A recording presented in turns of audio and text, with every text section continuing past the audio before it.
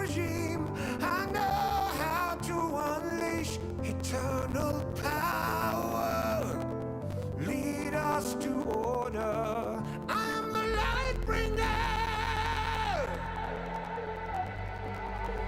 Fellow warriors, I ask you, should my campaign come to an end, there's way more to avenge. Oh, 15 million souls living in this realm without much hope. Not too long ago, this kingdom was a golden state of hope.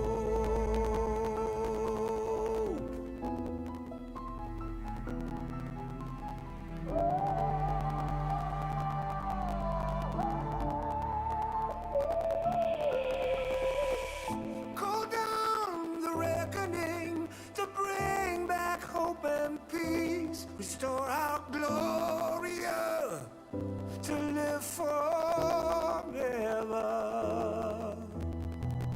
Bring down the dark regime. I know how to unleash eternal power.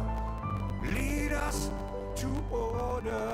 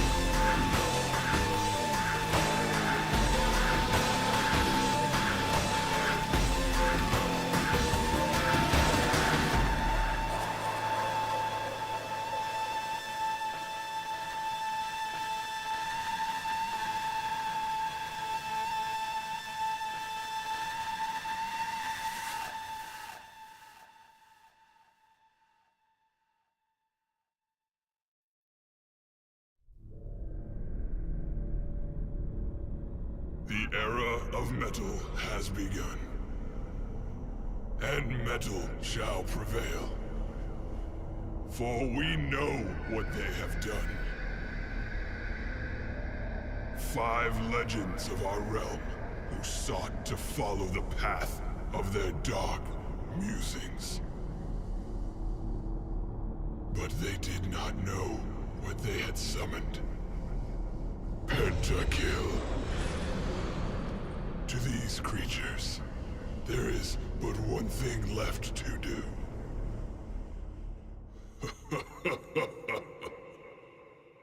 Heavy metal.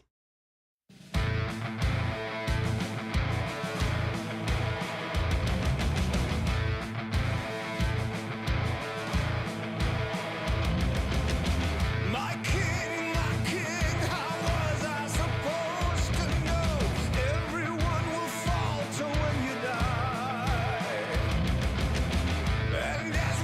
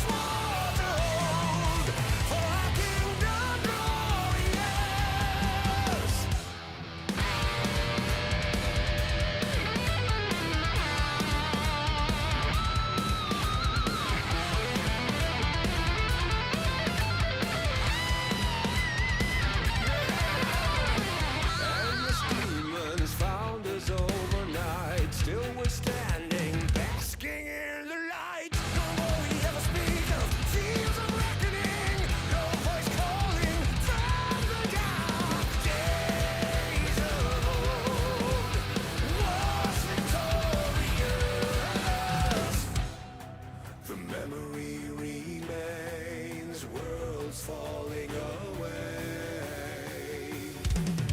Some tell me now the fortune of the realm. Call on our savior to wipe out all the traitors. The earth trembled as we gathered ashore for the lands we swore to hold. For our kingdom glorious.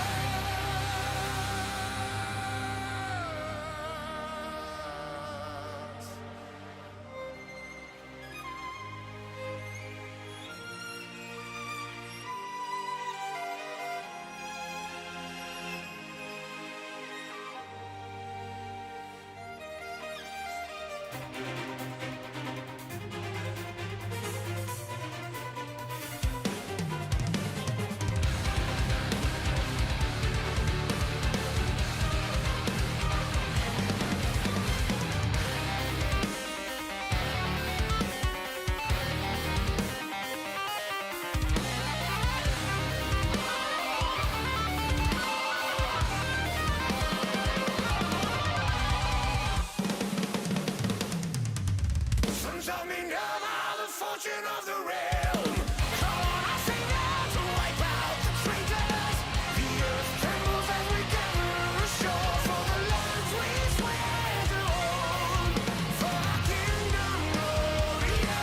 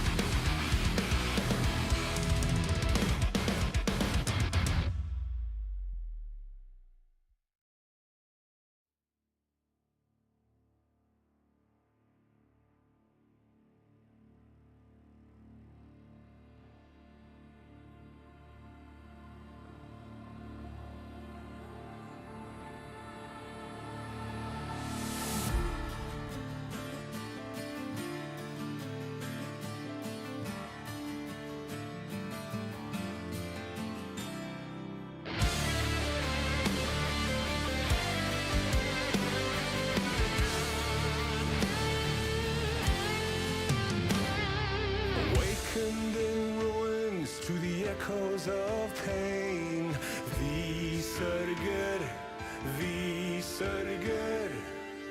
Cold and empty, lifeless remains. Vi sörger, vi sörger. Fields of the fallen, and blood washed in rain. This cannot be all that will be. So you have torn this world apart. You came for our suffering. So we'll bleed, cut us deep, find the death that you seek.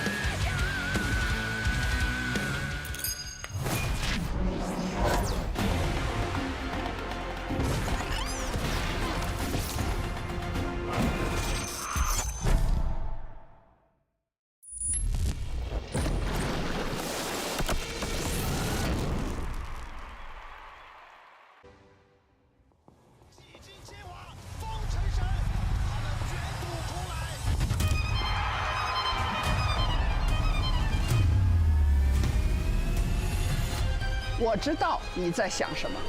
战胜他，并证明自己，击败强大的对手。竞技体育要分出输赢，想让自己更进一步吧。感觉人就是太难了。冠军让全世界的人都知道我的存在。想要在这个赛场上面奋斗，我一直打下去。距离上次拿到银龙杯过去多久了3年。3个月，心情非常开心吧。一切都是很平常的一件事情，就是感觉胜权在握了。拿第一个冠军可能是运气或者怎么样，我觉得拿第二个冠军就是自己有实力。下一次捧起银龙杯会是今年夏天吗？因为春季赛输了决赛嘛，这次夏季赛的目标就是冠军。谁不想？任何冠都没有用。但是我的目标还远不止于此。所有人都想成为冠军，但是冠军只有一个。你会为此付出超越其他人的代价吗？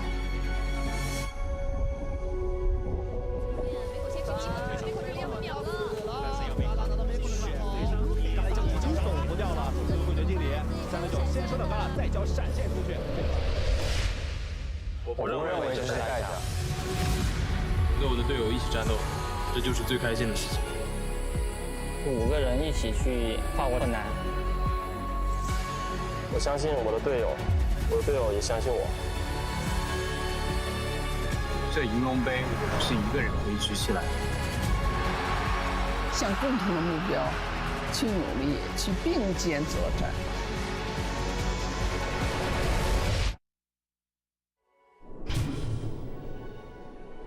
没有最好的个人，只有最好的团队。一起战斗吧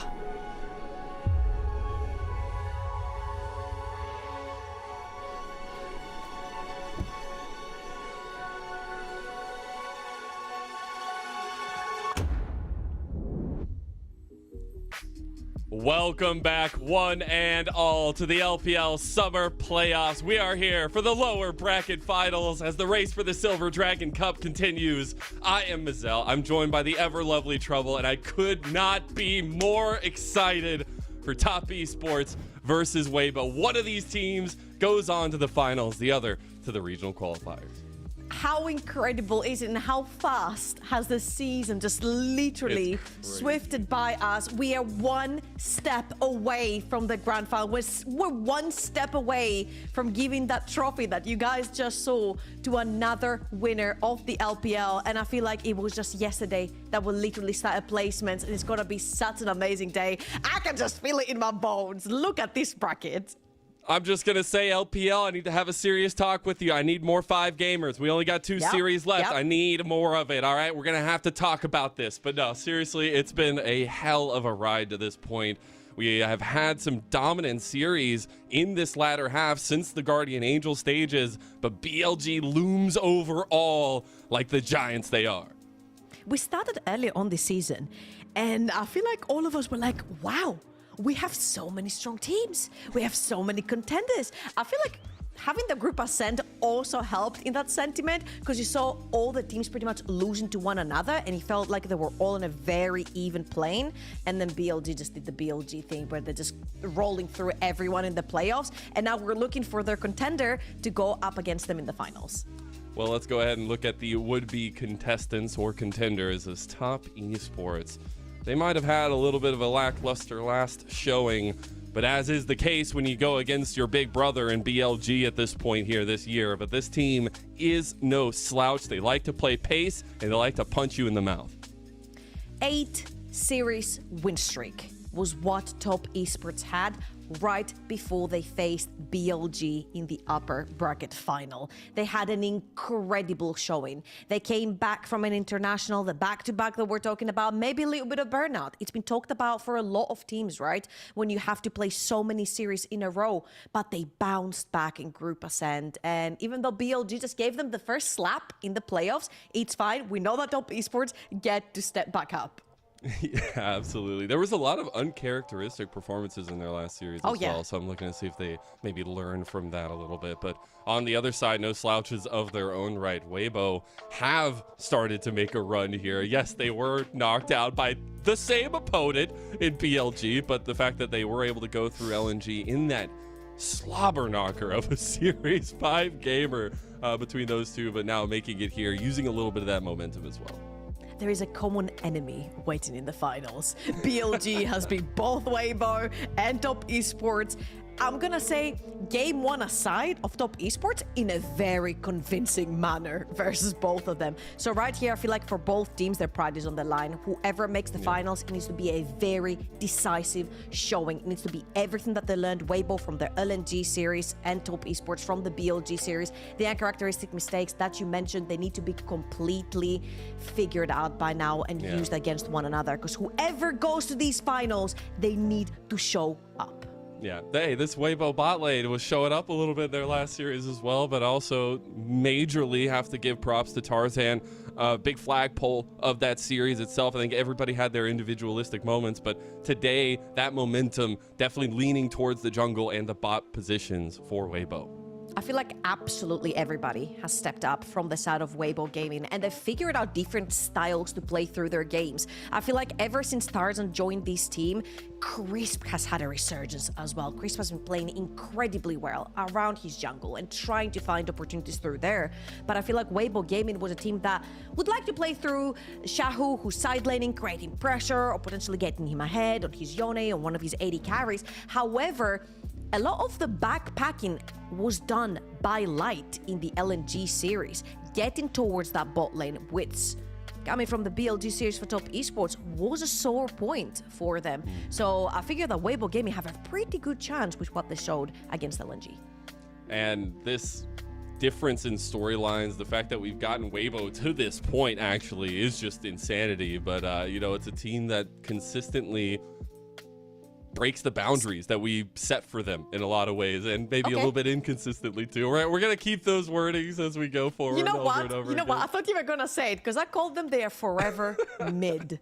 They are 5th, they are 6th, and they are 7th. That's it. That within they might have made Worlds Finals in 2023, which was a huge feat for the organization. But within the LPL, they have been dead smack mid, and this is their chance for redemption. This is their chance to make it to those finals and challenge BLG.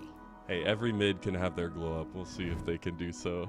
But I want to take a look at this setup for both these teams. A lot of the stats leaning the way of Top Esports, but that is just because of the way that they play their game. They literally take control of the map early, and they do not give it back. And that's where some of those uncharacteristic performances against BLG rose to the surface. And you know what's really scary? You see the win rate lead at 15 when those teams are ahead. 95% of their games, almost 96 for Top Esports, they win. However, there's two different stories to this 95%, and it's that Weibo Gaming just don't know how to come back from even a small goal deficit, whilst Top Esports are just very, very dominant with the lead. And of course, I mean, the matchup of the day, Tarzan coming into Weibo Gaming, completely transforming the team. And we've got the summer MVP and the likes of TN as well. You know what, Marcel? I was doing a little bit of digging. TN has the highest kill participation out of every remaining player in this particular tournament. He is literally top 4 of the entire playoffs with a whopping 82% kill participation. If he doesn't do it, Top Esports doesn't lift a finger. Yeah, I feel like Tarzan might have a little bit of that as well on the side of Weibo, but I feel like these two guys are going to be arm wrestling all night long. It's going to be all about pressure. It's going to be all about presence on the map itself, and we got to start, obviously, with those picks once we get to the draft itself. But this is also a setup where they have options, and we can see what the priority mid lane is going to be like, some of the adaptations in the meta that are coming there, but it's been more so about trying to figure out what version of Xiaohu and what version of Cream we're going to be getting today. Oh boy, I feel like when it came to Cream, we literally hinted right there, hey, he could be the mid laner for the summer. This guy came over from a team as the assassin guy.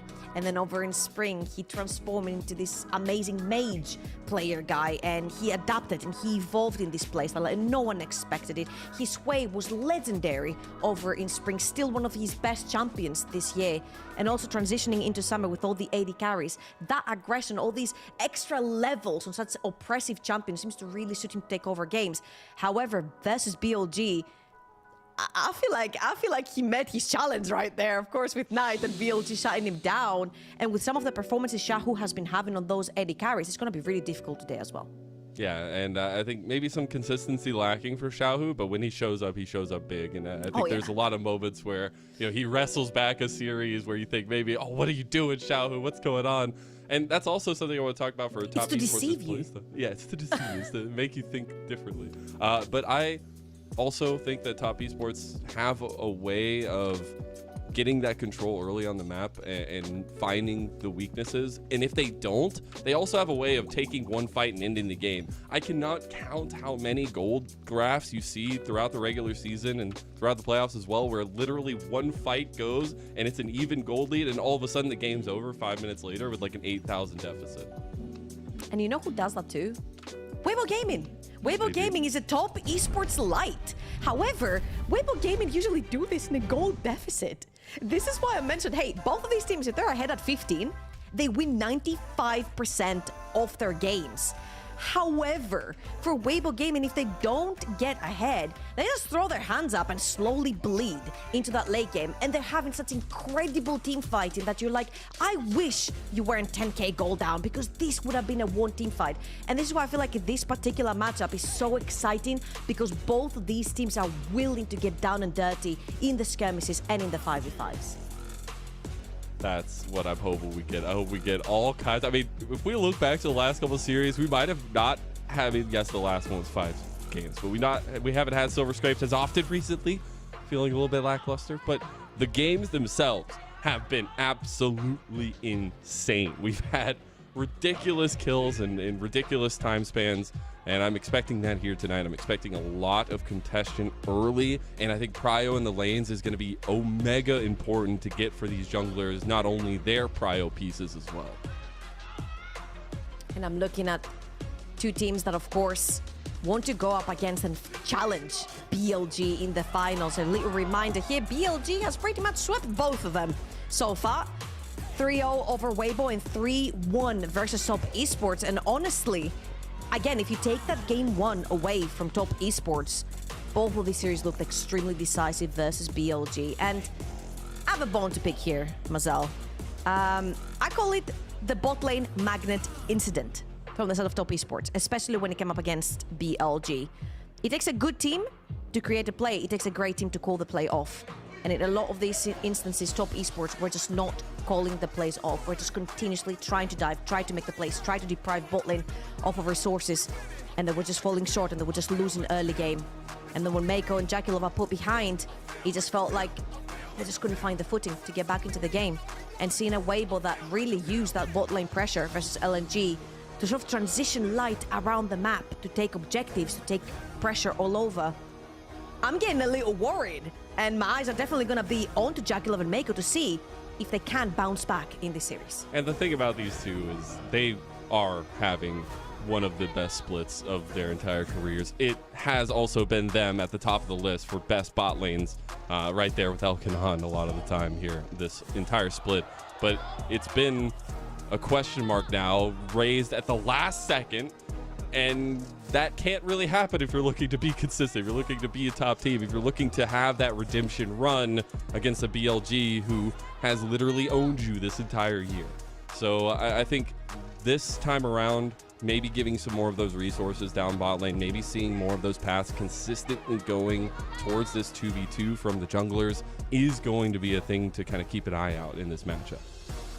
And I love how you mentioned the 2v2, because I felt like, again, in the BLG series for Top Esports, they were finding a lot of creative ways to sort of invade level 1, to try and split the map, deprive jungler off of resources. Right here, Tarzan is a very resource-heavy jungler for the side of Weibo Gaming. So I feel like all eyes on TN and what Top Esports can do to actually break that early on, as well as figuring out what the meta will look like after this series. We saw so many weird picks. We saw Seraphines coming out. We saw some Scions coming out in both the I don't want to series. see the Seraphine again for Mako. It was the first time and last time for me, you know? I love you, Hey, Mako. man, You're one of my favorites. I'm just saying. Hey, I heard he's getting buffed next patch, you know, like a little bit of practice, maybe. We'll see. A little preemptive practice. But it is of interest, though, and I think primarily it's going to be if we get some more of those kind of lay back and farm, be a little bit safer bot lanes, or if we get the transition into some more of those aggressive 2v2s, because the couple avenues that bot lane has, speaking of avenues that we were saying for jungle, is that Mako and Chris, I mean, they love to get active on the map. They love to be shot calling pole positions for their teams, and especially on engaged supports, they can find that very fluidly. But you can also see the move to try to focus into the 2v2 and just win that outright and take that objective control that both these teams love to have. Things like the Ezreal, the Misfortune, Ashe, if she does make it out of the first 6 bans for the two teams, are going to be of pivotal importance for both. We do know that Jackie Love does have a tendency to really prefer playing that Misfortune. Again, the more skill check champion in laning phase, playing a little bit more aggressive together with Mako. And again, we're looking for redemption here for that bot lane. Jackie Love has one of the highest DPMs among the entirety of the LPL.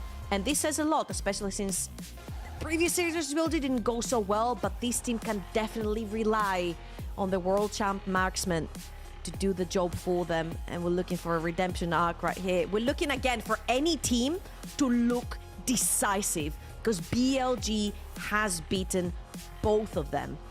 And for Top Esports, man, the plot armor is too thick. It is just too thick. Literally beating everyone else in spring, losing to BLG in upper bracket, then stomping lower bracket, getting back to the final versus BLG and losing to them. And so far, it's looking like deja vu for Summer too. It's crazy to think back just those few months ago and think about all the emotion that was tied to Top Esports' run and the heartbreak at the end. Obviously getting to internationals and still not having the greatest follow-up to all of that. But this has been a hell of a run for Top Esports. Not only did they have to fight their way into the Guardian Angel round, but it's also been them kind of changing the tide of what the early machinations were looking like. Those first 2 losses coming back into that Ascend group, those were rough to see. We're like, okay, what Top Esports are we going to get? The fact they were able to turn that ship around and now find themselves this close, yet so far from their would-be prize. I think this series is going to mean a lot. I know a lot of conversations have been around the names on this team. I think you look across this entire 10-man roster in this series, and you see so many international titles. You see so many accolades and so much legend tied between these guys. But it's going to be one best of 5 that separates them and a chance at that Silver Dragon Cup. And if you were not hyped already, Mazel, I think we literally have the same mind. So many firsts at World, so many MSI titles between all of those. I just joined LPL over in spring. It's only been a year. And LPL has got my heart and soul as we jump straight into the first picks and bans of this series. Winner goes to grand final. Oh my god, we have a Renekton B1? No way. You're going to throw the gauntlet down. Might as well do it in game number 1. It's going to be 369 with the blind Renekton. We had a couple key bans, though. The Nidalee that began banned against Tarzan here. It's a little bit of focus from the last series, as well as the MF and that Corki. It's the Lucian, Ivern, and the Rumble by Weibo. So a lot of respect being given over to some key picks from the jungle position here. But Weibo, their answer to the Renekton is going to come up, and it's going to be the Zeri for now. Still a lot of flexibility, and they'll be able to move their composition around this sustained damage composition that they've already started. I'd be very surprised if the Ashe doesn't get locked in here for light. Then you've got a pretty good marksman over in the mid lane. As you mentioned, you've got a lot of engage through your carry, and then seeing the Renekton plus potentially another melee champion over in the bot lane for Mako, you could very easily lock in something like Ashe Braum down the bot lane and roll with it. But the Lilia has also slipped through. The fact that it slipped through is crazy. Both these two guys are Ashe so good. hasn't been picked? First 3 picks and we have no Ashe, even though it's open. It's crazy. I know I mentioned about the Crocodile being B1. 369 has not had good performances on the Crocodile so far. His last few games have been very subpar on the champion. And let's see if right here he can have a redemption arc, if you will, on it. Cream Speaking of redemption, I don't know, man.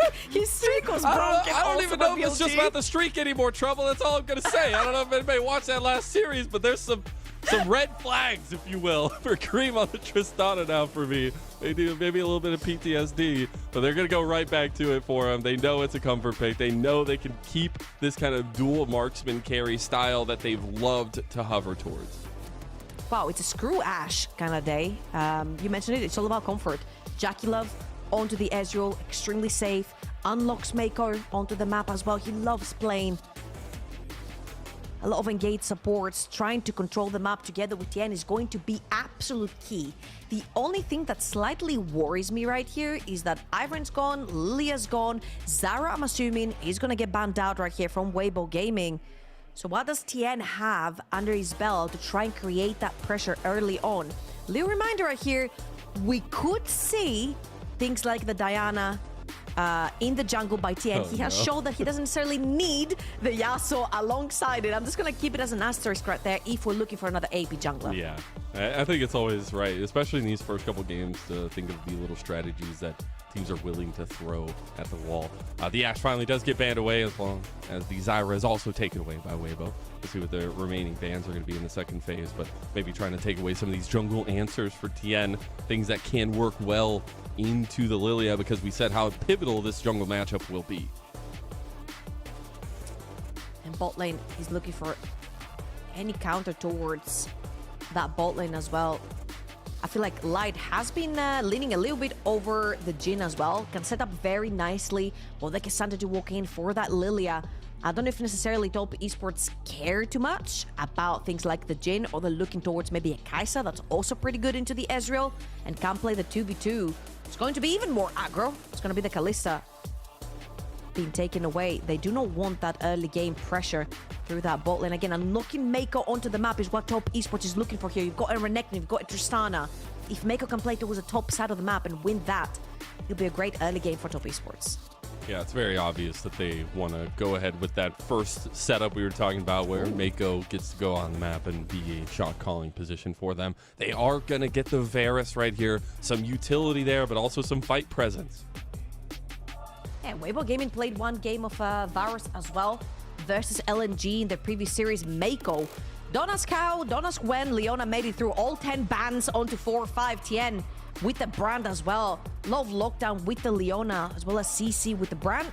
And Crisp, of course. I mean, we mentioned it from the very beginning, right? We saw the Crocodile, we saw Leona, we're like, it's probably pro angle.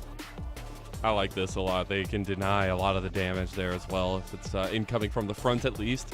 But I'm looking at the damage dealers for top esports. That's a lot of damage, Trouble. Absolutely. And they've got the tools to get that early game going. You've got that Renekton, you've got Tristana. Top esports, that's their bread and butter right there. That is comfort champions all across the board for top esports. Brand has so many different avenues he can play through. Now, of course, a Red Side Cassandra is not always the easiest to dive. However, with the pressure that the Crocodile does exert in the early game, TN can very easily find paths into Tarzan's jungle to try and get those advantages early on that we know top esports to do. And on the other side for Weibo, I think they have some reactive advantages in their own right. They have some tools to deny some of that team fighting presence, but I think Crisp is also going to need to get active on the map just like Mako.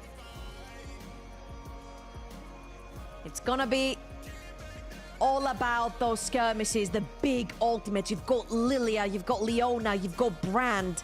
There is so many damage sources from both top esports and Weibo Gaming. Those skirmishes are going to be very, very pivotal for Weibo.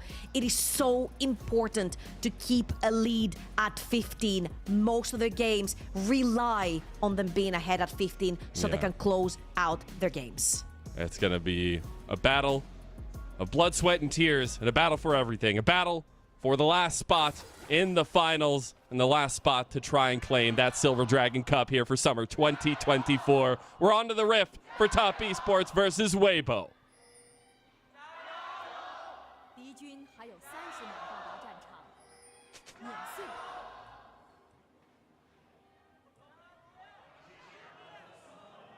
Love to hear the crowd already getting into it. And Suzhou, thank you again to LNG for hosting.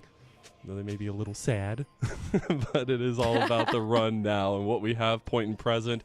It's two teams looking to face off in that finals against a team that has battered them down to this lower bracket here. And it's all about looking at those journeys up to this point, and specifically Tien and Tarzan. Tarzan, a wonderful and incredibly impactful addition to this team here in summer. A crazy thought that he wasn't even playing last split.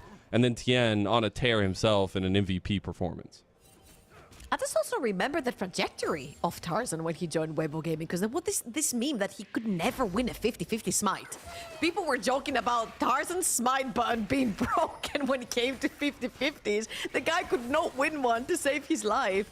However, after figuring out how Weibo Gaming want to play through Crisp together with Tarzan and playing through that jungle support synergy that has won Weibo so plenty games, 700 games also for Crisp. That's in the crazy. LPL, a veteran. You look in his at this own right. list. I think there's a lot. I see a lot of similarity to what's on this list of games and what's on the list of players in this series. I don't know. Doing the math here, seems like there's a lot of legacy. I'm pretty sure both teams have 2 players on this list each.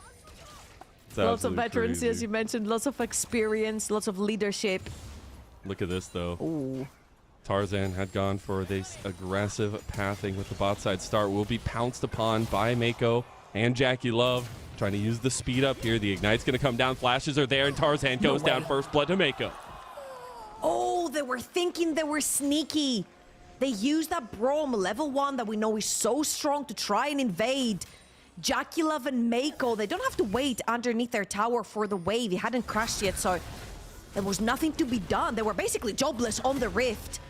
They used that time for a part-time job, which is killing Tarzan and getting that very, very precious red buff. Even though it's on Mako, it's still very precious to shut down the jungle. And now, of course, the map has split in half. Tien will find himself towards the top side of the map to try and get a second quadrant for himself. And let's watch this one more time. Tarzan trying to finish up. Oh, got a little bit greedy for the last little rock right there.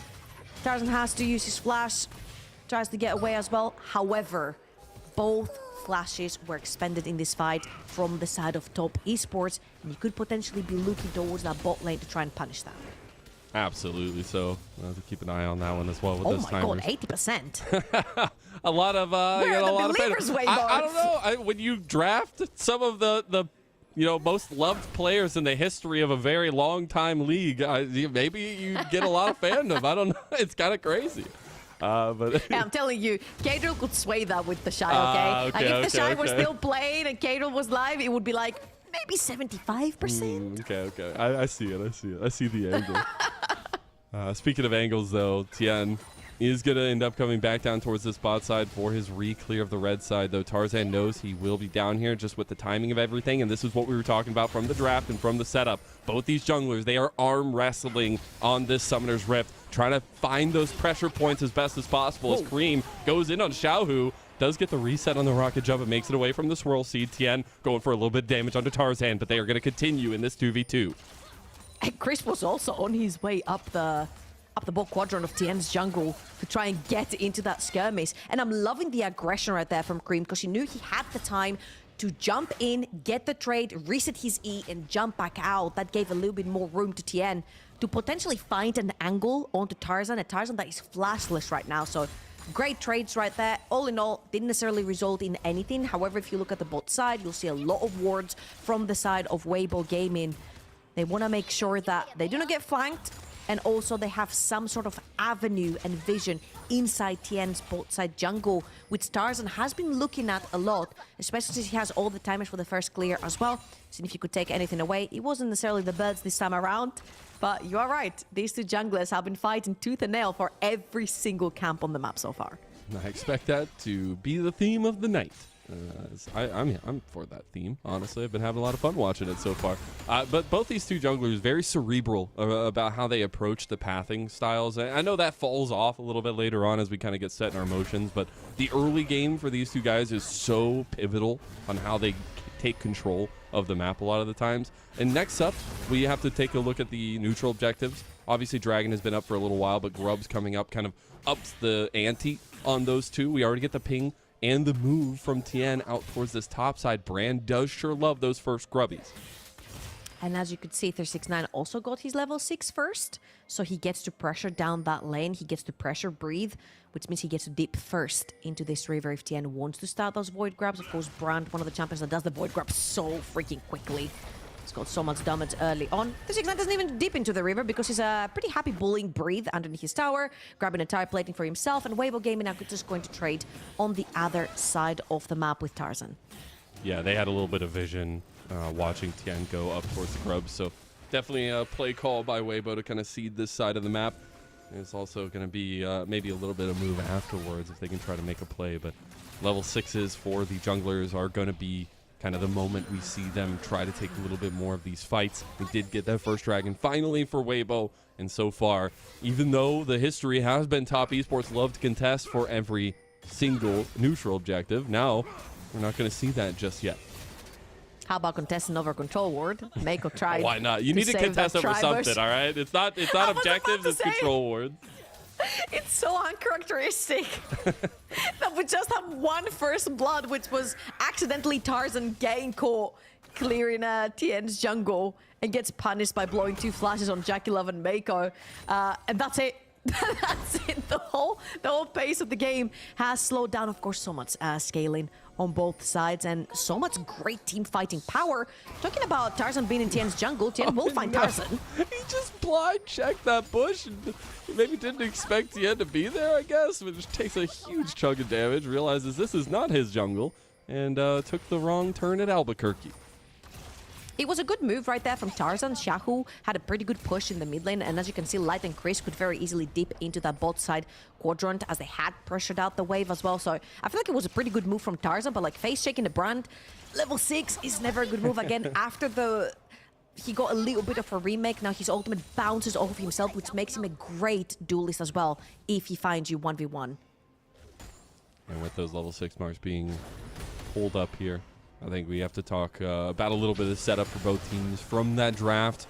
It was nice and dandy to get it all set up nice and well, but now it's going to be about Mako having that kind of go button, really the singular go button for top esports on their side. And there hasn't been much of that, right? We usually are very used to like crisp early roams. You've got Jackie Love with no flash for the past 5 minutes, and I would have expected to potentially see Crisp around the map, since Light would have had a much better time down bot lane with Jackie Love being flashless. However, it hasn't necessarily been the case. It's more about let Tien do his thing, let him farm, let him get strong on this Brand. And we can talk about this later on. Now they're looking for a dive towards the top side. They were looking to potentially find that Lilia. The whole team is marching towards the top side. Can't shift forward. The go button's here. They can hit the button. They can do it. Top esports. Another go kill? for a 4-man dive. They want to get a second one. Maybe give it to Mako too. As Bree's going to buffer here. They got the Swirl Seed coming over. The all-out to separate away from the fight. And the flash into the Nasher's pit here. 369. Going to try to follow him there. Needs a slice, but can't get the dice. And there you go. Breathe makes it out. That was a great ultimate by Breathe to get out of a very messy situation up the top side of the map. He will lose his flash for it. However, very importantly, he does not lose his life. Shahu? Swirl Seed hits. That's an all-in right there for Weibo. The go button has been pressed from their side, and there comes the flash play. Tarzan picks up the kill, and Weibo even it up. Ooh, that is a big hit right there from Tarzan, and no mercs onto Cream means he doesn't get to flash the combo that came right after the ultimate. A great kill right here from Weibo Gaming, finding the opportunity. Cream was trading way too aggressively on that mid lane. Blows his flash while dying as well. Both bot lanes have traded a lot of tire plating. Top esports towards the top side, and Weibo Gaming towards that bot side of the map. Now Weibo are going to be transitioning the bot lane towards top to try and fight for those void grabs in 20 seconds. I love that Tien is just constantly hovering Jackie Love and Mako, realizing this is the trio that really needs to be prominent in this series if they're going to have a dominant performance here. We also have the second spawn of Grubs coming up on this side of the map. ultis available, and we'll see if anybody wants to kind of contest over this one. Solarflare going to go into 2v2 and topside. Light getting a little low. Jackie Love looking for those Mystic shots through there. Is going to use the Arcane Shift. Chains of Corruption came through, and there's a piercing arrow to make Jackie Love hurt just a little bit before they start this objective. Yeah, that arrow took a lot of that HP from Jackie Love, and what's very important here is that Mako did a fantastic job at taking the cleanse off of Light, which is so important for Varus. You cannot walk forward into this composition if you do not have cleanse. There's so much CC from Renekton to Brand to Leona. If you walk up cleanseless, then you're most likely going to end up going down on the first CC available to you. Now here, of course, Top Esports know that Tarzan does not have his ultimate, so 6 Void Grubs are going to go the side of Top Esports, and a bunch of summoner spells burned to the top side. That's huge. 6 grubs. We'll talk about that after this one. Breathe with the mechanical outplay in a 1v4. You'll love to see it. But this is why K'Sante is so strong on red side of the map. He is undiveable. If you try to dive his tower, he'll just jump over to the other side through the wall. That structural wall right there is everything for K'Sante, and Cream jumps straight into the That's not fair, from man. Tarzan. That's just not fair. Physically, he was in the air, all right? That's all I'm going to say. Oh, hey, goodness. Lilia is a magical being. That orb travels everywhere, all dimensions. I love to see little things going wrong in both of those, right? The little catch in between the rocket jump, but also the slice barely missing, so he couldn't follow Breathe over the wall. Little things. But now, speaking of big things, we got Dragon up, Weibo, potentially a second Dragon in a row for them. But Top Esports are down here. They're going to get a reset out from Cream. He does not have TP, so it looks like they'll be a man down. Very, very important power spike right here. Black Cleaver completed for 369. Again, I cannot stress enough how this item acts sort of as a sub-item for the 2 AD carries as well. You see that Tristan and Ezreal don't necessarily have any item completed. However, the extra armor pen that you will get from that Renekton potentially joining a fight is going to be huge. This time, it's not going to be the case. Of course, 369 doesn't have that TP. And bot lane has been sort of forfeited right now for the time being. Cream cannot walk up to this tower. You cannot Cream, be there. Chains of Corruption is going to go wide. He's going to try to outplay this one. Does get under the tower here. Turret getting a little low. Chris going to tank it up now. Damages come through, and Light strikes the kill. No response from Top Esports. But that is so greedy. Cream has no right walking underneath a tower that is literally almost dead. Top Esports was over to the top and mid side of the map. They had Jackie Love in the mid lane trying to shove in that wave, trying to establish some vision towards the bot side of the map. And Cream walks up without his team, without any vision control. Ends up going down to Weibo Gaming. Yet another great kill right here from Weibo. And again, a quick reminder, Weibo Gaming are really good at closing out series when they're ahead at 15. It's a blessing and a curse. Yes, it's very difficult for them to turn around a game when they're behind, but when they're ahead, they'll take that one member that's got majority of the kills and literally transition them around the map to take advantage for their team. And majority was Light in that LNG series that had the kills, that had the resources, that would move him around the map as the most strongest team member in the team. Try and get those advantages. And let's see if Weibo are going to actually come through here and do this as Light did cash out his first kill and has his first item. Top Esports evened up the Dragon score there as Weibo didn't take advantage of the lack of presence from mid lane to get that one. Also, speaking of a little bit of check-ins on the end of laning, at least to some extent. Light's sitting there at like over 10 CS a minute. We're going to look at the dive at top lane, try to be pulled off. Lilting Lullaby is there, but he is a tanky boy. There's the concussive blows to follow it up, and Tarzan dies. Chris gets the kill too, so that is a huge boon for Top Esports, honestly. And they'll take the turret at bot side because they had those 6 grubs and are just siege breakers. 369 played this as perfectly as possible. Slice and dice to clear the wave.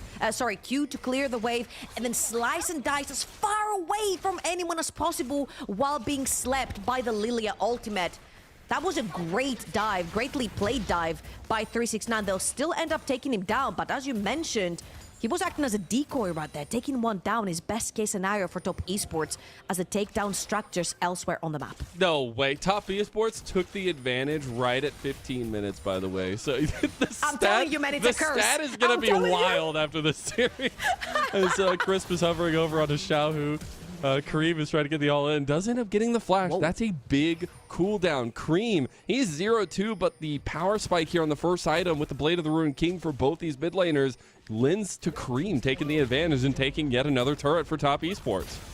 And very importantly, Weibo Gaming were not setting up for a play anywhere else. Tarzan and Chris were moving towards that top side. They were looking to potentially defend that tower and then maybe deep into River to try and go for that Rift Trail that's been taken away by Top Esports. They'll still get in. Okay, we had a quick change away from the Rift Herald play. Tarzan almost getting that one, but ending up going the way of Top Esports. The turret in mid lane, though, is going to be traded immediately back for the way of Weibo, and that's the story of this part of the game so far, is it's literally been one team getting something, the other team responding elsewhere. And 369 might be in a little bit of trouble. He's surrounded here. Rift Herald going to be immediately popped by Tiana in mid lane. He's going to get in the Rift Herald as well. Charging Shelly into that mid lane tower, and Top Esports will have taken every single outer tower in the game. He missed it. He tried to get the engage on 369. Now Weibo are in some trouble. They're in a choke point. Xiaohu's going to pop the lightning crash. This is a very weird fight from both sides. 369 is going to get engaged on. Here comes the all out for free. 369 getting low. He's going to slice and dice his way, but he's burning. Tarzan comes up big, but he isn't going to find the Lilting Lullaby because it's not up just yet. He just got it back up, and now Weibo are maybe looking for a little bit more, but they bite off a little bit more than they could chew if they go for those Raptors. Tarzan is going to be rebuffed there. Top Esports claim a little bit of control back. You know what? Tien might sacrifice his crocodile, but he ain't sacrificing his chickens. These are his jungle. These are his territory. That was a very split fight from Top Esports. They just couldn't necessarily connect. Jackie Love was playing literally in the front line, trying to protect 369 right there, do the damage while 369 was tanking. And as you can see, the Mecha Ultimate is going to hit, but instantly cleansed away by Light. And as Scream right here is a little bit overextended, that choke point becomes a little bit of a danger for Top Esports, because some people have to leave through the left side, some people have to leave through the right side, and 369 gets caught in between, ends up dying to the burn right there. But again, commending Jackie Love to try and put as much damage as possible, but I have seen plenty of times a K'Sante versus an Ezreal, and the Ezreal ends up being just a needle to the K'Sante, and the later the game goes, the worse it will get for the Ezreal in terms of damage dealt on this champion.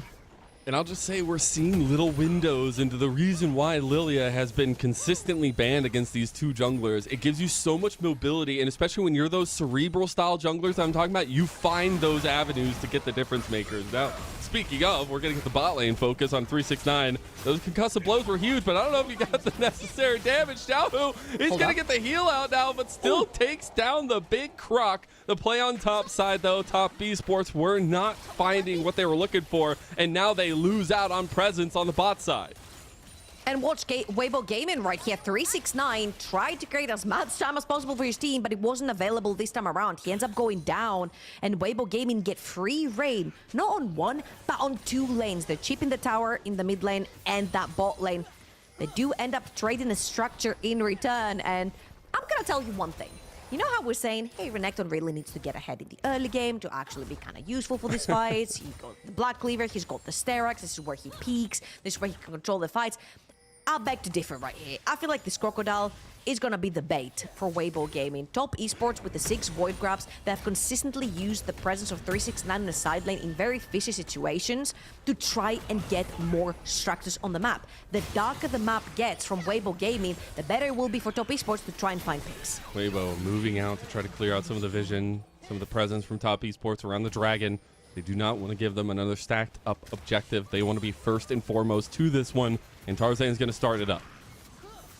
There is teleport on 369 and Breathe. Breathe is already making his way down by walking, and Tarzan and Xiaohu are going to be starting this Dragon. Let's see. Top They're going to be Esports are TPs pulled from the side of Top Esports. Oh, Weibo are split. Weibo are completely split. Tarzan and Xiaohu had committed over here, but now they're going to come through the choke point. They need to be a little careful. Breathe doesn't really have an avenue for it. Solar Flare going to come through. Light going to be dodged out of that Zenith Blade. Now the reposition. Top Esports, they're scrambling. They're in trouble. They're being surrounded. The Chains of Corruption. Light gets the kill, and now Tarzan takes the Dragon. They're looking for more. Weibo, they've completely cut Top Esports off at the path and are going to get a double kill for Light. Weibo Gaming sandwiched Top Esports right there. I feel like Top Esports have not necessarily found the way they want to play around these fights, and Light is so strong on this Varus. Remember what we said earlier, Weibo Gaming will use that one member which has the most resources and the most items, they'll transition them around the map and use them as artillery. Light comes in clutch right here. If you look at the chain of corruption, he hits Mako and another 3 members together with him. And 369 tries to zone away Tarzan and Shahu, but he's not strong enough to zone away anyone. He's too squishy and ends up dying in the front line. And I honestly just love to see Light having such an impact in these fights. The LNG bros from way back when, it feels like. Tarzan and Light combining yet again to have impactful moments early in this first game. And you love to see now second items working on thirds for those carries for Weibo. And they are going to have control of the map, which we've seen top esports don't handle very well in a lot of cases.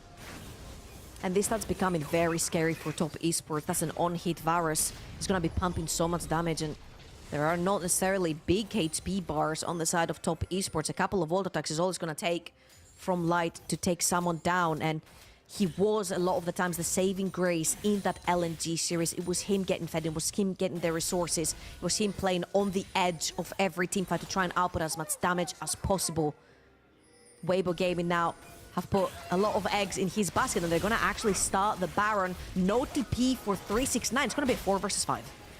This is why the Braum comes in so clutch, though. You can just wait a lot of that range damage coming through, and the Baron's already going low. That on-hit ringing true here. Breathe going low, though, himself. Going to all out over the side. He might actually make it a kill. No, he's not going to fight Tien, but it's Weibo that ends up fighting Mako, overextended into all 4 members. Now Weibo, they're actually looking to position in case top esports overextend to pull back the fight, but they will make it out with some Baron capes alive and lose a little bit of their mid lane tower damage. I feel like Breathe did exactly what he needed right there. He engaged onto Tien, he kept him out of the pit. Tien having the flash right there, you definitely do not want to be taking that 50-50 between the 2 junglers. Great call, honestly, right there. The Siren Necton down that bot lane, no teleport. 369 literally on your screens right now has to run all the way down from bot lane. Breathe sacrificed himself to make sure that Tien gets nowhere near the pit. And by the time this is done, Tien has been isolated, he's been taken down pretty low, Cream's been taken down pretty low, which means that Weibo get to disengage in peace. And now they're back in. 2 items completed on both their AD carries and more in their inventory. They've got 3 towers, they've got a 3,000 gold lead, and their third dragon will be coming up in about 1 minute and 50 seconds. They're trying to get some vision towards the bot side of the map. I love that both teams are just trying to contest over here. This death wall over here that Xiaohu is hovering behind has had so many bodies pinned against it. Top esports realize they don't want to be in that kind of position. And that's where I want to talk about the kind of ins for Weibo. Not only do they have the reactive style that Chris can bring to stop a lot of the damage that top esports are looking for, Tarzan is looking for pop shots. If he finds a random swirl seed onto Jackie Love and Cream, that is literally the fight-defining moment right there. And Mako is trying to be the buffer between him and his entire team. And Weibo Gaming right now are using their Baron buff to put pressure on the side lane. Now, they have to be careful because they haven't seen Tien inside this brush. So you have to know that he is somewhere, right? You see everyone else on the map except for Tien. He has to be somewhere. They're playing very cautiously behind this tower. However, you need to somehow make use of that Baron buff. I feel like the biggest use I can see right now for the Baron buff is to try to create pressure through mid and bot. Try to take advantage of that. Put vision control inside Tien's bot quadrant of the jungle and try to go for the third dragon, which is going to be so point for Weibo Gaming. Mako blocking all the swirl seeds possible. Tarzan, he wants the flash play here. There's the chains coming through. They already claimed Cream. Now Tarzan looking for an angle, gonna back off as they take a tier 2, but Weibo are executing these fights so well. They move Xiaohu to mid lane, and they're looking at another tier 2 tower as 369 can't do anything about it. The siege is gonna continue here. We have Baron for about another 15 seconds. All right, screw the dragon. 2 outer towers taken down. 4 versus 5. You need to put as much pressure as possible now that you've got numbers advantage on the map. Xiaohu taking that mid lane. Tien has to join 369 for a little bit more of wave clear. And right now that they have claimed the 2 last outer towers on bot and mid, they're just gonna reset. They've already gotten that vision control towards the bot side, so they'll get the items in their inventories and they head straight for that dragon. And honestly, this whole game has just been about efficiency, it feels like, for Weibo. They just know when to strike, where to strike, and yet another time where Cream is getting caught. Oh my god, what happened to Creep? He was and then he wasn't. Chains of corruption. All those stacks, they hurt. Little follow through though in the back end of that replay though. We did get a Dragon Soul point for Weibo on a Mountain Soul, which maybe makes it a little bit more difficult for Top Esports to find those ins. Light has also completed yet another item in the Terminus, and Xiaohu has completed his Infinity Edge. So we have 3 item spikes for the major carries of Weibo, and it looks like they can do no wrong. All right, let me give you a game 1 Andy overreaction right here. Top Esports don't look like they've shaken off what happened in their BLG series. I feel like we're seeing the same uncharacteristic mistakes. They cannot find any angles through sideline. They cannot find angles through any picks on the map. And unfortunately, it hasn't necessarily been the case that any of their lanes is actually finding any advantages for TN to play through.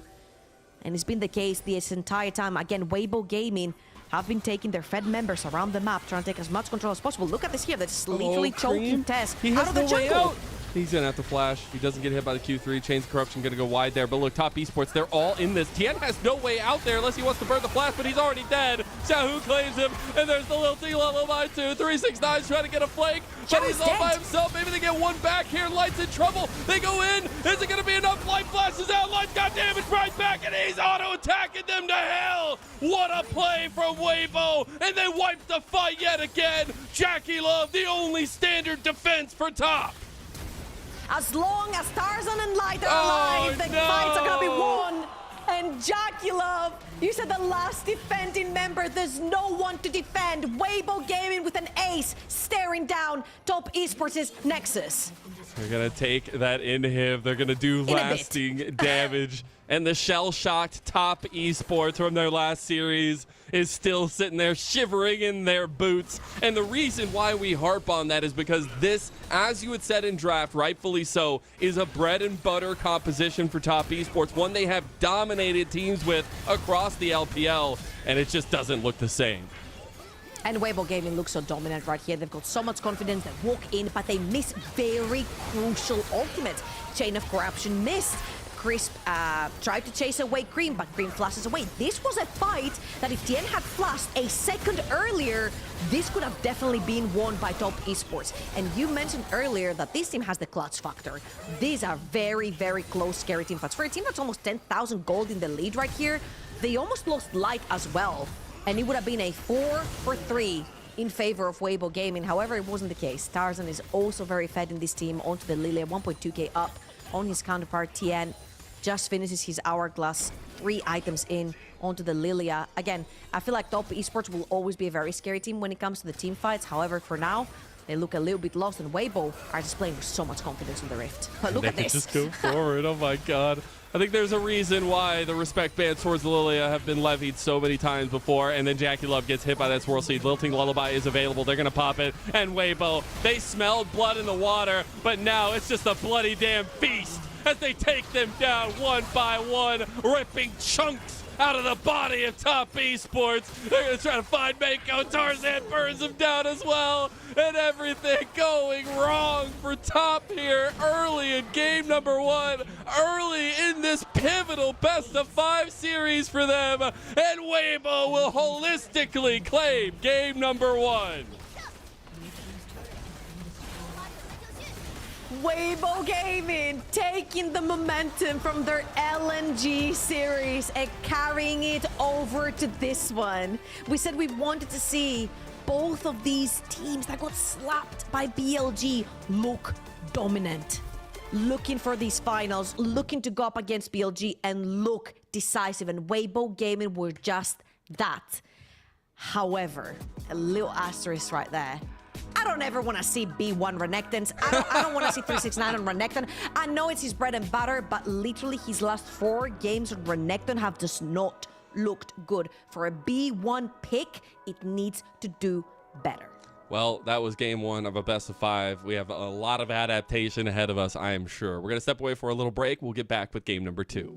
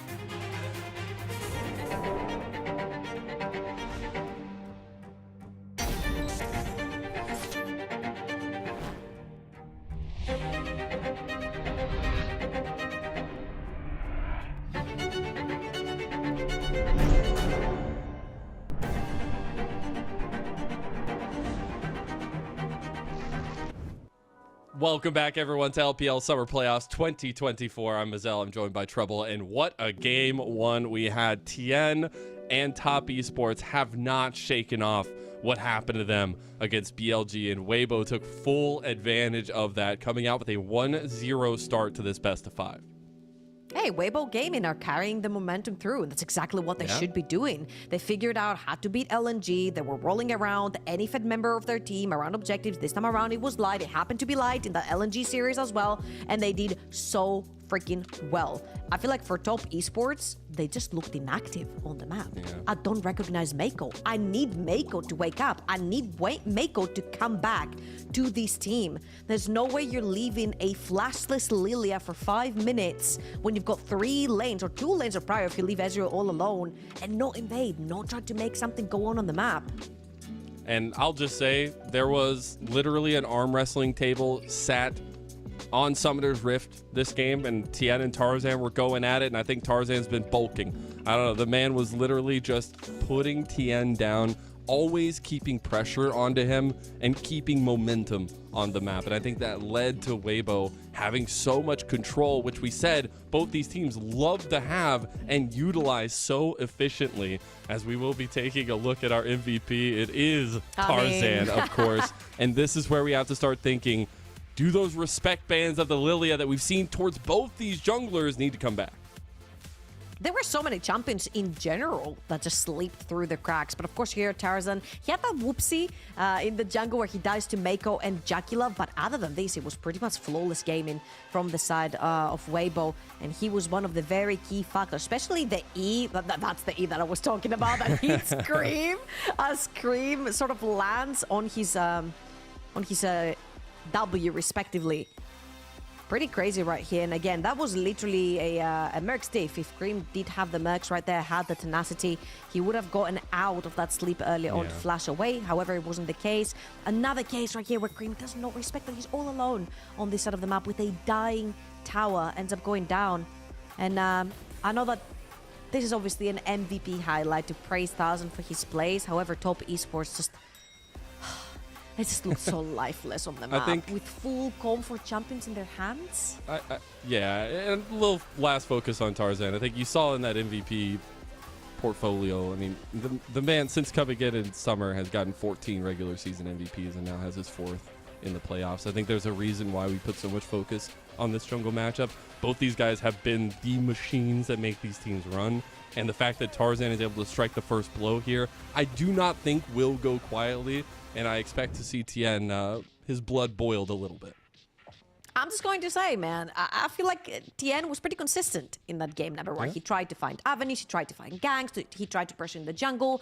He was actually very mindful of protecting his own jungle by setting down the vision and making sure that he doesn't get invaded by Tarzan whenever Tarzan had advantages on the map. So I feel like this game number 1, it was not on Tien's hands to win or lose for that particular matter. Now, moving into the second game, I feel like Top Esports really need to reevaluate what their B1 is. With so many key picks. He was testing the waters, all right? Hands, right? It's not that the last 4 games of 3 seasons under Renekton have been absolutely It worked horrible. so well for him in the regular season. He's trying to go back. He's trying to, like... It doesn't work anymore. Season was out. I know, it don't work anymore. Let's just keep it out of here. I think there's a couple picks like that, if you want to break down. A couple picks that I think need to either be gone in the bans or just not played. I feel like you have Leona, you've got Ashe, you've got Lilia. Tien has literally been smurfing on Lilia for the entirety of summer. Playoffs, you want placements, you want groups, you want anything. This has been banned or taken away from Tien consistently for a reason. And I'm actually very surprised that Top Esports sort of overlooked that and went for that Crocodile over in the top set. So again, I'm going to assume here that Top Esports will be, again, big assume on blue side. And if that is the case, they just need a much more valuable B1 for themselves. And I think we go back to all the conversation about this was a bread and butter composition for Top Esports, something that has worked for them before, but in a lot of cases it did work for them in the past, but the execution needs to be there to make this kind of composition work, because when they are at their best, they take control and they have that 95+ win rate at 15 minutes win ahead. And I think that's what at least Weibo are trying to do a little bit in their own respect. I know you called them a little bit of top esports light, but they're looking like top esports big right now. They're taking the title over. I mean, I'm not gonna lie to you. If you take away all the names, this could very well be a top esports versus BLG series where Weibo Gaming are cosplaying as the BLG. They took control in the early game, and even though a couple of whoopsies here and there, I feel like they were very decisive. Confidence, I feel like, is the word that I would put in Weibo Gaming when it came to those team fights. I don't necessarily love Crisp onto the Braum, not because he's not a good Braum, but because I've got Crisp sort of intertwined with Engage for Weibo Gaming, setting up the place for them. He did this on the Braum. He was constantly just diving forward and tagging members of top esports. It worked. Why not? Just throw your body in there, and Mako throwing his body to no avail, unfortunately. And I think that's why we had this dueling focus of jungle and the bot lane, because there were avenues where the supports get super active, and then that duo of jungle support becomes the thing that runs rampant on the map itself. We also saw Light have had a pretty consistent performance on the Varus, and I think that has to be highlighted as we came into this one talking about his performance their last series as well. And if they continue to find advantages in this 2v2, top esports will not have a say in this. And it's also a head scratcher with the Varus, right? Because he did win with the Varus in the LNG series. Now he's got a win here over top esports, and they were both very decisive on the Varus. And it's not necessarily a champion that we've seen a lot in this meta. However, Light is more than happy to bring it back and show its value, especially into things like the Ezreal. It was picked versus the Ezreal in the LNG series and picked here. Now top esports again on the blue side. They have to reassess that B1. It has to have value on the Rift. We're already into the first phase of our second game here in the lower bracket finals. It is the Nidalee, the Ashe, and the Lucian ban by top esports. Weibo gonna respect a little bit of the same bans that they had in game number 1 in the Rumble and the Ivern so far. Now the question is, do you leave the Lily up? Because I think if it stays up, it is gonna be first pick this time around. The Corki is gonna be the final ban, something that Cream has opted back into a lot of times when he's not finding success. That is a misfortune for Jackie Love. It has to be a misfortune for Jackie Love. There's so many choices down the bot lane. There's no way the misfortune gets overlooked right here. It has been such a pivotal piece for top esports' bot lane. It's a Lilia success. misfortune here, lock it for Weibo, right? Like 100%. Oh my god! I guess we'll see. We'll see what I'm a little stunned. But hey, the Zeri wanted to be taken away by top esports, something trying to find that consistent damage, seeing how Xiaohu was able to navigate a lot of that as well on the other side of things. But Weibo on their side, with a couple picks coming through for them in this first phase, they're going to go with their own blind Renekton and maybe show 369 how it's done. I think the LPL has a hate and love relationship with the Renekton. They just haven't realized the hate of it. They're still in love with the pick. And don't get me wrong, if you do get to pop off in the early game, it looks great. If Thousand locks in something like a Nidalee right here, which is banned, I would be like, yeah, great, the Renekton looks good. However, I feel like Renekton on red side is so much better than Renekton on blue side. Because if Renekton is on blue, you get to pick things like heavy tanks, and red side is almost undiveable, so Renekton has less value. I feel like right here for Breathe, it's a much better side to pick it with, especially with Tarzan's Lilia. They can make dives work. Now, of course, we do get TN's Zyra, as well as Jackie Love's Misfortune. This is something that looks much more characteristic to what top esports like to draft, to play a little bit more aggro in the early game. Yeah, I do like this from them. They're going to go with a huge team fight potential in their own right. And I think Weibo are going to need some answers to that. They're going to go with the Tristana there for Xiaohu. Most played champion right here for TN as well with the Zyra. Over 60% win rate on the champ. And now Xiaohu is jumping into Cream's shoes. Now, this is going to be the big telltale, right? Seeing these two guys on the Rift, but Xiaohu right now piloting the champion that Cream could not in game number 1, which is very uncharacteristic since his Tristana had one of the largest win rates over in the LPL, carried over from even last year. And now currently Cream finds himself on a 3-game lose streak on the champion, doesn't want anything to do with it. Goes for the Zeri, and now, of course, I'm expecting bot lanes to start getting targeted. I do like the takeaway as well of the Zeri from Xiaohu. I mean, he's just literally been locking that in every chance he gets here in the playoffs as well. But it's so funny to me that Weibo kind of use a little bit of Top Esports' own medicine against them in game number 1 in the game. And now starting off from draft number 2, just literally throwing a ton of the pieces that they were working with in that game number 1 right back at them. In the second phase of bans, though, it is the Poppy and the Cassante bans towards 369. Big impact in a couple of their series here in the playoffs as well, and some of those picks. So we'll see if he gets anything spicy. But it's the Ezreal right now, the focus for Top Esports, and maybe honing down this ADC pool or the support pool. I'm expecting to see a Jin pick, that was gonna say, from a Son of Light. It's usually his reply into a Misfortune lane, and it sets up really nicely for Lilia. Of course, Top Esports know that because it was played again into that LNG series, and it gets banned away. He's gonna resort back to his Varus. He's had 2 back-to-back incredible performances on the champion, and he's been very heavily influential, especially with the uses of his ultimates.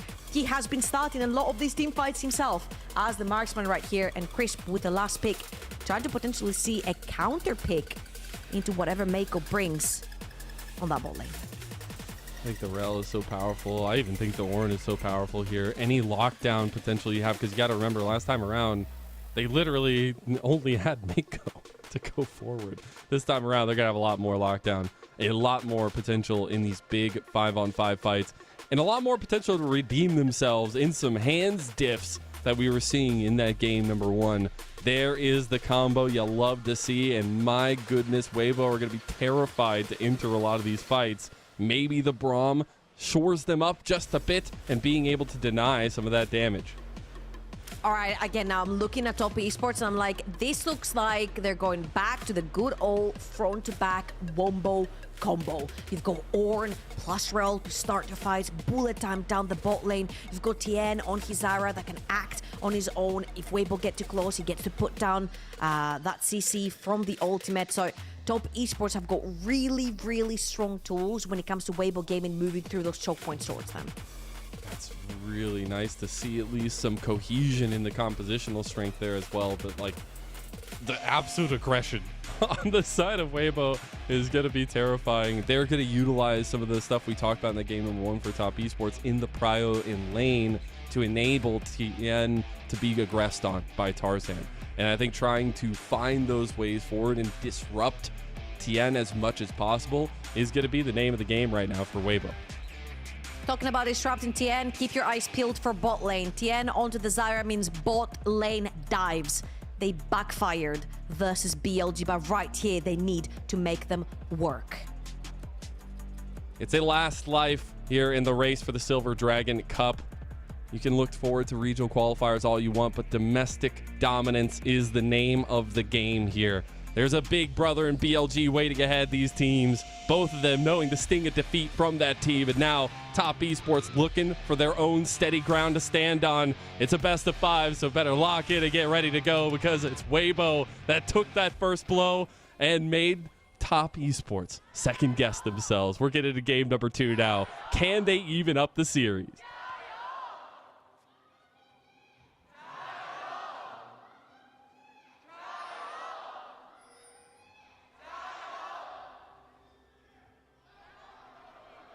You know, I could see there wasn't enough action in that game 1 to get everybody, you know, riled up and yelling at their loudest. But we're getting there. We're working our way. It's the best 5. Everybody's got to keep their energy.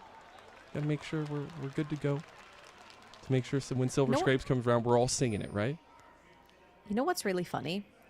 When top laners jump from playing more of an aggro champion straight, like, it not going very well, like it didn't for 369, jumping straight into attack. It's like back to the doghouse you go. Now you're just pressing buttons and engaging those fights. But I just love 369 on his Ornn. I think it's one of his most legendary champions. Now, Weibo Gaming, they have the Ornn. They can use that as a late level 1 invade, but Top Esports are already aware. They knew that they wanted to come disrupt the seeds here. Now Chris going to be a little bit of trouble. Mameko's the one that has to burn his flash. Xiaohu just jumped in there, but now the damage from Tarzan is pretty hefty. It's going to be Trey's level 1 here as it's going to chaos. Maybe the game being decided as the burn coming through. It's going to be Light that claims another one, and he's doing serious work. Concussive blows. It's a Braum level 1. What are you doing? You can never win that fight. Cream's gonna go down 2, and it is absolute bloodshed on the Rift. triple kill for Tarzan, and the minions have barely walked into lanes. Absolute domination from the get-go from Weibo Gaming. Another excellent read.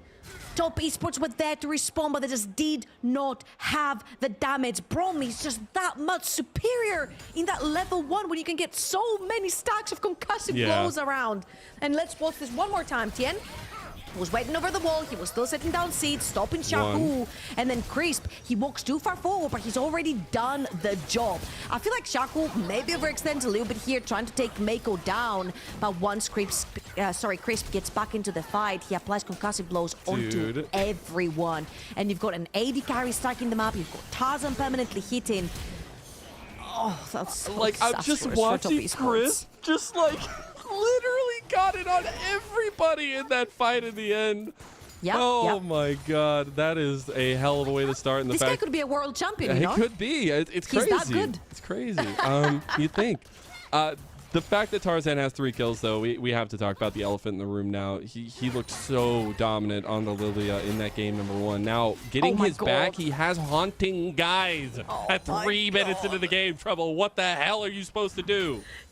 Tien walked up to his jungle with a control ward, and Tarzan's got a haunting, guys. Now, okay, the plan right here from Top Esports is potentially that Zyra clears towards that bot side, and then you use the Rel plus the Misfortune to try and potentially dive or take a few summoner spells down through that bot lane. It is what Zyra does best, right? You walk down that tower, you put down your E, and you just do as much damage as possible. You don't necessarily have to dive or kill people. You just create pressure.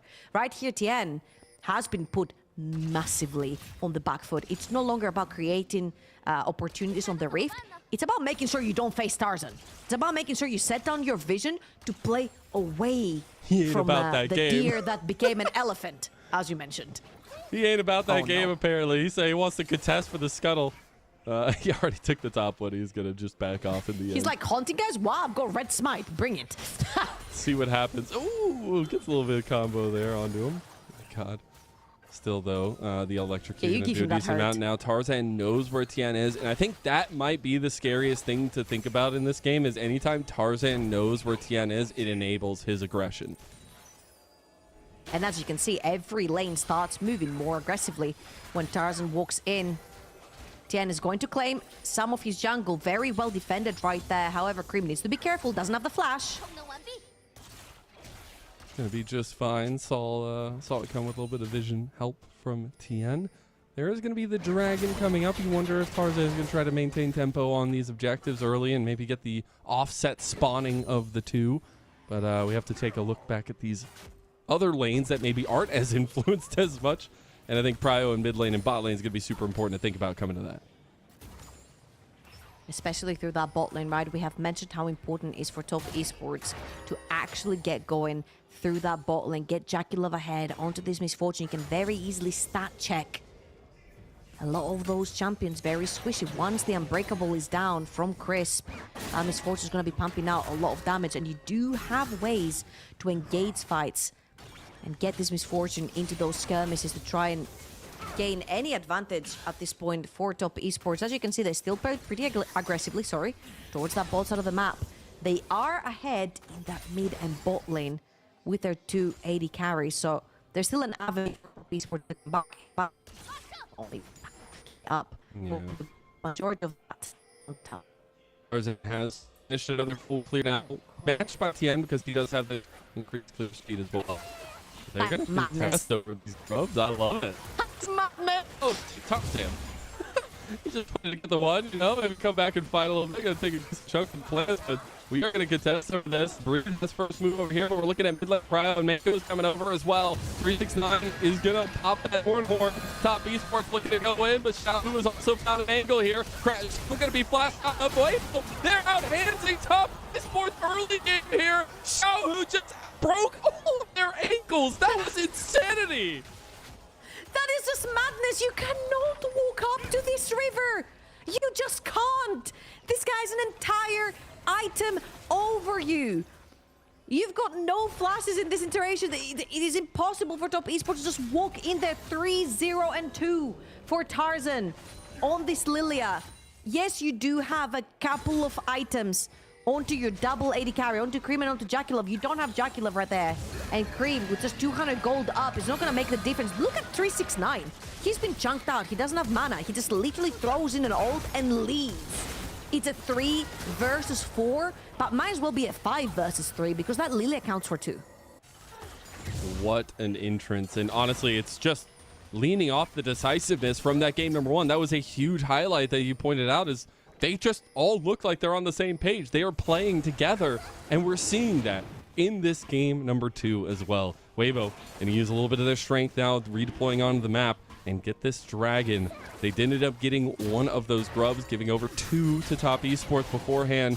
We'll see how those objectives fall down later on. Mako and Jackie Love trying to contest. There's a bullet time coming out on bot side, though Chris did not have the Unbreakable to stop that damage. Now Tien going to move over. Dragon getting a little bit low. There's the smite bite coming through. It's going to go to Tarzan. Tarzan 2-man. No, it's going to be cleansed out of. It's just going to be the single lilting lullaby here. Mako getting low. Crash coming through. Cream looking for the damage, looking for the kills. There's light flashing over as now the damage is done. Tien claims a kill. Mako trying to save Cream, trying to get Cream another kill. Xiaohu trying to get himself out of the pit now as well. He'll just go down yet again, and Cream coming up clutch on this Zeri.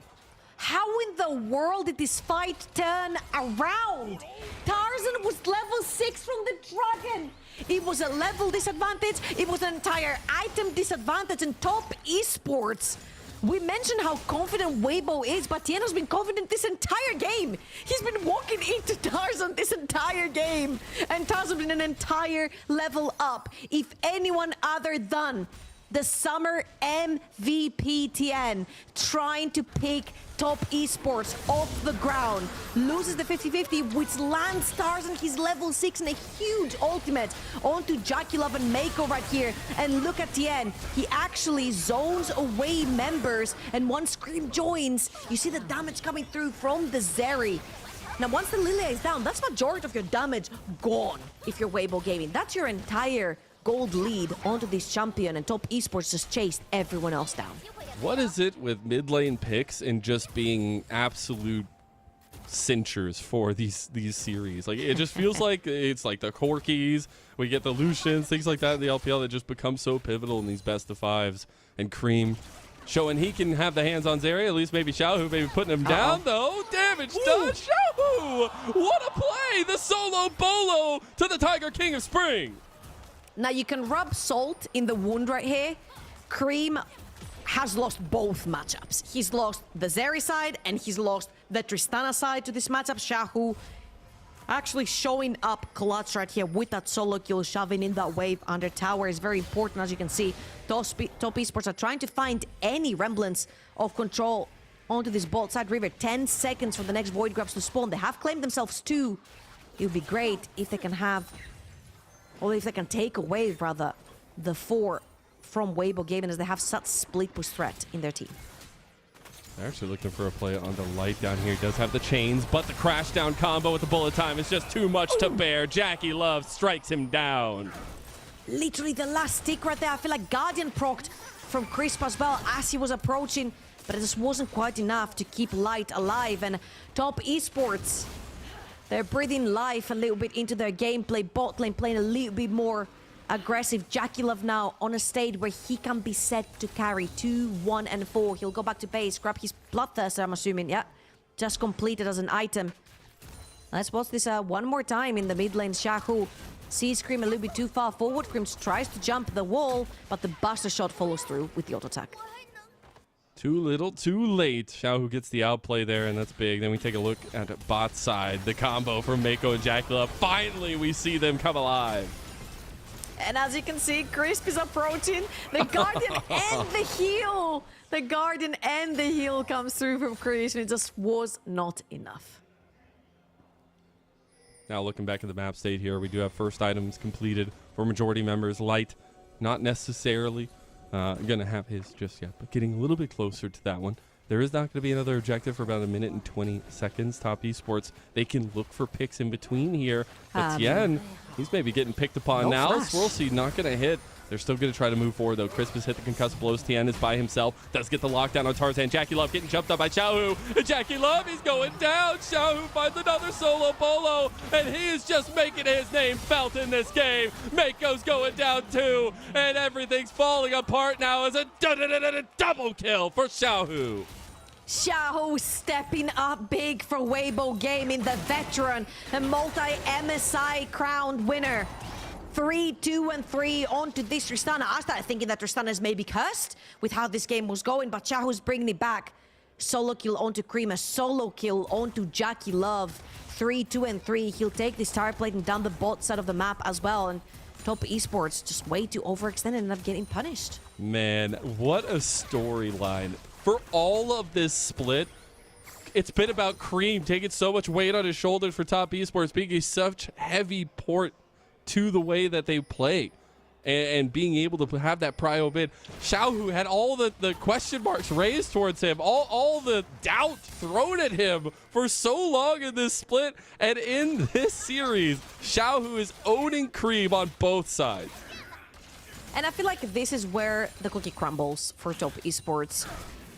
I raised an argument where I was like, you had the bot lane magnet, man, versus BLG. You tried to shut that bot lane down so much that it actually backfired on Top Esports, and they ended up losing now. Put that on a hold because 369 knows he's getting died, has to use the ultimate to clear out the wave. I don't know if he's going to be able to do that. That's a cannon minion. It's going to be a little bit more difficult. I think Weibo don't want to go ahead and make the play. They realize they're losing a lot more on the map now as a tier 2 is falling in bot side. Top Esports always good at responding in the moment, finding ways to pick up a little bit of gold, and they're going to use these 5 grubs to make that so. All right, back to the theory about Top Esports. I feel like you said it very well about Cream. It was all about him performing so well onto these 80 carries, and we actually commented on him being able to develop and evolve in every single meta and how he was adapting to it and being the carry for his team. And he absolutely was throughout the start of the split and into Group Ascent and in that 8-game series win streak that Top Esports had. However, with him not performing his best in the latter stages of the playoffs, 369 not necessarily having great games, Mako and Jackie Love struggling, I don't think I can blame TN for playing that aggressive towards that bot side of the map. He's trying to get Jackie Love and Mako going. He trusts his veteran, his world's winners bot lane to play with him, and it just hasn't necessarily been going the best. But Top Esports really need to wake up right here, and then looking at Weibo Gaming into this river, taking the referral away from them, they have no response. A representative from each LPL World Championship in this series, each one with their lives on the line for that Silver Dragon Cup here in 2024 summer. It is all about that momentum, all about the presence, and Weibo have been a little bit pushed to back here as the Rift Herald now will be claimed by them, trying to move it towards mid lane, but it's Top Esports with tons of presence here to try to stop them. I would honestly love to see Xiaohu on the side lane and Tarzan popping that Rift Herald on the side lane. Top lane would be perfect right here from Xiaohu because you can pop down the Rift Herald as Top Esports, see the resets coming through from Weibo Gaming, and they'll claim themselves a mid lane tier 1, very important. But again, I would love to see that Rift Herald popped on top lane for Xiaohu. When it's about Dragon time, he can pressure that side lane. Unfortunately, he doesn't have the TP, so Weibo Gaming might have to drop that Dragon. However, I do like the usage of Rift Herald on the side lanes because it can pretty much guarantee you almost 2 dragons if you manage to dissuade the the attention of Top Esports elsewhere on the map. We are getting to second item now for Jackie Love. Big moment for him, but also looking at how Top Esports move into this one, it's got to find Cream sustained damage in these fights now. Xiaohu going to be collapsed on. Tien looking for the angle. Mako looking for the angle. Gonna get the preemptive heal out of Crisp. Xiaohu will make it out alive, though. Top Esports were looking, and that's the thing that's so different from game number 1, is Top Esports have multiple ways of getting the fight started for them. And great read by Crisp right there to be around Xiaohu to stop TES from progressing onto potentially a dive. Killing Xiaohu right here would be disastrous. So both teams grouped up towards the top side of the map, making sure that the top lane stays safe. I feel like it was a great read because Tarzan was heading towards the top side. We mentioned the Rift Herald being left open towards that top. Taking both tier 1 and tier 2 would be huge right here from Weibo Gaming. Top Esports shut that down straight up. Move around the map and use their strengths here. That strength being Jackie Love, first and foremost. Trying to get as many of these turrets down. What's crazy to me is they were able to take a tier 2 down in bot side before 14 minutes even. But since then, you know, try to get a response is Weibo as they do take a bot side outer turret. Breathe looking for a fight into 369. Try to force his ultimate here. 369 doesn't have much mana. He's going to get the Dominus out. That's going to be an ulti trade from both of them. Both have TP if they want to try to come contest this top side of the fight. But Top Esports will eventually back off, realizing they were getting collapsed on. 55 seconds for the next Dragon, and Top Esports need to set down some vision towards the bot lane because Breathe has been permanently shoving. He has 2 wards for him, but they're a little bit too close. By the time Top Esports shows up, it would be too late for Breathe. However, Top Esports continuously showing 4 members towards the top side of the map. Breathe is under no threat, so he keeps shoving waves under 369's tower. Weibo Gaming have pressure in every single lane, and right now the Dragon is being pinged from the side of Top Esports. They need to walk in, establish some vision. As we said, this will be second Dragon for both teams, but for Top Esports right here, it's very important. You need to leverage all these items that you've got onto your Misfortune. The only champion on the Rift to have completed 2 items. And Weibo, they do have a lot of reactionary tools to the team fight strength that Top Esports have.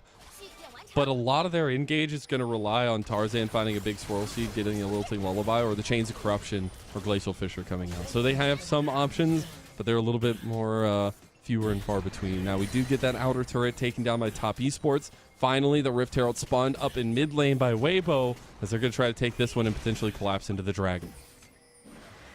I'm going to use that Rift Herald towards that mid lane. A very classic approach, creating mid lane pressure. However, this time around, Cream? it does work because it's the entire tower. Cream. My God, he's not safe anywhere. He's not safe really versus isn't. Shahu. He's not safe versus Breathe. He's not safe in top lane, bot lane, or mid. Cream has been having a pretty rough game right here. Okay. The flank TP. Here we go. They got 3-man top. Oh, No, he's he's just going to go for it. Breathe! You absolute menace! Gets the 1 kill back, and he's absolutely monstrous. 369 too late. The train had already left. Breathe already on the tower, killing Cream, taking his flash as well. Pinning down Cream in this series has been of pivotal importance for Weibo Gaming, taking the threat away from Top Esports' mid laner. Oh, no. Has been what they've needed. Tien might have to flash here. If he has the flash there, that is really big. Mako luckily comes over just in time. Didn't have to burn that one. Did have to burn the Stranglethorn, though. Xiaohu is going to be collapsed on a little bit here by the rest of Top Esports. The Rocket jumps his way to safety. Weibo, they're feeling cocky here. They're pushing up as much as possible, and it's actually working out pretty well for them, even though they are in a gold deficit. Yeah, that's a different Weibo Gaming, and I'm loving this. This is a Weibo Gaming, as you mentioned, in a gold deficit at 15. That's not how it works. That's not what the stats are saying.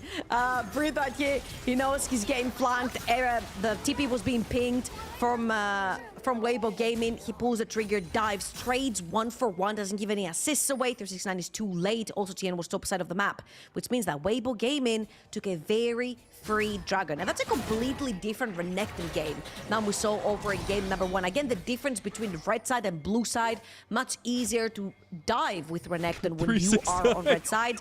Weibo Gaming, there's 4 members top, man. He's just the train conductor, man. Leave him alone. He just wants to do his job. All right, now his job is to kill you as he sends the train into Top Esports. As actually now they're trying to find a little bit more. As Weibo, they turn it around. There's the bullet time completely going wide by Jackie Love.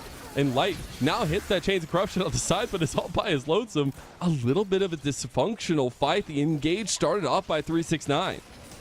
I'm not gonna lie, I think Cream is not having a great game. He TP'd on a tower that was dying.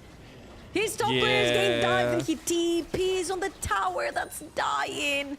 Breathe takes the tower down to make sure that this is actually a full versus 3 in favor of Weibo Gaming.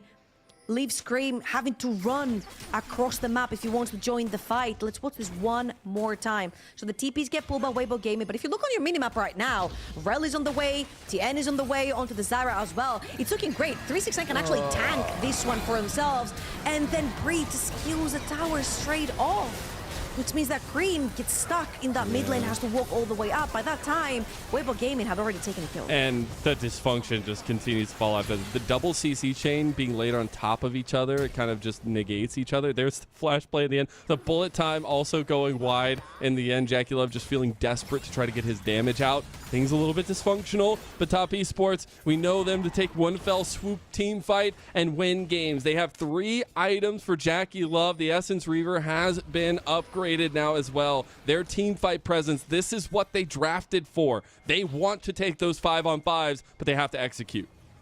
But Weibo Gaming is not letting them. They're always finding picks on the side lane. Talking about picks on the side lane, the team coming from one, another one, and another one, and another one comes for Top Esports, and you might as well call Weibo the Reaper. They want to deny 369 everything, and they do just that. Pings onto the Baron. Weibo, they're feeling like they can move this into even more. 369, the train conductor, but for the wrong train. Weibo Gaming on a roll, and Top Esports are looking at a 4 versus 5 to stop the Baron. Do you smell that trouble? I smell desperation. Top Esports locked out of the pit. They're trying to get in. It's actually Jackie Love that saves them from that darkness. They get the Baron, but what did it cost? TES is going down as well. There's only one member left. Breathe can't find him. Cream looking to trade back as much as possible, but doesn't have the vision. It will be a trade back and forth. Jackie Love survives and takes that Baron at the last second, and that's huge for Top. Whew, a moment to breathe right here for Top Esports. That was a 4 versus 5. They lose majority of the members, but they take the Baron very importantly. Let's watch this one more time. Mako dives way too deep. He tries to find Tarzan because if they kill him off, they have a chance for the Baron. How in the world? Tarzan doesn't even smite the Baron. This goes down to the bullet time. Jackie Love gives his life away for the greater cause. There is still a Baron buff remaining onto Cream, and let's see if they can just use this, not necessarily to take anything off the map right now, because it's very difficult with how many towers have fallen for Top Esports, but it's more about slowing down the game, trying to get more items onto your carries. The Zara, the Zeri, completing that 3 item for Cream as well would be huge. And the next Dragon is coming up in 10 seconds. You can use that Baron buff on a side lane to take some control. Jackie Love gonna have the bullet time right back up as well. Still pumping out the damage. It looks like Top Esports gonna be front and center for this one to deny the soul point by Weibo. Weibo gonna push themselves to more timers here, and that's where we've talked so much about the team fight strength for Top Esports. Man, they are gonna be on 3 items for literally everybody, it feels like, in these next fights. Weibo, it seems like they're willing to buy a little bit of time here for themselves and try to get to a scaling factor of their own. But now it's going to become a little bit more difficult, right? Weibo Gaming, we know what their game is. They're looking at side lanes. They're looking potentially for Cream to overextend or 369.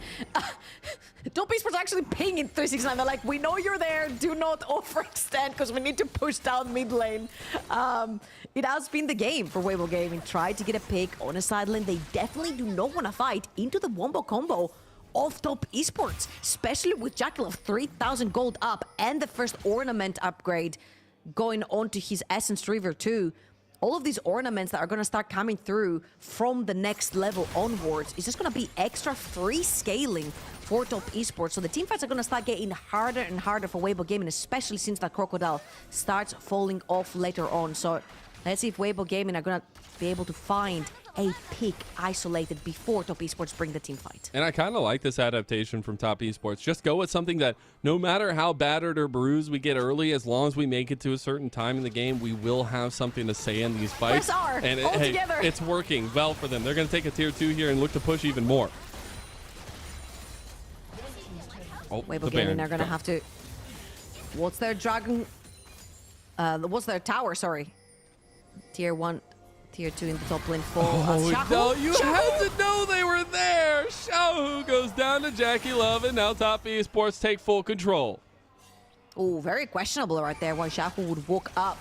You do not have vision. There's no threatening on the Baron as well, as there is no Baron to be taken. And Top Esports now 4 versus 5. More than happy to pressure down towers. More than happy to try to take this advantage here. 5 grubs in tow. Will help them siege this one down, but the wave clear pretty nice from Weibo to stop their advances there, and without the Baron buff becomes a little bit more difficult. Yeah, they don't have another wave pushing either. You'll see now 369 has us moved up onto this mid lane. Tien and Jackie Love are going to shove in this wave, try to put some pressure down, but Cream on the top lane, getting caught by Breathe, is going to jump away. Now, Breathe is not going to get any scarier on this Crocodile. However, we always need to keep an eye on him in terms of who he pins down onto these team fights, because one W from Renekton could be absolutely massive for a follow-up fight. Do we feel that this buying of time for Weibo is going to be enough? Do we feel like they have enough tools to fight a very, very heavy team fight composition that Top Esports have? I feel like it's very difficult. It's going to be difficult for Tristana and Varus to walk in. There's so many plants from the Zyra. There's so much area of control from the side of Top Esports. This is why we've been praising their wombo combo, their ease of execution when it comes to team fights. Just the Weibo Gaming have not been giving them team fights. Breathe. You're walking into two people, mate. If you just keep having these big catch outs, I mean, hey, if you leave your ADC alone, he's just going to die. Finally able to dash through and get the kill. A little bit of redemption there for Cream.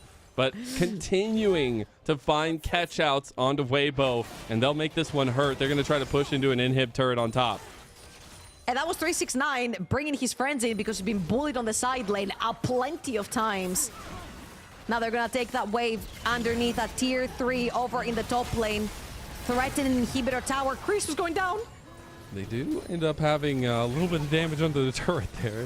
369 gonna be forced off his back. Jackie Love just takes the turret, now trying to fight it to Tarzan. Gonna get Lilting lullified in a little bit of trouble. TP on the bot side though to try to answer into the push from Xiaohu. There's the bullet time gonna be blocked off by the Unbreakable. Luckily Xiaohu has been doing work here, taking his own inhib, and this is what Xiaohu does best, is taking side lane pressure.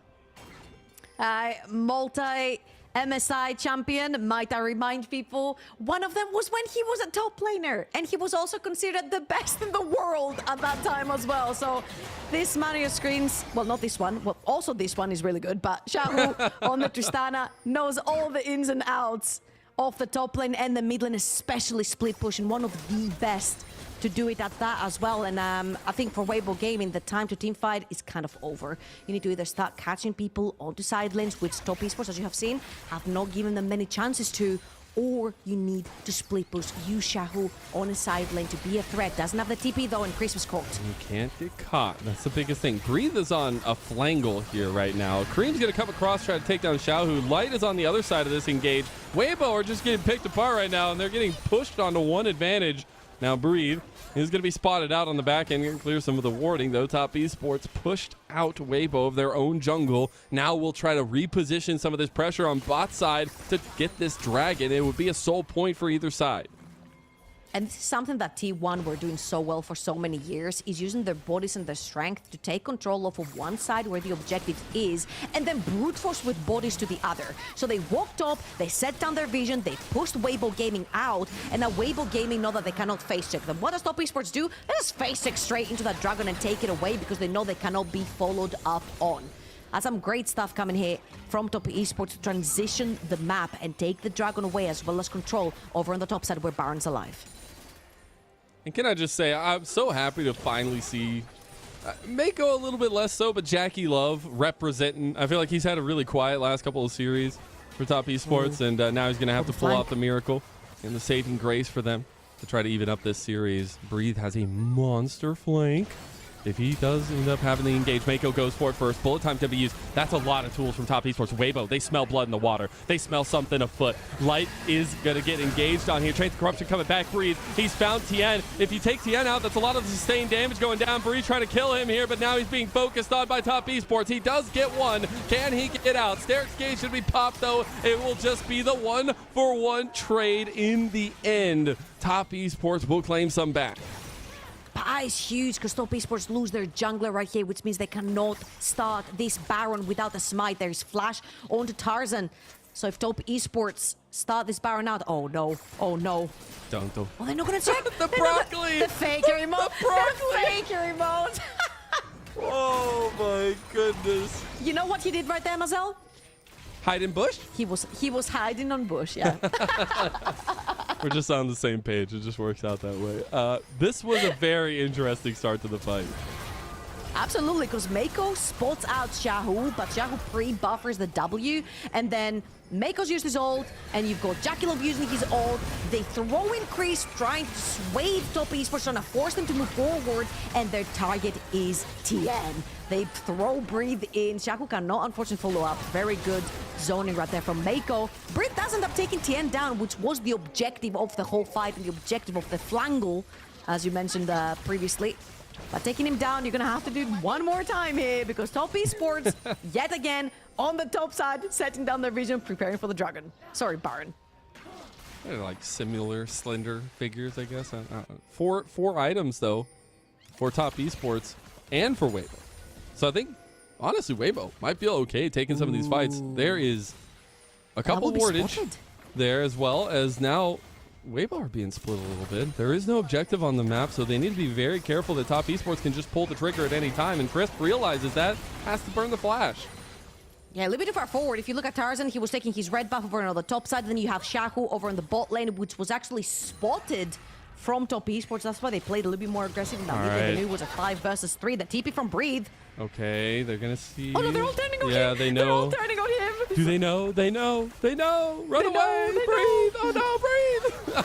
They're just chasing him down. Oh, they caught Shahu. Caught in the line of fire. And top esports, they've woken up. They're trying to fight back now. Tarzan getting a big lilting lullaby, like getting a little bit of tussle back, but still 3 members stronger. Top esports, and Jackie Love finally awakened is our king. We've been looking for top esports to wake up, and who better to wake up the fans other than Jackie Love on this misfortune. Comes in clutch. Weibo Gaming tried their hardest after Shahu dies, but it's Jackie Love with a 4.3k lead and 4 items in his inventory. That stands up tall and Breathe that again. Let's watch this one more time with the flank. Shahu gets rooted by Tien, trying to put down the damage, and they lose 2 members. Now, hear me out. For how advantageous this fight is for top esports, it gets way too close for comfort. They still have a lot of damage on the side of Weibo Gaming and a lot of squishy faces on the side of TES, so need to be a little bit more careful on how top esports engage. Of course, it's very easy to do right there, right? It's a 3 versus 5. Of course, you want to advance forward, and this is where the carelessness comes through. Now, for top esports, this is going to be Soul in 40 seconds. And big change. Jackie Love, full items at 34 minutes in. Mercurial Scimitar completed there. Just going to be waiting for that Zephyr upgrade as well. And now, the Dragon fight, the Dragon tussle, maybe deciding a lot of the way that Weibo can enter into these fights later on, because if there's a Mountain Soul on the side of top esports, you cannot find those easy picks as often. Top esports, they're going to move. They're going to try to collapse onto Shahu. They do get his buster shot out. Top esports going to move right back in, though, as they know that Weibo are unmanned here. They're going to get the TP out from Shahu back onto the other side of the fight. It's a 5-on-5. I love the repositioning by Weibo.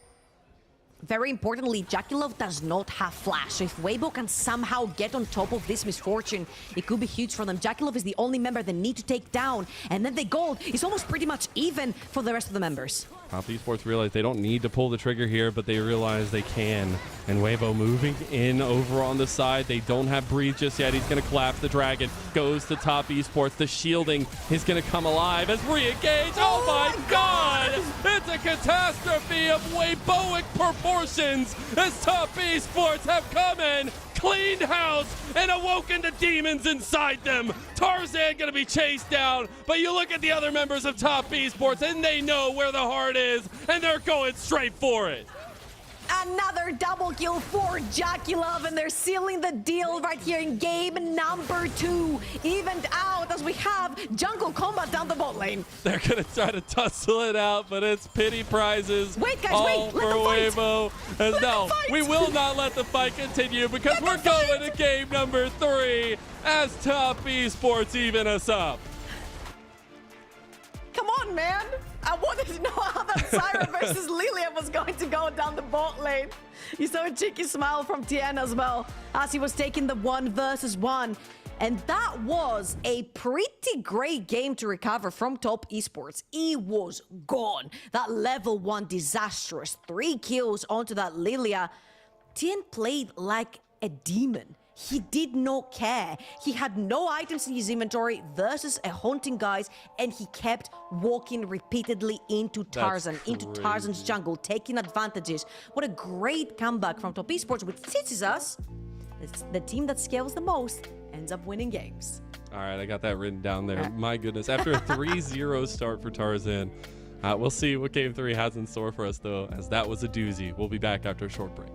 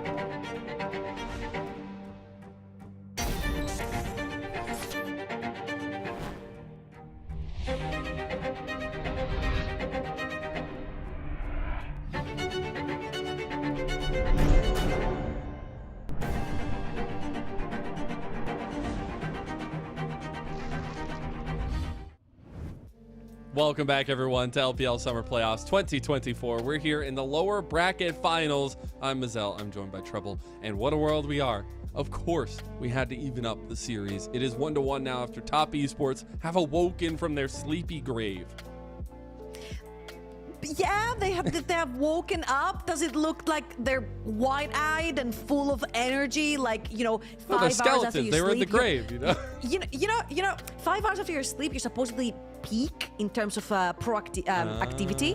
And I don't think Top Esports is there yet. However, they did manage to turn this around. I feel like Weibo Gaming did not make it easy for themselves whatsoever. They were like, so, what champions did Top Esports lose last game with? Yeah, it was Renekton and Tristana. Hold up, let me grab those two so we can see what we can do with them. And they pretty much like face the same fate. Yeah, exactly. Weird flex, but okay. So it's like, Esports. I heard you lose with Renekton and Tristana. What we do it? I guess it's the concept of, hey, it's a best of 5. You can maybe throw away some of those games. But it was also a Weibo who was consistently getting caught out in the mid game, in the side lanes, in the things that usually is an advantage for them. And I think we got to see a lot more of the decisiveness from Top Esports, but really it was Jackie Love who picked up a lot of the weight of this game.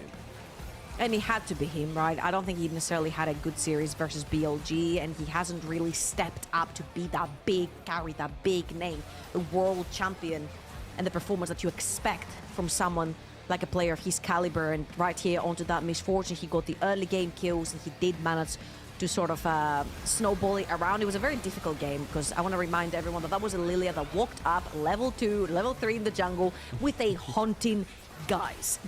This was a very, very difficult game to play in Weibo Gaming. Even though they tried to snowball their early lead, it felt like Top Esports didn't care. I felt like Tien, whenever he was seeing Tarzan, he's like, what, this guy's one level up? This guy's one item up? I'm just going to walk up. Yeah, it's just crazy how, you know, the adaptation from Top Esports was, let's just go really easy to execute and try to outhands these guys. And Weibo decided to tie one of their hands behind their back. And of course, none other than Jackie Love, the dual-wielding gunslinger, will come out big for Top Esports and claim his MVP, the first of the playoff 4. Lots of kills, lots of damage, and most importantly, steals the Baron away from Weibo Gaming too. This could have been a completely different course of action from Weibo if they had managed to land that Baron, which comes across with a lot of pressure again on the other sides. And let's watch this one more time for Jackie Love, because Mako did pay a lot of respect. So it was on both sides, even though he supported. We know Mako for roaming. He did stay top. They did punish Light onto this Varus. A very uncharacteristic pick for the LPL, that Varus recently. However, Light has made it work. Right now, they shut him straight down. And right here, you see Jackie Love. Not only does he take health bars in the pit with the help of Mako, but also managed to steal the Baron, which was huge for the progress in this game. And the reservation for his ultimates were really big, because really Weibo didn't have many options to stop his ultimates there. And I think knowing when to pull those down was really big. But this was the goal from Top Esports from the get-go. They said, we're not going to go with any of those shenanigans in solo lanes that can maybe lose us the series, lose us the games, as we saw in game number 1. They say, we're going to wait. We're going to try to get to these 5-on-5s, and we're going to keep that pressure high and show that we are the better team. And I think now comes the conversation where Weibo need to respond in kind to that. I think they are going to have responses in that regard, but I don't want to see the Tristana mid lanes anymore. I don't want to maybe even see the Zeri anymore, as it's 100% win rate now as well. But you have to start looking at the picks that need to be banned away in this series. I'm sad and happy for what TES have showed here with the particular picks that were left open, you know, with the Misfortune and the Zyra. These are their bread and butter, their comfort. However, there were picks that were their comfort in game number 1, and they just could not make them work. The Tristana and the Ezreal over in game number 1. Now, what makes me a little bit sad here, even though that was a very convincing, you know, mid to late game from Top Esports, using their buttons, the wombo combo, is that that's what this was. Let's scale into the late game. Let's press our buttons all at the same time and win. Because if we know we're a better team, if we scale better, we will also win. And that was the case. That's fair enough. However, this series means so much more than just scraping by and barely winning these games, because BLG is waiting in the finals for one of those two, and they have smacked both of them very decisively. They have indeed. Again, the big brother of the league apparently right now. But we're going to see who takes their step forward here in this best of 5 in this lower bracket finals. You win, you get another shot at BLG, you lose. we look forward to the regional qualifiers and no longer in contention for the Silver Dragon Cup. Now, it is all about the adaptations, what we see coming through here, the picks that have been rampant, the Lilias, things like that. Are they going to be banned away first and foremost? But how decisive these junglers have been to each one of the games is something else to look out for. Yeah, I feel like TN onto this Zyra, he pretty much run Weibo gaming in circles, no fear. Again, into Tarzan's over-level, over-itemized Lilia. That is what an MVP is made of, and TN showed up in that game number 2, I feel, to keep it alive in the early stages of that game. Now, Mazal, I said in game number 1, or after, rather, game number 1, I don't want to say any more Renekton. I don't care who plays it, how they played, if it's Eclipse, if it's Guardbreaker, or Stridebreaker, sorry, that came out of TFT, or if it is your Black Cleaver into I don't want to see it. None of it. If we're gonna play fights, if we're gonna play scaling, might as well either be a tank or just a straight up bruiser that dominates lane. Okay, well, we'll see if that adaptation does come through as we are into game number 3's picks and bans. Weibo will be on the blue side for the first time. We have Top Esports on that red side.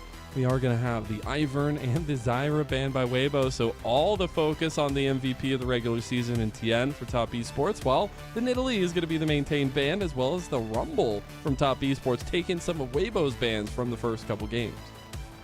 Corki and Ashe are the last 2 to be banned out. One of them will be left out. Lucian, the last ban right here from Top Esports, which means there will most likely be a trade. I'm expecting Weibo Gaming to take that Corki. It is the very first time the champion has been open in the entire series. Very potent in the all stages pretty much of the game. Great push in the early, great transition into a very heavy scaling carry in the later stages. And I can imagine an immediate response of the Zeri into this. Again, the 100% win rate, but also keeping some of that sustained damage here. As Corki, that lock-in for Xiaohu, a big moment for him to have a lot of presence there. If Tien can grab this one away for the first time this series, would be a big shifting into the way that Tien can play this one. A lot more of the tempo, a lot more of the go buttons in his case. And also, his Lilia is probably one of the best in the league. Let me just glaze up Tien right here on this Lilia pick. 6 games throughout the entirety of Season 14. 100% win rate, 22 KDA. His Lilia is as dominant as can be, and he has been given over to him. I love the pivot here. Instead of the Ashe going over to the Ezreal to free up Mako. Oh, man. Okay, listen, it's on red side. It's on red side. Much easier to transition on red side because you can actually dive blue side threats under tower. Let's see what Weibo Gaming are going to respond with. I'm expecting Breathe to go also with something tanky. Potentially, we might even see a Kasante coming through. I wonder what kind of lockdown they want from the jungle to try to pair up against Tien on the Lilia. This was something that Weibo banned away in game number 1 when they went with the Lilia. So maybe seeing it as a potential answer into this pick as well with the spacing it provides in the Nature's Grasp is going to be this Maokai locked in for Tarzan. Now, the funniest thing is, I was watching Gabriel yesterday, and he was pretty dead set that Corki plus Maokai is one of the strongest combinations right now in the entire meta, and it does look pretty strong. It has won pretty much most recent games that the whole combo has played together. I feel like one was only lost in the LCK, but that was about it. Corki plus Maokai, very, very strong. Elongate, disengage, damage coming through. The split sides of the damage as well. As Breathe replies with a quote-unquote counter to Renekton the Gnar. I do like his team fight setup there as well, potential entrances, but it's about using the timings, and that makes the bar of execution go up just a little bit higher. The Zeri is immediately locked in there for Kareem. And I think that's huge. Again, 100% win rate in that regard, but also now trying to contest that damage source from the Corki in mid lane. As we're in the second phase, it is the Ashe ban and the Kalista ban, all focused down towards this bot lane 2v2. So many AD carries still up and available. You've got the Ezreal, you've got the Kai'Sa, the Jhin, the Varus that Light has been resorting to this entire time. And I'm honestly expecting Jackaloff to go towards potentially something like the Ezreal. It frees up Mako a little bit more towards the top side of the map, and I feel like this is where his attention needs to be tended this time around. Having that Lilia grab Mako on something that can play make like the Leona, the Rell that he has showed, the Alistar. even better as well. One of his best champions, and sort of facilitates setup for that Lilia.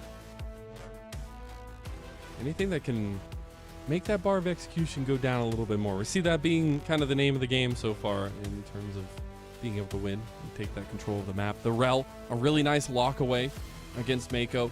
Also that Braum, ever present from Chris, going to be taken away now. Maybe some safety, but also more so focus on the marksmen that are going to be joining this one in the double marksman rampant composition that we will have for both Weibo and Top Esports. Some safety down there could be important. The Ezreal is locked in for Jackie Love. I'm not gonna lie, I do not want to see the Jhin. However, the Jhin kind of sets up pretty nicely. You've got Nature's Grasp as well coming through for the Maokai. You've got the Gnar. I don't have a problem with Jhin, man. It's just that I like to see. You got a problem with Jhin. Take it up with me. No, I don't have a problem with Jhin, and Light does seem to favor the champion. However, I'd like to see a Kai'Sa. I'd like to see something that dives deep together with the Gnar and the Maokai, but I'm going to get the Jhin anyway. Why am I saying? You can write to me. I'm the head of the Jhin fan club. Go ahead and give you my P.O. box. You can write an apology. Send my complaints in. Yeah, or that, I guess. I'll take those. Use them as fire for the show. Anyways, it's all about the engage tools now for Weibo. They need something to set up all these tools, and Leona's going to be perfect for that for Crisp. They've got so much set up from the side of Weibo Gaming, and that's missing from the side of Top Esports. We mentioned earlier how Alistar is one of the legendary champions that Mako does play, and he does set up pretty nicely. He is going to be the sole engage or disengage tool from Top Esports, so a lot lies on Mako's shoulders this game to make it work. In his storied career, his most played champion. It's incredible to watch this man work. He has also had an incredible season so far. Lackluster couple last series. Really need now him, off the back of Jackie Love's step up to get his own. I said, even if he has all those most played on Alistar, he's still at a 67+% win rate on that champion. We'll see if he makes the difference here, and it's going to be a lot about these supports getting out onto the map and getting proactive. Now, it was BLG that started bringing those 4 team carries as it came towards the end of spring and start of summer. We started seeing a lot more teams play towards 4 carries, and right here, that's exactly what's happening for Top Esports. That's why we said a lot of the weight is going to be onto Mako. However, Weibo Gaming have so much setup, so much safety with their setup as well. Long range engages to go for days through Jhin, Leona, Maokai. You pick, they have it. A little worried for the damage profile there, but yes, they do have a lot of options. And what we've seen in both these games is wrestling a little bit of control early leads to paying dividends. And yes, maybe you look back to that 3-0 start for Tarzan, and you're maybe scratching your head a little bit, but it was Top Esports who continually answered. It was Tien, our MVP of the regular season, who did not back down from a fight, who continuously contested when Weibo seemingly were on top, and that's more of the top that I know. We're getting into game number 3 on the road for the Silver Dragon Cup. It's the lower bracket finals and game 3 between Top Esports and Weibo Gaming.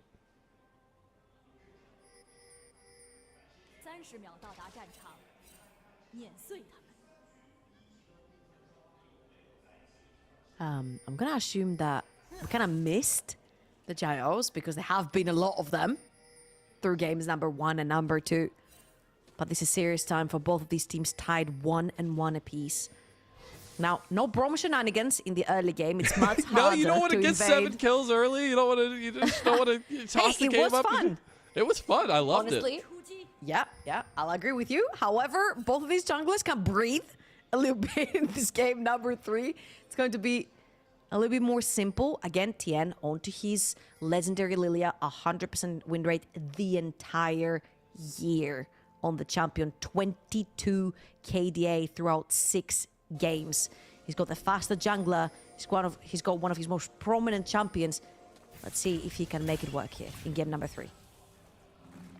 And I actually expect there to be a lot more focus on the actual invades into the bot lane for both these junglers. Not only is Light going to want to have a little bit of an advantage here to put some pressure on a Jackie Love on the Jhin, you need to have an advantage on the Jhin to be in that position to set people up in a lot of cases and to finish off a lot of kills. I think it's a non-regarded part of Jin's kit is that he does do a good job if you position well to finish off fights. But both junglers are going to be pathing down towards this bot side. and whoever gains this prio early is going to be in a better position. Absolutely, and so far you can see that top esports with Mako taking control of the second brush in the lane. They played a little bit more aggressive. They got the first level 2. They're already stacking 2 waves on top of one another. So definitely they're going to have the priority through that bot side of the map for TN. On the Lilia as well, you are way, way faster than the Maokai is. Don't get me wrong, Maokai is still a pretty fast clearing champion for a tank and a facilitator and an engage tool. So I feel like Tarzan will be more than happy piloting the champion right here, being able to set up for his team. It's all up to TN, try and find the angles to carry through those early skirmishes. Both these junglers know that role oh so well. That's why I'm curious at Tarzan's answer with the Maokai here and a little bit more of that facilitation gameplay. But we have seen both these junglers actually dip their toes into that style here and again. And I think that's why we get to see the Ivor bans towards TN a lot of the time, which is not, you know, if you think of the track record of TN, it's not a band that you would expect to be seeing consistently in every single game they play. But here we are. It's just so annoying, man. the champion is just so annoying Bring to a play double against. Martian comp and give him Ivor, and it's perfectly fine. Yeah, he's such a jobless jungler as well. He doesn't clear jungle. He just looks at the camp, kisses the camp, leaves the camp. That's it. That's it. He doesn't have to do all the hard work, as 369 is doing hard work on the top side of the map. So the reason why I said quote-unquote that Gnar is a counter to Renekton is because a lot of the times, if piloted by the right person, you can definitely get advantage on the melee versus ranged, as Sin is looking to get advantage down bot lane. Mako tried to get the engage combo there. Chris getting locked down, gonna have to burn the flash double out. flash. Meanwhile, Hold top on. side. Oh, they got the play! 369, rolling nines, baby! Counter or not, 369 finds the mini Gnar and instantly punishes. I was the first one to say after game number 1, I do not want to see 369 off of the Renekton for a while. He's had 4 very poor performances back to back to back onto the Renekton, right here into the Gnar. He can take control by engaging onto the mini Gnar. I get back to the conversation. You can very easily bully a Renekton, learning how to play pretty much the edge of the fight and going into Mega Gnar form, which is melee versus melee. Now the flash right here instantly responded by 369 was so clutch, because if Breed gets to walk out there, then 369 cannot follow up anymore after burning his flash. So great stuff right there. Instant response with the flash W from 369, pretty much wincing that duel. Some excitement, coaching staff, but also some reservation, knowing the work is started but not nearly done. As there will be objectives coming up now. Dragon is on the table, coming soon. TN headed back down towards that side of the map. It's interesting, Tarzan was very just willing to concede a lot of this side of the map because of the presence that top esports were having in that 2v2. But now he's going to be pathing back down towards this bot side, maybe contesting his own. That is Lilia heaven for top esports. You have blown 2 flashes on Crisp and Light, so that bot lane can never outpush Jackal and Mako. They weren't to begin with, but even if they wanted to be aggro, they could never right now, because they are in threat of dying if TN follows through that bot side. You've got 369 with an incredibly unprecedented advantage towards the top side of the map, diving Breed, taking his flash, taking his life, taking his teleport early on. So that top lane is out of the question for Tarzan. And the only remaining member who has his summoner available is Xiaohu and Tarzan. So it's up to Tarzan to try and find some stability onto this map. Again, if Weibo Gaming bleed too much at 15, they find it very, very difficult to come back into their games. And even though there's a lot of scaling on the core key, there's not much damage to fall back on if it goes into very late game. I think Weibo might start feeling the presence and pressure of TN's Lilia here. He's just been able to be everywhere, it feels like, and the pace of play is much more akin to what we're used to for top esports. They're very known for trying to take little advantages early and snowballing it incredibly fast. Now, TN is going to take the first spawn of Grubs up on this top side. There is no response from Weibo. We're going to be trying to reposition down towards bot side right now. And that's what we wanted to see in game number 1. When I said Tarzan didn't have flash in game number 1, I wanted to see Mako around the map. It just didn't happen. This time around, it was Mako literally walking through Xiaohu's lane to get TN towards those void grabs. to stop Weibo Gaming from advancing or getting into this river. They had the threat of the Alistar right there. Jakilov is fine. He's playing on an Ezreal versus double flashless bot lane. So he's gonna be more than healthy, staying down there, queuing through the waves, weaving in auto attacks on it as well.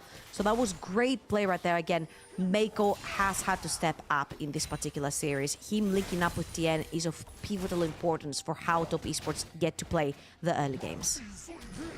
Little check-in on the map as well is that Tien is level 6. Tarzan going to be right behind him now, but that unlocks these positions very heavily. Not only the Nature's Grasp providing so much spacing around these objectives, but the Lilting Lullaby, if you connect onto the right members, I mean, you're just going to win these fights. So a couple things from these junglers that now not only is their pathing important early to get those advantages going, but their execution in these team fights are going to be extremely pivotal. I feel like you mentioned it so well about the Nature's Grasp, and they have so many other abilities, right? The Curtain Call coming through from the Jhin, the fact that Jhin can play from far away, he's got the W, Leona, non-committal engage, doesn't have to go in if he doesn't need to. You've got the Nara as well with quite a bit of poke together with the Corki, so Weibo Gaming can play from a distance if they want to, and there's a bunch of squishy members on the side of top esports, apart from Meiko, who's going to be their main tank and their main engage tool, right? So if Weibo Gaming want to, they can play from a certain amount of distance, because there are way too many short range or melee champions on the side of top esports that will have to commit their bodies in these fights. We actually see not as much prio given over to the Dragon just yet, just some vision game being played around it down there as well. As the clears are going to continue to come through, Tien has reset, now has the couple pieces on his way to the Leandries. But is going to be still a little bit off of that one. Some pings from him coming over towards this dragon spawn. And I think the 2v2 now, if Meiko can hit this level 6, is going to be kicking off very, very shortly. As 369 goes for another little tussle and to breathe. Not going to find anything else. As you mentioned, it level 6 onto Meiko already acquired. Tarzan has already set up seeds towards that bot side of the map. Weibo Gaming are looking to take control of the river. First dragon has already, of course, spawned. Shahu trading onto Cream aggressively to try and get control over that mid wave, and we have a 3v3 towards the bottom of the map for a little bit of map presence. Spar. This is our first moment that could break things open here. 3v3 kicking off. Now getting kicked back is Crisp. As Meiko goes for the alcove gameplay. Jackie Love, he goes wide. Nature's Grasp going to come across. Meiko trying to tank it up. Now Meiko getting low. Deadly Flourish. And now the curtain call as the performance opens up. It's a beautiful one from the Jhin and from Weibo. The 4th shot's not going to be just enough to take down Tien, but it is still the kill going over there. A little bit of a miscoordination right there with Jakilov and Meiko. Jakilov still had the cleanse, so he could have tanked the root from Meiko and then insta-cleansed it so they both get out. Instead, it's Meiko tanking the root, ends up going down, which means they have to walk out of tower range. 369 continues to bully breathe underneath his tower, but this is going to be a dragon started by Weibo Gaming. Top esports still running fast from base, but they're not going to be fast enough. The small members of Weibo, and they'll take the first dragon. Tien was thinking about me. He has still Lilting Lullaby if he wants to go for a combo there, but nothing else going to be there for top esports as they lose that premier dragon. We'll take a look back into the 3v3. And this is pretty much a portal combat, right? Meiko, Crisp engages on Meiko, Meiko engages on Crisp. The 2 AD carries are trading on top of the 2 supports, and this is where it ends. This is where it should end, but Jakilov stands still for that Trusa barrage and then doesn't tank the root, plus the cleanse to let Meiko through, which means Meiko gets lost in the process. Jakilov then has to flash over from the curtain call, and then Tien and Jakilov are too low to stay underneath this tower, which means they lose a bunch of gold shoved underneath that tower from the bot lane of Weibo Gaming, as well as they dragon. And right now on the map, if you look at it, Tarzan's the first one to Leandries. It's not Tien. But it is going to be a top esports control of the grubby side of things. Although Tarzan is right around the corner. Nature's Grasp is coming right back up. Maybe they can deny at least the full grub again here. But it will be 5 secured already by top esports and no real contest from Weibo. So all 6 go down. Jackie Love, he's overextending. He just got completely caught face checking the bush in topside. He is down, and now Meiko's trying to make his way out of it. He has flash, but he realizes it might just not be worth it as Light is picking up a kill here too. Top esports get 6 void grubs, but at what cost? They've lost both their bot laners. A bunch of pressure is going to be put down onto the top lane tier 1 as well from Weibo Gaming. Great response by Weibo. While this was going on, Breathe was actually stacking up his rage bar onto this Gnar on that bot lane, and TP's in. Doesn't necessarily find anything, so he has to make the walk of shame back to his bot lane to find his tower a little bit tipped off by this Renekton. But let's watch this one more time. They are aware. Jackalov is literally queuing through that pixel brush. They just get a little bit too overconfident and overextend. So that decisiveness maybe coming back to bite them a little bit at the end. But now as we come back onto the map, there's a little bit of gold going the way of Weibo, but it's still a dead even game. First item's going to be coming up for a plethora of members. We already have the static shift complete for Light as well. Going to have a lot more opening up power there as Jackie Love going to arcane shift his way out of that one. And Light, you must have seen that coming. He's going to keep it He's open. not letting him back through. Yeah, you're not allowed. You're not allowed. There is a collapse, though, by Top Esports, who were looking to potentially punish Light, but the rest of Weibo are also up this way. Yeah, Tien is going to steal away the blue buff right here. As you can see, Xiaohu and Tarzan, as you very well mentioned, are going to be moving towards the top side. Cream just about gets out with his reset, and Tarzan could obviously look here to try and look if he can steal away the chickens, having numbers advantage over in the mid lane. Cream hasn't committed his TP just yet. He's going to do it now towards the top side of the map to try and defend the wave that Light is crashing in. And that will be that for now. You see Tarzan heading towards that bot side, getting some vision over there. About a minute and a half until the next dragon shows up. It will be the second one for Weibo Gaming, so starting to stack them early on. It's going to be of big advantage for them. Take a look back at the TP play there in the pit as well. That was it. He just TP'd and that was it. That was it. It just just walked walk of around. shame down bot lane. No big deal. The gear's spinning right now for Weibo, trying to find a response on the map. Crisp is by himself up here. Xiaohu has joined. 3 members of Top Esports looking around. They have all their ultimates available, trying to get these plates down before it falls. TP going to come in. Mako looks for the plan of Xiaohu, but he's going to flash away. That's really nice. Crisp, though, getting low. Now under turret, and he's going to go down into the sunset. TES, they find the pick in top side, and now they can move this to the Rift Herald. Yeah, Top Esports using that TP that they have in advantage. As we saw earlier, Breathe had TP'd previously into the skirmish we just watched. And now Top Esports have the advantage on the summoner spell on the map. 2-0. 369 redeeming himself on the pick of that Renekton. However, Weibo Gaming, they have the ultimates. Tarzan. Oh, yeah, tries to get him over the wall, but ended up getting a 3-man stun there from Mako. As Tarzan, though, in the end, is going to go down. Mako will end up joining as well. So it's going to be a nice little hefty trade there. But Tien ends up taking the Rift out. Oh, they actually caught 369 backing on that ward. Although he slices his way. His fourth shot going to be enough. It's not nearly enough. Doesn't have enough AD onto this Jhin to make it hurt even more. Breeze's going to take some solo time with that tower. Take something away from Top Esports. First tower to go down on the map overall. And the dragon's coming up. This tower is going to be very, very influential as the dragon has just spawned, and you bet that teams will be fighting over that dragon. Second again for Weibo Gaming would be huge if they can start stacking right here. You can see the pings going down on your minimap. Having control through that bot lane allows you to move in through mid as well for Weibo. Take some control and start the dragon already. Actually are just going to be able to burn this down very, very quickly and start up that later game insurance policy as well. We'll see what kind of soul they do end up grabbing here as well to try and maybe up the ante in that one. The 369's right around the corner. Tarzan's going to take out the dragon here, but Mako trying to set the pace for Tien coming out of the base there. Rift Herald still available for Top Esports. I wonder if they're going to try to use this lapse of presence from the side of Top Esports now. At least Weibo getting caught here in this replay. I am not sure what Tarzan was thinking walking into this choke point right there, because you do not have vision of all the Top Esports members, and this is not a tank Maokai. This is a Liandry's first item Maokai. You walk up too far, you are literally as thin as a paper. You're gonna end up burning down. That's exactly what Top Esports did to him. Tarzan has found himself in a few of these situations where he doesn't necessarily respect the vision control too much that Top Esports have, and they are more than happy to pull the trigger on whichever champion they see right in front of them. Has been the case. This is why Top Esports has been so ruthless throughout this entire summer split as well. The fact that they are willing to take every skirmish that is thrown at them. Here comes the Rift Herald play. They are going to get the charge in mid lane. See if Top Esports can just take this one outright. Do end up doing so. Will not be able to move forward any further. Did end up getting a little bit of extra gold on the Rift and keep their advantage here, though. Mako is in a little bit of trouble. Going to pop that Unbreakable Will. Get away from the engage. That's also the Solar Flare utilized, but only a couple tools down from each side.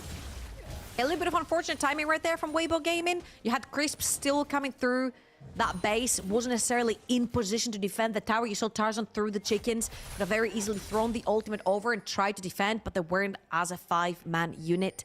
So that mid lane tier 1 ends up going down. The Rift Rail going to good use for Top Esports, and slowly but surely they start opening up the map for themselves, and it starts becoming a big worry as we scale straight towards that late game. What type of damage is going to be on the side of Weibo Gaming? Because if you look over our Top Esports, it's very clear, very apparent. You've got double AD carries that scale really well into the late game, and a Lilia for that AP damage dose that you need in your team fights, in your mixed profiles in terms of damage.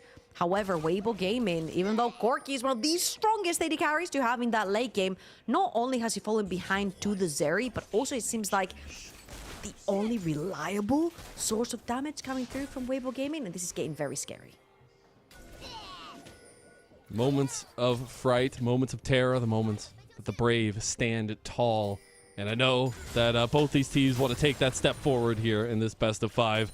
Take that match point moment, but it's really nice to see that we've kind of gotten to an even state in the way that both teams are playing towards a lot of the strengths we've seen building up to this point, right? It was not like this Top Esports team, who was so dominant for a majority of this split, to falter so heavily in their last series, but also in that game number 1 of this series in particular.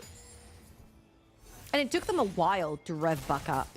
It took them a while, and it took a scaling composition, it took wombo combos, and it took a very easy to execute composition and draft in game number 2 to wake that Top Esports monster that we know that will fight you. And right here, it shows with their confidence. They've gone back to compositions that are not necessarily that easy peasy to play. Only one engage and disengage button in the likes of Mako onto this Alistar, and a lot of self-agency when it comes to every other single pawn in that composition for Top Esports. So far, they seem to be taking full control of the map, but that's also because the laners are finally doing well. Look at 369, 3-0-1 on this Renekton. That is a scale Renekton. 20 minutes in, being 3-0 on Renekton is very, very scary. 2 items just completed as well. You've got Cream doing well for once in this series too, so everything is falling into place. Crazy what happens when you get the Zeri that's had 100% win rate. It's wild. It was also the Stridebreaker completed first item, by the way, for 369, not that Black Cleaver, but did just get the Sterix Gauge as well. So those second item spikes actually going to be pretty huge, honestly, for both sides. But I think more importantly, Tien, having that Seeker's Arm Guard, that is such a big moment in these fights for the Lilia now, though. Speaking of big moments, 369 has gone big and is trying to take down Breathe. Breathe trying to get Meganar here and trying to get to a little bit of safety, but Mako has come down to make sure he cannot, and it's going to be a 2v1 going the way of Top Esports, though. Breathe trying to fight his way tooth and nail out, gets a nice double wall up there, but jumps to his death. Meanwhile, they do end up getting the TP. Creep almost takes a chunk of his health, but does leave the top lane turret to Xiaohu in his own. Top Esports going to try to answer with some tier 2 turrets of their own. Top Esports are pressuring through the bot side of the map. Weibo Gaming pressuring through the only lane that is available to them, which is the top side. And it's good to see, in general, that response coming through from Weibo Gaming when you are up against the clock, when one of your sides is being attacked, to see the instant reply. Look at Xiaohu! Went top side, took the tower, instant TP's tempo bot side for that tower. And very importantly, to be around that bot side since the next dragon's coming up. Breathe will have teleport in 3 seconds when he's back up and available for Weibo Gaming. This fight is very important. It's so point if they can manage to secure that next dragon. Big things to look at. Nature's Grasp / Ulting Lullaby combos from the junglers, but more so these supports, finding the big engages. They are the go buttons, the follow through, the flanks, those things coming from Breathe and 369, but taking the presence from this mid lane and moving it down is Weibo's name of the game. Top Esports going to try to move in this choke point, but that's difficult. You see Top Esports, they're trying to get through that choke They got point, the as you flank. mentioned, but the highlighted ward Oh. for 369, and he is huge. He has 2 items, and he's on a flank. I think we might be watching Jurassic Park. I see the trembling in the water. 369 comes around, and Breed just got caught in the porter potty. He's gone. And Top Esports, they're looking to take the fight. They know they have the advantage. They know they can take Weibo down a peg, and they're going to move right back to the Dragon Point. Set up. And you mentioned how hard the execution is when you have Gnar. You need to have the perfect timing to get into the team fights with the Mega Gnar bar already charged. Breed did not have that available to him. He came straight back from the grave, straight into that gray screen, but Weibo Gaming want to contest for the soul point. They try to move in here. Nature's Grass come to use. Tarzan actually separating a lot, but no, he cannot get it. It's Jackie Love that ends up taking out a lightning crash from Cream. His moment to step up as Xiaohu comes around the corner now. Light stepping up his own right to push Top Esports away, and it will be, as the dust settles, the Dragon going the way of Top. I'm not gonna lie to you, I feel like Jackie Love has some hidden smite somewhere in his kit when he plays AD carries, taking the Baron away from 2 smite holders in game number 2. And right now there's 2 junglers around, yet he's the one securing the Dragon as well. Let's watch this one more time. Breathe. He's in Mininar form, doesn't have his flash available, ends up getting caught between a Crocodile, a Rock, a Hard Blaze, the whole shebang. Doesn't really have any chance to react right there. No summoners, as well as being very squishy. Ends up going down, and that's all she wrote. 4 versus 5 for Weibo Gaming. I mean, the 5 versus 5 is hard as it is, so with numbers deficit right there for Weibo, it didn't get any easier.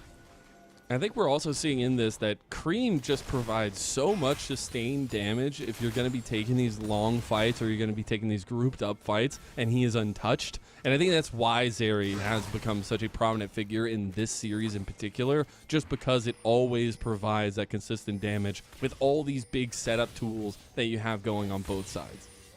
And I'm going to take you to the other side, because Weibo Gaming were also big advocates for that Zeri. However, I feel like Corki being open sort of baited Weibo Gaming. I feel like, hey, that's the first time that Corki is open in this entire series, and they have been banning it away consistently, on red side at least.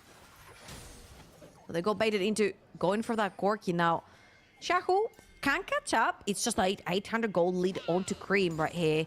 But it needs to be more like the B1 for both of these teams. Needs to provide so much value, and so far it hasn't really for neither of them. I mean, sure, Cream played Zeri in game number 2, but it didn't look good until the later stages of the game. And how wild is it that 369 is the one person that could say he's got 100% KP on Top Esports' side? He's on 2 items. He's on the Renekton blind pick on red side, but he's making it work in a questionable pick that we've been wondering if it actually is worth keeping around. Now he's going to have to continue to make that worth it here, though, as we do see Top Esports moving in to try to clear some of the vision of Weibo. You have to look at the side lane as well. Breathe is point and present down there. He has TP. 369's is not available just yet, but getting close. You see the pressure going down that bot lane. Weibo Gaming know the timers, as you mentioned, on the teleports. They're looking to potentially pull the trigger right now, force Top Esports to have to run into them. Again, 369, as you mentioned, would have to run all the way from the bot side of the map. However, don't forget, Top Esports is still 3,000 gold in the lead. 1K over top, mid, and jungle. The top side of the map has been absolutely incredible for them. And they do have 2 items on each. Just about all the TN had to split his attention between staying alive and dealing a little more damage, going towards that Rift, making it earn the hourglass at the same time. We'll be getting pretty close, though, I'm sure, as he has a huge CS differential in Tarzan, but that's kind of the name of the game on the poor little Maokai. Although we aren't seeing the tanky Maokai, we're seeing the more utility, but also AP Maokai here as well, trying to soften up that damage profile a little bit for Weibo. There is still, though, the question of which go button is more potent. I feel like, especially with the decisiveness we've seen picked up a little bit by Weibo across this series, Crisp has the opportunity to make literally a momentous game-changing moment with the Solar Flare if he can catch one of these members without a summoner spell. But it's about getting those summoner spells first and foremost. Yeah, and it's kind of difficult right now because Top Esports are waiting for either the Baron or the Dragon to come up, so they're definitely going to have those summoner spells for those 2 neutral objectives. Oh my god! What? Sheesh! That was a lot of damage. Hold up! Is that why the Corki was banned? twice in a row? I mean, I think there's a reason why we've seen it have so many wins in the LPL. I mean, okay, I get it. He's 3 levels up, but they've got the same items. That's Oh wild. my days. Your mana plus Noon Quiver go crazy. Yeah, Noon Quiver is so strong for course. Now Alright, we're we pulling actually, it back. yeah, we are seeing a little bit of move for the vision play around the Baron pit right now, but there is a dragon coming up in about 10 seconds. This would be a sole point for Weibo, but it looks like they just want to keep presence around this top side first. I feel like for Weibo Gaming, it's so important to pretty much establish vision everywhere, and specifically around the Baron. Because if they lose the Dragon right here, it's not the worst scenario possible. Top Esports just get a second Dragon for themselves. But if they lose control of the Baron, it makes it so difficult for them to walk back in. Now, having the Scuttle Crab, they can look to take trades onto Top Esports and push that mid lane wave. You're starting to see Light having trouble getting some sticking damage here, but he is a pick that will be able to clean up and follow up Oh my a lot God. of the setup there. Yeah, the wave clear. Absolutely crazy. 369 going to come out of his base with a Spirit Visage as well. Coming back to join both top laners again, still having their TP setups. Weibo, they're going to start the Baron. Oh, Like the True in Shot the Barrage. mid Okay. lane. They get a little bit of vision. They know they're going to move over. I think Weibo have been found out. They're not going to try and force this one here just yet. I feel like what they're trying to do is pull 369's teleport, because they're deep in Breathe into Fog of War, thinking that he's gonna walk there, so 369 would have to equally respond. Look at the but now flank. Breathe is back in the bot lane, so Top Esports know they have a flank behind Weibo with the Crocodile. He's going to decide not to go for it here. I think he realizes Weibo he is does need to aware. answer there as well. Weibo playing very well in the map. Again, this lead is not as big as you might think it is. Weibo have a lot of strength packed into a little package in Xiaohu. Light can't get caught though. Does get a chunk of damage there as top laners will recede back to their side lane. We will not get any more action in mid lane. Great awareness right there from Weibo Gaming, knowing that they're getting pinched. Breathe did give the information that 369 was Chris? missing, but Chris might be missing as well if he They're goes gonna pull down. the play back. Here's the TP coming in. Xiaohu's joined. Crave is gone. You blink and you'll miss it. Jackie Love, he's over the side of the pit. Mako, he is gonna make it out with his flash alive. But Weibo, they have now moved into the Baron pit. The health bars are not very big, and here comes the rest of Top Esports. Oh, Mako, he's gone. Tien, he needs to step up. He needs to have the moment. Jackie Love is getting hounded by Chris. 369 overextends. 369 gets a massive shield from the Sterix though. Can he fight it through? Tien going golden. Tarzan, he's back in the pit, but the Baron's not getting low. 369 sees the angle, but he rolls a 3, and that's a critical miss. As now Jackie Love will get out of that fight. Weibo have moved in. They've taken everything, and they'll get the big purple worm. Weibo Gaming with a huge team fight victory. They shoot up a goal difference right there, which is for the first time this game positive for their team. They take down 3 members of Top Esports and the Purple Worm. And I'll eat my words for that, Gene, because Light is 4-0 and 3, almost 2,000 gold up onto Jackie Love. And it starts right here. Crispin and Mako have been going at it the entire game, literally. And it's always who's going to get caught up first. But Weibo Gaming have so much setup and so much range, and they're leveraging this perfectly. Look at the curtain call, zoning away both Mako and Jackie Love. And now that these 2 members are chunked, they're the 2 members that don't have TPs to get back into the fights. So the second that Light sees Mako walk in this Stripe Rush, punishes by instantly flashing forward. That dopamine from the 4th shot rings true. Really, really tight centered play by Weibo. The fact they make it out of here with so many members alive, and I gotta say 369 saw an angle, but he unfortunately saw the wrong one. As Weibo, they take Soul Point Dragon. They move into the bot side. The Baron is still up for a minute and 40 seconds. They can take so much of the standing gold on the map here, Trouble. And just a quick reminder, they are also on Soul Point. So controlling the map and getting as many structures as possible while they have the Baron up will just make it that much easier to then walk into enemy jungle and set down vision with no towers left up for Top Esports on the top side of the map. The last one's gonna fall down. There's only 1 left in the top lane, but that doesn't matter. It's on the wrong side of the dragon. Top Esports backs against the wall here in this game in particular. If they can push out just a little bit, maybe clear some of this. Weibo feeling a little bit apprehensive of going too far forward. They still have the Baron up for another minute. They're waiting for the crashes to come down and the timing of these waves. You always have to be careful of the jaws that Top Esports can close down upon you. Nature's Grass going to come across, hit 3 members there, and that actually just might make the difference. Curtain Call opens up, and it's a beautiful performance from Freeze. 3-man knock into the wall. Now Weibo, they're under the turrets, they're under the skin of Top Esports, and they're about to take game number 3. Weibo Gaming turned the game around, one team fight at a time, and they're looking to take match point versus Top Esports. Xiaohu stands and says, who needs Zeri? Weibo stand as a defiant factor in Top Esports' dreams and their wishes for redemption. And now Weibo themselves will be on match point of our lower finals. What an incredible turnaround from Weibo Gaming. They have been leveraging the range so well in all these fights. The fact that they had so many go buttons. You saw Top Esports, even though they had so much self-agency on every single one of their carries, there was just so much CC and so much range on the side of Weibo Gaming that they kept getting caught individually every single time they tried to walk in for those team fights. But honestly, I just want to commend Weibo Gaming for bringing back a game. When they are in a deficit, they don't find it very easy to come back. Right here, one team fight is all it took. Put some respect on Jin's name, but more on Light's name as well. What a performance from the guy against Jackie Love and Mako, against the pivotal pieces that make the LPL what they are. We'll see what happens with the game number 4 on the other side.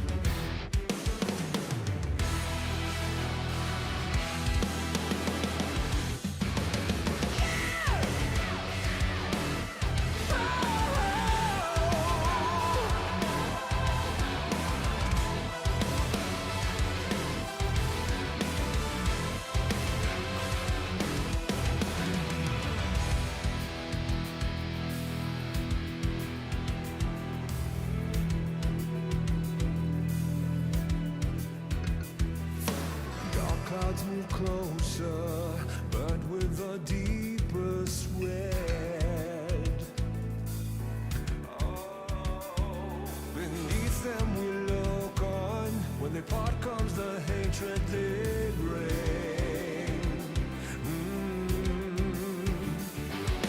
Lost in the dark, we've come so far.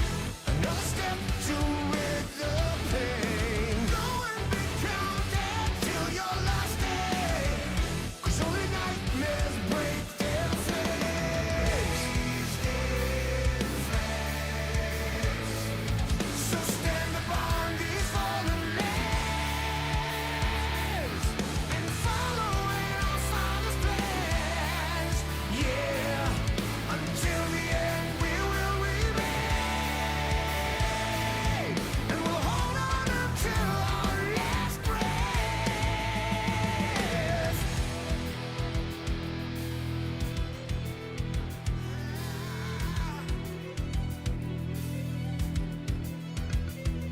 So what is to be left for us? My people look on and say, don't fear what you don't know, 'cause we're far from certain fate. And we'll make our final stand. Lost in the dark, we've come so far. Another step to rid the pain. Go and be counted till your last day. 'Cause only nightmares break their flames. So stand upon these fallen lands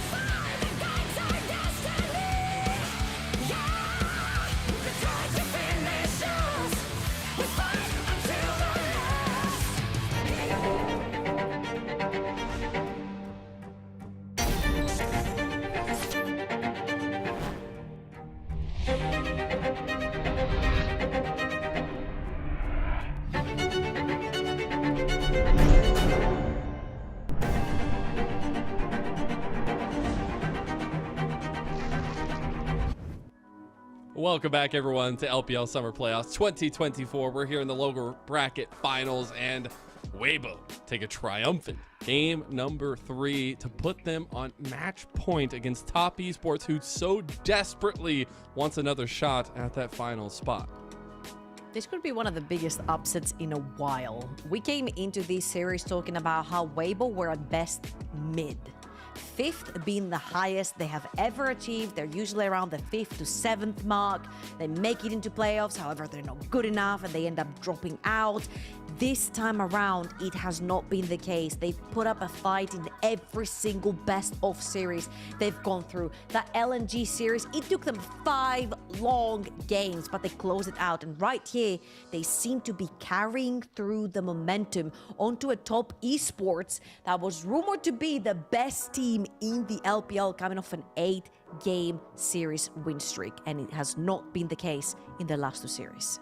Crazy, some of the things that get to slip through here as well, and primarily looking at what the mid lane meta is going to develop into, because this is also the first time we see the Zeri taking a loss, and it was to something that has been consistently banned away in the Corki. So trying to find what has worked, and especially maybe getting a little bit more of an introspective look onto Top Esports moving forward here, because they were in the advantage for a lot of this, but it was Weibo knowing their game plan and playing towards it well.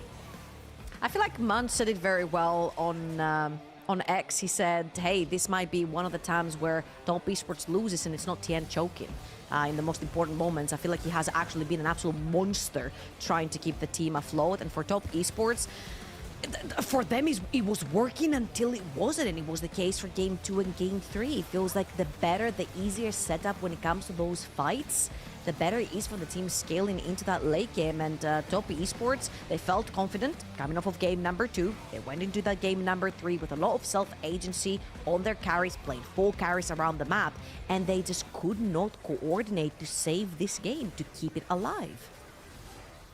It's interesting, some of the crucial decisions that went a little bit awry for Top Esports, but I think it's also a factor of, you know, we got to see the Jhin actually have a massive impact in a lot of these fights, and it was because it was a utility pick that was there to clean up a lot of the fights and then utilize that strength. And the pathing meant a lot early on between Tien and Tarzan, and we were starting to wonder, is Tien going to make the difference on this Lilia? But it was a lot of individual plays from Weibo across the table, and even this to kind of put the nail in the coffin there, that just ended up being a little bit more on the point in execution there. And that's been the name of the game, and Tarzan has been the name of the game for Weibo this entire split.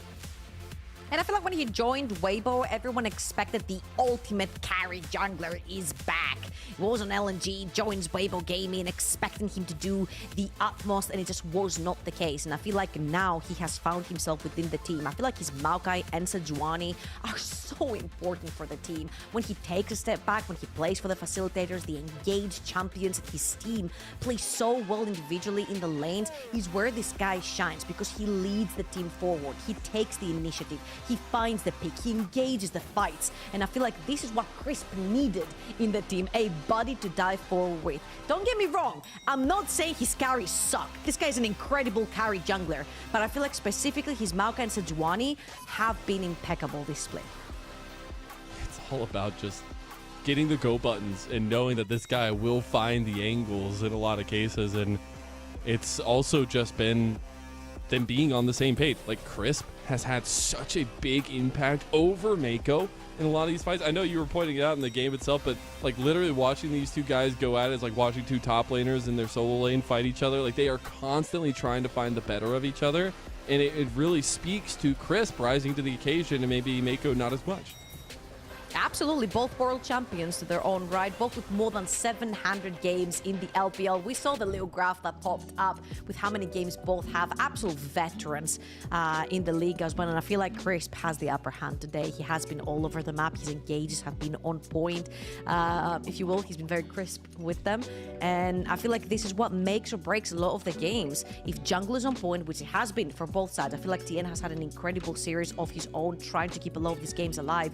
Mako has not been there yet, and I feel like Mako is such an integral piece to how top esports play through their mid to late games. The engages, linking up with the jungle, creating opportunities for his team. And if he's not on the day, top esports really do suffer, and it's been showing a lot this series. And the reason why there's so much pressure and so much onus on all these little factors going wrong for top esports is they did get brutally beat down by BLG, and it doesn't seem like they have been the same since then. But this is a last gasp effort to make it to that finals for both these teams to try to redeem themselves against BLG, who are sitting there waiting to take a second consecutive title away from any challenger that would come their way. And I think for this factor, Weibo utilizing a lot of their momentum very well from their last series into this one, the learnings that they've had, and that's what I want to see from top. I need to see some adaptation in what this meta in this draft is going to look like and what pieces can make TN's effort in this series so far actually pay off. And that's the most important thing. Every time you see top esports crumble, it's TN that crumbles under pressure, and the most important piece in your composition is the jungler. Right here, he's going above and beyond to keep the team alive. Yeah, hell, he was against a 3-0 Lily at level 1, and he still brought it back. Now you need the rest of the pieces to step the heck up. I'm looking at Cream. He was one of the most integral pieces of top esports. The second he dived into those AD carries in the mid lane, we were talking potentially about the best mid laner in the LPL during regular season, and he has fallen off a cliff. Now with their backs against the wall, Cream needs to step up. I'm just imagining Xiaohu down there underneath the cliff, chiseling at the edges, watching Cream slowly fall over the edge. All dramatic and all the drama needed, I guess, in the finishing moments of this split going into regional qualifiers. Obviously, both teams still have that as an insurance policy, but really, the race for the Silver Dragon Cup is the main focus on everybody's mind. It is the Zeri yet again going to be locked in for top esports. So we'll see what Weibo's answer is going to be. The Renekton has been so prominent, and especially in the blind picks, and it will be yet again as Breathe will lock that one in. Interesting, because the Gnar was banned away by top esports, so was actually expected to maybe see 369 resort back to B1 Renekton with a ban onto the Gnar, but it hasn't been the case. Ashe up and available, Misfortune up and available, champions that we don't necessarily see open that often, but very importantly, TN's Zyra is also up, and it was one of those champions that really brought the game back and stabilized it in game number 2, where top esports grabbed their first W. Weibo maybe feeling that a little bit, gonna take away some of the big wombo combo damage that can come through, and also something that Jackie Love truly awakened himself on the Misfortune. This time Light going to be piloting that one. Maybe some wombo combos come in the way of Weibo themselves. Zyra will be locked in, as well as the Ashe for top esports, and here we go. So much area of control right here with Ashe, with Zyra. Who dares walk up to those two champions? So much control on the Rift, and the Renekton is not going to have a pretty good time unless Breathe manages to find a good flank later on in the game. Now let's see what the response to the Zeri is right here. The Corki has been taken out, as well as the Lucian. Tristana is up and available, and that was Xiaohu's pick in game number 2, and it is going to be I mean, he solo killed Cream onto that pick. He solo killed Jackulov as well in game number 2 on the Tristana, and it didn't end up being the case, but taking it a fat L. You take those. You take those. He can hold that one, I guess. So we'll see. Another, like, what I find so funny is that both teams are just so willing to throw themselves into this composition. Like, the blind pick Renekton, like, nobody has learned their lessons. Nobody has learned that this might not be the most premier pick. They're just like, no, it's going to work if we make it work. And Weibo this time are going to be on that answering end, at least trying to make it work itself. The Braum Cassante locked away, though, by Weibo themselves. It is the Lilia targeting onto Tarzan's champ pool so far in the second phase for top. Again, on red side, I like the Renekton a little bit more. You get more avenues to dive. You're a little bit more undiveable to the wall structures. We've talked over it a lot.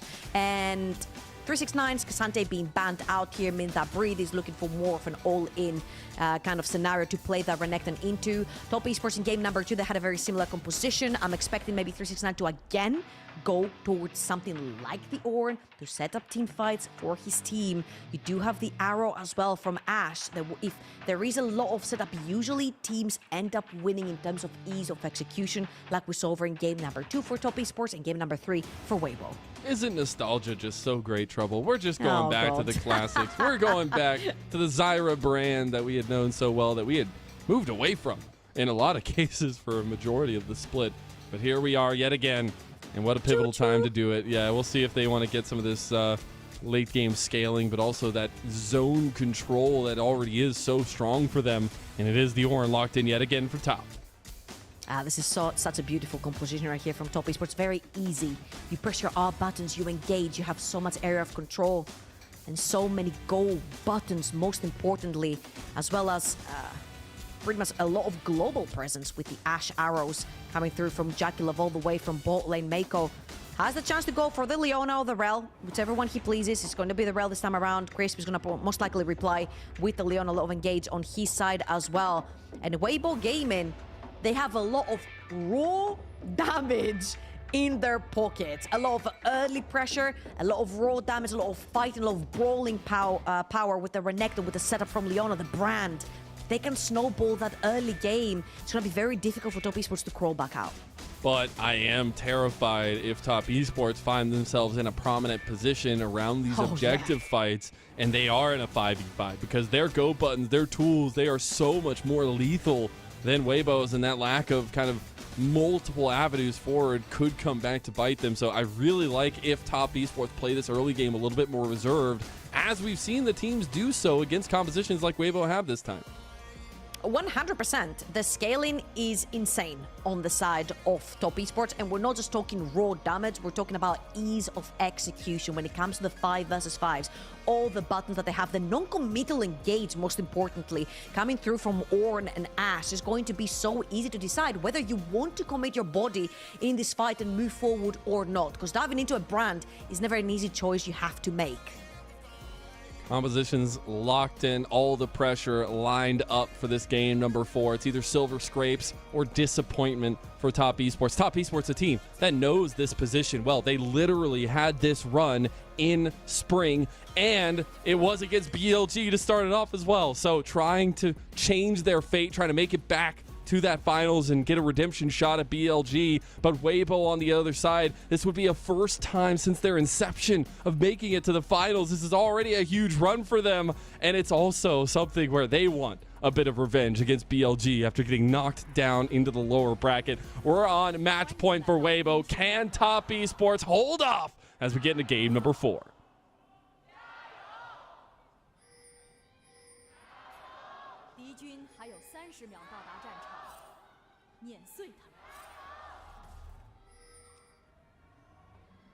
Crowd getting into it. We even got the jerseys out there representing. But it's a lot of pressure, a lot of big names, a lot of big moments in store for us. Up. As Mako tries to go for a little bit of level 1 over the wall there. Just trying to get anything they can. Let's take a look at where these early starts are going to be looking at, because both these junglers have been literally the reason why these early games have been so chaotic a lot of the time in their pathing, the way they go about it. That was very good awareness right there from Breathe. He could have been holding the tri-brush. However, when you know there's a Rel on the other side and she can literally jump through the walls, if Mako gets to wrap around there, that becomes a problem for Tarzan if it's not guarded. So great defense right there from Breathe, knowing exactly where the breakpoints are for that level 1 from Top Esports. And no 3 kills. Like in game number 2, it's going to be everyone level 1 with their classic items, couple of pots, first item in the inventory, all very normal, quote unquote, for now. And that's where you see, we get the classic feels of LPL throughout best of 5s, but especially in game 4s and game 5s, we see our teams temper themselves a lot. We'll see if we get that here as TN. He'll be spotted out going for this one. The 2v2 kicks off in bot side as well. But it actually is Tarzan wrapping around to try to deny the chicken's take by Tien. Though he does have a little bit more onus here with the plants going and some of the vision in the bush there. Tarzan to try to contest him over here and does pull him out. Tien doesn't know he's on the ward. They're both on the ward trying to exchange blows right there. However, Tien does have the advantage when it comes from to the HP. other side. Slowly but surely, Tarzan will have some HP as well, having that red buff on him as well. So we'll both see don't the have 50-50 on the smite. They don't have smite. No, There's they no 50-50. don't. Yeah, you can't do anything. You're literally just trying to see who gets it down low enough so you can auto-attack it to death.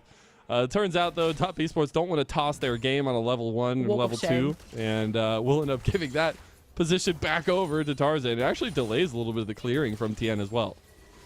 That was a great pressure point, though, because as you can see, Cream was having a lot of priority over in that mid lane, had shoved Shahu underneath his tower. They just couldn't quite transition Cream into the jungle since the wave kept pushing in to try and get that 2 versus 1 advantage.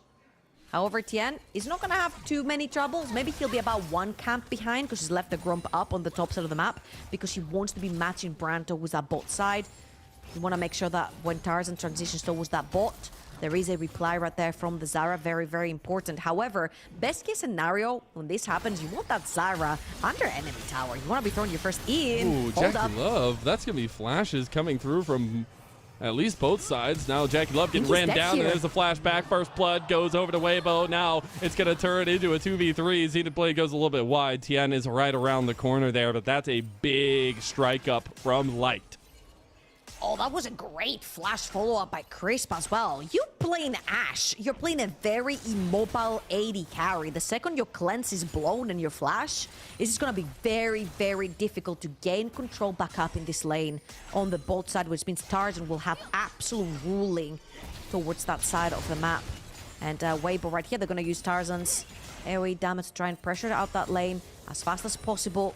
Make sure that Meiko and Jackie Love don't get to freeze it. Let's watch this one more time. Jackie Love walks a little bit too far forward. Crisp, the Q misses from Meiko as well, very importantly, onto Light.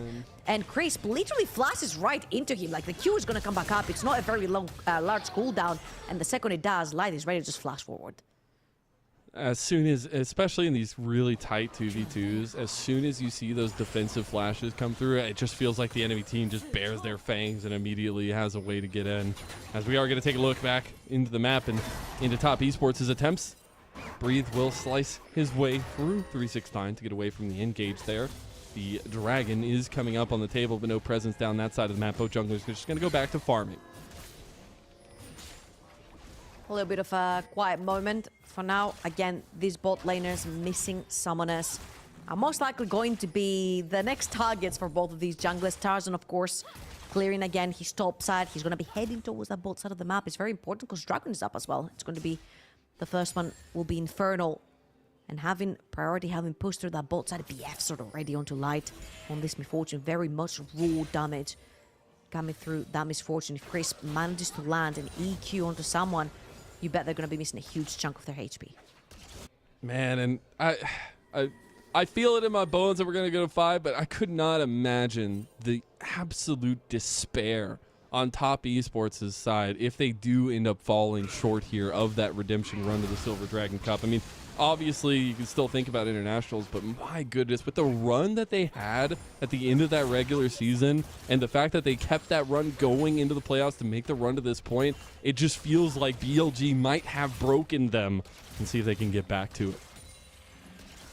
Tia now pressuring Xiaohu in the mid lane. Does a flash, does have his jump as well. She will be safe for now. And this madman on your screens, he has been going above and beyond in this particular series. He wants the finals, he wants the rematch into BLG. He wants top esports to win the finals. He is known for not necessarily performing his best when it comes to high stakes games, when it comes to internationals, when it comes to finals, when it comes to games that really do matter for the team. However, here, he has been performing like an absolute monster. He has kept top esports afloat, even in the games that they have lost. And right here, he's looking to contest for more void grabs. Oh, he does actually get the catch out, though, as Tarzan. That's two. Will end up not being able to get the couple away, but does end up trying to trade the one right back to him.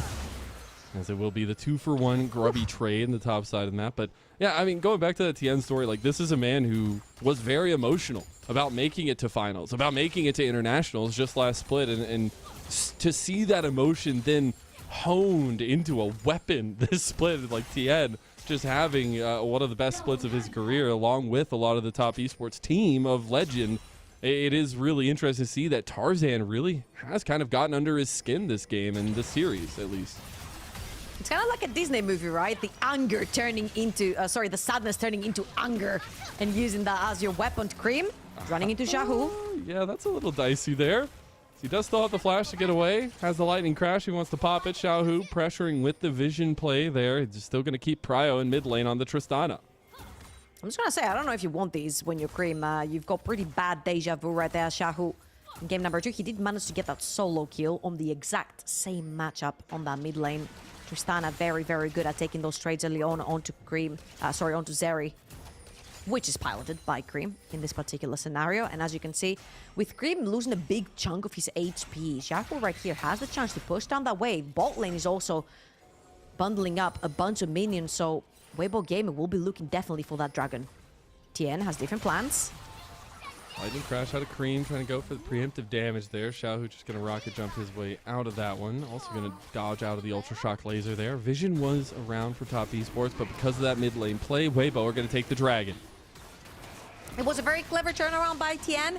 Was expecting Shahu to shove in that mid lane and probably dip towards that river where Weibo Gaming were starting that dragon. Shahu did not fall into this trap. So again, TN trying to be very, very active on the map, look for opportunities, look for angles to shut down opportunities for Weibo Gaming. Hasn't necessarily been the case yet. Dead even when it comes to CS for both of these junglers. I feel like it's been the name of the game, right? We talked a little bit about TN, but also Tarzan walking into Weibo Gaming, expecting him to be the big carry, not necessarily working out at the beginning, missing a bunch of smites 50-50. And right now, pretty much holding hands with Crisp, and then being the two moving gears that pushes Weibo Gaming forward, the go buttons for the team, whether it's on carries or facilitators. He has been working great for Weibo Gaming, and those two junglers have been pretty much writing the story for both of these teams this season. And I think for Weibo moving forward, like, they definitely wanted to have a little bit more of an advantage in these cases, especially in the solo lanes, but their team fight is no slouch, and they'll have a lot of decision-making power in terms of Crisp's entrances into these fights. But it is going to be a testament of now we're getting to the point, okay, we're going to get the flashes out of mid lane. We're getting to the point where top esports are going to get to those first item spikes. Their cohesive team fight comp is very, very strong. Talking about team comp and how it's strong in terms of team fights and skirmishes, Crisp, oh, he's going to see Cream walk up. But he's already way too far into the teleport, so he's gonna take the reset. They wanna try and fight for those void grabs. Reminder, 2 of them went over to TN in the first iteration. Now, I will agree with you, there is a lot of setup, especially on the side of top esports, but they need to get to those item breakpoints first. You've got Ashe and Zeri, they scale very well in terms of damage into the late game, specifically onto Zeri's side as well as Zyra, your AP carry in this particular one. So even though your execution is quote-unquote easier than Weibo Gaming's, Weibo Gaming have the raw early game damage that they need to push you out and pretty much get that question in your head where it's like, how much are you willing to lose until you start bouncing back? It's one of those situations where even if you look back to a little bit of the track record, and especially for top esports against LNG, that was a series where top esports adapted their style very much more to be reactive to what LNG were looking for early, and then like past 20 minutes or so, they were just very decisive in turning the games around. But I don't know if that's necessarily going to work against Weibo, as they will end up denying any kind of control from top esports around this top side of the map. They're going to go for a play into Xiaohu, though. Top esports, they actually find the CC lockdown. Oh, he does not get out of the Stranglethorn, and Jackie Love gets the evening kill there for top, as it will end up being those 4 grubs secured by Weibo. They'll get the spawn of the might. Top esports start getting a little bit active on the map. I wanted to point out that at the point where the void grubs were being taken, all 3 lanes from Weibo Gaming were being shoved underneath top esports' tower. So it was pure domination on the map. Chris might find Jackie Love. Oh, yeah, he's getting in a little bit of trouble. There's a big bullet time there as Chris claims the kill on the TN. You cannot be getting caught like that. My apologies, I saw a squishy HP bar. I was like, that's definitely Jackie Love. It wasn't Jackie Love this time around. It was TN who had just previously blown his flash to make that engage work onto Shahu in the mid lane. Meanwhile, 369 is going to take a second turret plating onto this Renekton over in the top side. And again, both teams very, very willing to pull the trigger for any kills on the map. You see champion, you engage champion. I feel like this is why I call Weibo Gaming top esports light.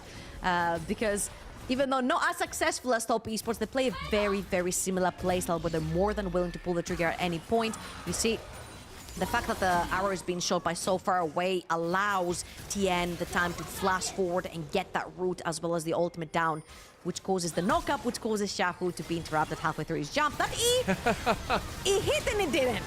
A hit and a miss. But it kills TN, so who cares? Yeah, and it's little moments like this that are actually paying such dividends on both sides. I mean, it is a little advantage for Weibo, but things going back and forth like this is so incredibly chaotic and maybe even leans to some of the buying of time that Top Esports want to do. We are getting to those first item spikes. Obviously, the Leandry's already completed for TN. We also got the response from Tarzan with the same, but more so these 80 carries item spikes, the first items, going to be incredibly important. JackeyLove is going to take a little while longer until he has his available. Cream should have his first item now in base. 31 more for the call as well to cash that in. And Top Esports are more than aware that they need to play for that late game, right? This is why the call came through from Cream as well. Now, they have taken some control of that river. The next dragon is coming up. If Top Esports manage to secure a dragon or two here, they're going to be brimming with happiness. Stopping the stacking right here and also not allowing Weibo Gaming to fight in their own terms. However, if you take this fight, be aware that JackeyLove does not have his first item completed, and Renekton with the Black Cleaver and double AD carry will be able to join the fight as Breathe is on the bot side of the map. Hey, he does buffer that one at least. He's going to try to go right back into a Buster Shot going to be used. What? I think 369 might actually kill Xiaohu here. Yeah, Blast is going to come out for both sides. 369 knows when he's got the angle. Though he does have TP to join the rest of the fight. We got to talk about the setup around the dragon here. Xiaohu also has TP, going to be backing after this, I'm sure. Okay, let's ignore the fact that Ornn is an assassin, mage, hunter, rogue, You fighter, remember as the they're copy TPing pasta. in behind Weibo Gaming. Oh, they actually want to go for this play. Big crash down for Mako. JackeyLove's trying to get there into the damage pit there. No lights going down, though. Tarzan 2 and Top Esports, they were hella decisive. And JackeyLove, he'll survive as well as he burns. The dragon is now in the eyes of Top. Hold up. Yo, chill, bro, chill. Breathe just goes in there 1v4 and kills JackeyLove. He's trying to go for more. He's going to be locked down, though. Can he get another one? Oh, my God. It's Breathe with a 2 kill in the midst of everything for Top. And during that, Shahu had the time to push out top lane and TP back mid, which means it's a free tower for Weibo Gaming right here. Huge teamfight victory for Top Esports, but then he overextends to try and take down the Renekton, and the Renekton bites back. Breathe with a huge double kill stops the dragon from going down after Top Esports. Take 2 from Weibo Gaming, and now Weibo Gaming get to start stacking again. That'll be the second one of the series, sorry, of the game. That's really big, and they take it so fast that they can actually try to contest for the Rift Herald if they want to as well. Keeping presence and pressure on the Top Esports is the name of the game right now for Weibo. They want to keep some of the strength they have between the Renekton and the Tristana here. Looks like no contest is going to be the name of the game, though. Tarzan going back to clear his jungle, and this is going to be some standing gold for Top Esports to scoop up. I just really hope we see the replay from the previous fight, because JackeyLove just flashed in with Ashe as if he was playing Ezreal. That was like a Superman moment with like one fist in front of your face just flying forward, and you're playing Ashe and he just about gets out with his life. But yeah, it's what does the damage, right? Making sure you stick down those auto attacks, permanently slowing and dealing the damage. It's what has made him famous also, diving into the front line, getting those aggressive plays on those AD carries, even the ones that don't seem like they're meant to be diving forward, such as the Ashe. And right here, as you mentioned, the Rift Trail is going to be secured straight into TN's pocket, but you need to stop the bleeding from the side lanes for Weibo Gaming. Trying to see what that second item spike, that next window is going to look like. Breathe thinks he's got the all-in on the Cream, realizes he is not alone, and he's just going to go down. Cream claiming another one here, and his second kill on the Zeri. Now 2-0-1, and going to take a side lane turret as well. Hey, who knew that crocodiles were lactose intolerant? Cream and TN are gonna take some pretty good pressure over on the side lane. You can even pop the Rift Herald here if you so wish. They just need to make sure that there are no members, but as you can see, Mako has spotted a bunch of members from Weibo Gaming on that quadrant of the jungle, so definitely you can all pop down the Rift Herald, because you are gonna get wrapped around. Very good spot right here from Mako. stops any further advance from Weibo Gamer. Just keep your eyes on the Jackalope. He misses his arrow right here. He's like, screw it, I'm flashing forward. He hits the volley and then he just dashes forward with his flash to just solidify the deal right there. But that means, of course, he doesn't have the flash right here. Ends up going down to Breed. I mean, they are really chasing a Crocodile when they have used majority of their ultimates, and no flash onto Jackalope means he ends up going down. Meiko tries to stop the advance onto Tien, ends up going down as well, but Breed has done all his job. Shahu's taking mid lane tower, whilst the Dragon is not being started by Top Esports. Such value back from seemingly nothing. Huge stuff there. And now we look back on the map. We do have 2 items being completed for majority. More importantly, the rallies completed for Tien as well. They have a ton of slowdown pressure, but Cream is starting to come online here, and it's going to be a battle between him and Xiaohu to see who has more impact. And I feel like this is the first game we've seen from Cream where he's actually popping off from the very beginning. He had a pretty rough laning phase onto Xiaohu's Tristana, where Xiaohu kept continuously bullying him away underneath his tower, forcing a lot of resets for Cream. However, now that he's been unlocked through his side lane, he can get to farm a little bit more freely. You see that he's impacting the team fights once he has the items, once he has the levels. He's a lot more different, and I feel like we did put the finger onto Cream a little bit at the start of this game. We said, look, Top Esports looked as good because he was rumored to be the best mid laner in the LPL, especially since Knight wasn't having the greatest performances early on in the split. And Cream was performing incredibly well on this marksman, and it kind of fell off, especially through that BLG series coming onto this one, which is so important. Whoever wins here goes up against BLG in the grand finals, and Cream needs to find his form again. Potentially this game could be what brings it back.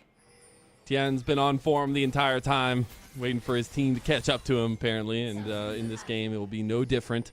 Him on the Zyra has looked like a different beast. And they will spawn this Rift Herald in the mid lane, try to take this outer turret. It is the last one remaining for Weibo. Weibo right here, they do have a few scattered members around the map. The TP is coming in from both of them. Okay, we're just going to get fisticuffs drawn here. There's the Wombo combo going a little bit wide. You have to look for light to connect a big bullet time. The last one he had was maybe one of the most lackluster ones I've seen. The Breed has a flank, potentially looking to enter into Top Esports' backline if they overextend over towards this Dragon Pit. Top Esports just going to keep pushing in mid lane. They realize there's not an objective for another 30 seconds here, as now they just go for the engage. Breed is not here. You have that length of engage now going a little bit wide for Top Esports. Chris tries to go over the wall there, but can't find anything. Top Esports had the mid lane track, though. They're going to take a tier 2. That's a great response from Top Esports right there, creating pressure through that mid lane because they do not know the whereabouts of the Renekton. They found him. Breed wants to force something here. It might be a little bit overzealous, though, as he will just pop the dominance and be rebuffed. There is no outer turret here for Top Esports to return back to. The Dragon coming up, mid lane priority, going the way of Weibo right now.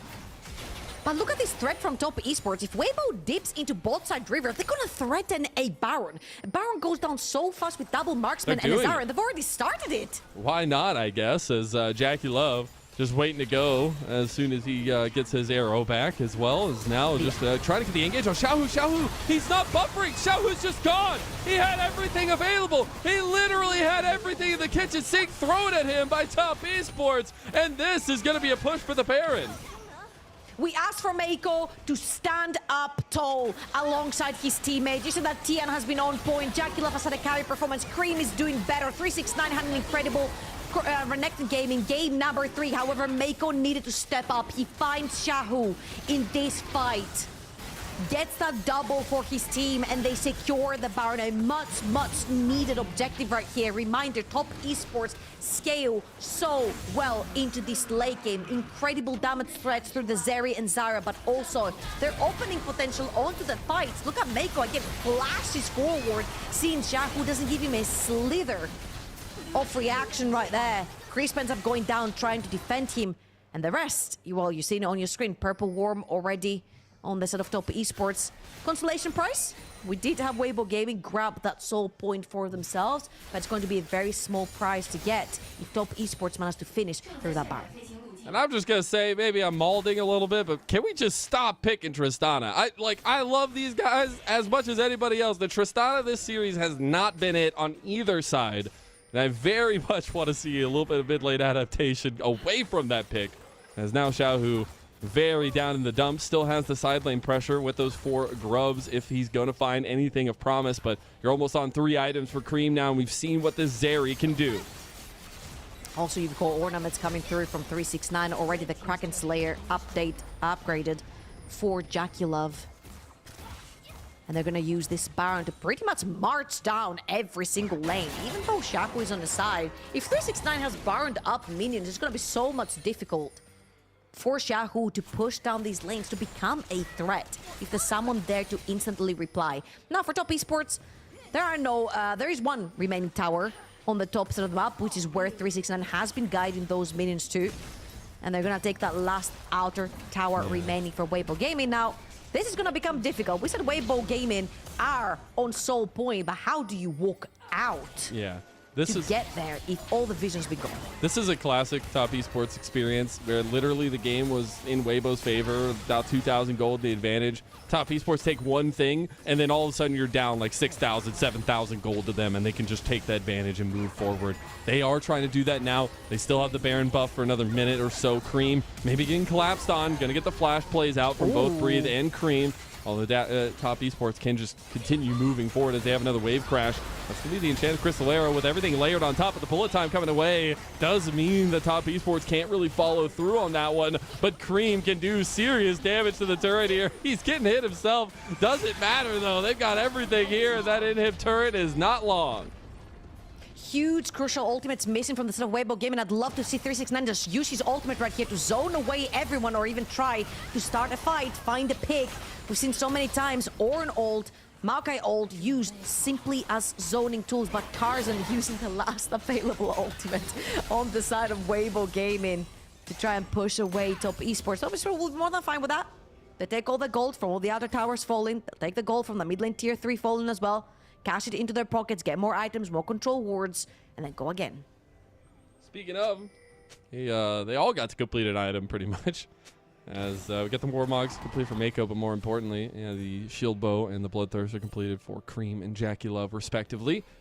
And we're getting back onto the map. Look at all that vision. Look at all the blue wards on this top side of the map. And top esports maybe adapting some of that through this mid lane push. Taking control of the mid lane, as you mentioned, but also towards that bot side of the map, 1.5 minutes until the next dragon is going to be sold for Weibo Gaming. Now, one saving grace right here, very small saving grace on that 8,000 gold lead that Top Esports has over them, is that they can choose to drop the dragon. It's not necessarily the end of all, if they just can't try to get to those item breakpoints for their champions. They're going to be stuck in their base. They don't have a lot of face check potential with the champions that they have on the sort of Weibo, so their last saving grace right here is Top Esports potentially overextending. You can try to get a pick on a side lane for Weibo, but it's looking pretty grim. And they are stuck into their base, and TES are just marching into it. They're just going to try to move in and take this inhib here. Give a little bit more pressure in the mid lane with those super minions spawning. There is the dragon coming up about 45 seconds as well. As you said, maybe Weibo just willing to give that one up here. Shaku just TP'd away. He was so scared of the threat from 369 and potentially another member from Top Esports that he TP'd away in the base. Oh, Breathe. Oh, he dodges out of the Enchanted Crystal Arrow, though. You see how much sticking power Cream has, though, on the back end of those trades. I mean, the composition from the side of Top Esports is elite at this point. They have so much chase ability, they've got so much area of effect ability, they've got so much control of area ability, CC, engage, disengage, damage distribution. It's literally one of those compositions that you definitely want to be having every single time, because it's just so easy to execute and play through. And as you can see, all the lanes have pretty much done what they needed to do. Mid, bot, ahead in gold, neutralized top lane with the Ornn. This is why this champion is picked. That was your Cassante before Cassante, ladies and gentlemen. This was the guy that would neutralize a lane and every now and then also kill you as a full tank, which a lot of people did not expect. But that is the nature of the champion, and most of all, one of the best non-committal engage tools in the Legend's Ultimate. It's just the little things that maybe lend towards Weibo having some advantages, but then you look at everything going right for Top Esports in a lot of ways. And this was, again, a little bit of a semblance of what we have come to expect from Top Esports. Even though they were a little bit at the disadvantage early, they had a very easily executable composition. They kind of knew what their strengths were around that. Now, speaking of knowing their strengths, they know that Zyra takes the Baron very quickly, and they can force Weibo's hand. I feel like Weibo Gaming might be putting their last efforts right here. They're pulling Breathe back. As you can see, he's going back. He's going to go back to base. He's ready for the TP. Now that Weibo has pulled a little bit further back, you see that Breathe is kind of walking in. He might even make his way over there, trying to take some control of the jungle. This Renekton is looking to TP somewhere. However, there is one TP behind enemy lines. Oh no, they were fading them the whole time. Xiaohu's gone. He has flash again. I don't know how many times this game we've seen that go down, but it is Top Esports that claim a double kill for Jackie Love and are going to go right back to the Baron. Yeah, we mentioned it's very difficult to face check if you're Look at all Weibo the Gaming. plants. It's pretty much just Chris. Wait, what? 1, 2, 3, 4, 5, 6. Oh my god. 7, 8. Who do we appreciate? 10. No, You know what? I was about to make a joke for the 5, 6, 7 in terms of Weibo's finishes in the past LPL splits, but I will not do it here because they've been putting up a pretty good fight into Top Esports. It is looking like a game number 5 though, as Top Esports are marching in with their Baron. Really triumphant to see Top Esports rise to the occasion and a series that we expect to go the distance. Top Esports now on the leading edge of that here, as Weibo will try to get them out of their base. They do lose that top inhib, so it'll be 2 inhibs gained by Top Esports. They've got a bit of money, I would say, in their inventories. As you can see, Branduin's completed for 369. Tien gets to complete his hourglass as well. So lots of items completed for the side of Top Esports that are going to be very important for pushing in. He had about 7 plants in this bar pit from what I could count. That's why the bar went down so quickly. But right there, again, Xiaohu has no business face checking. It happened over in game number 2 at the exact same spot in game number 2. And him going down means that a lot of damage goes down with him for the side of Weibo Gaming. Of course, not that they have a lot left with the current gold deficit that they're sitting in. I feel like this is pretty much a done deal for Top Esports. They are taking it slow. They're making sure that they've got their items, they've got their summoners, they have all gone back, bought control wards in their inventories, pushing the waves, crushing them at the same time. You see Jackie Love is guiding the bot lane wave to come in, make a push a little bit far forward. You need that threat, of course, when Cream is all the way pushed up in that mid lane, but now the wave is here.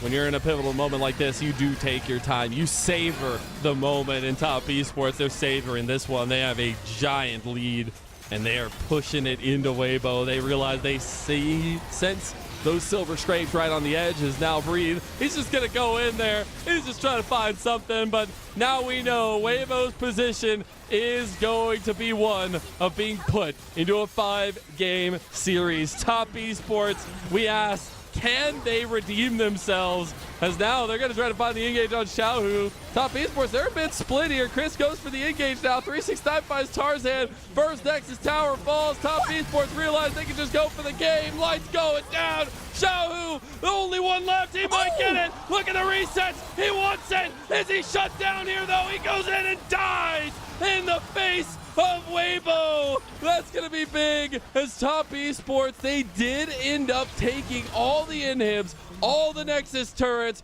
but Weibo survive.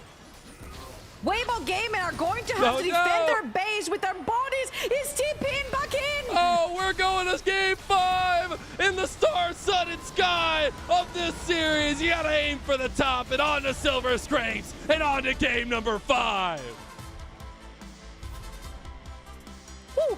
Top Esports getting a little bit too confident, and why wouldn't you be? You're 10,000 gold up. There is no Nexus towers or any towers defending Weibo Gaming for that matter.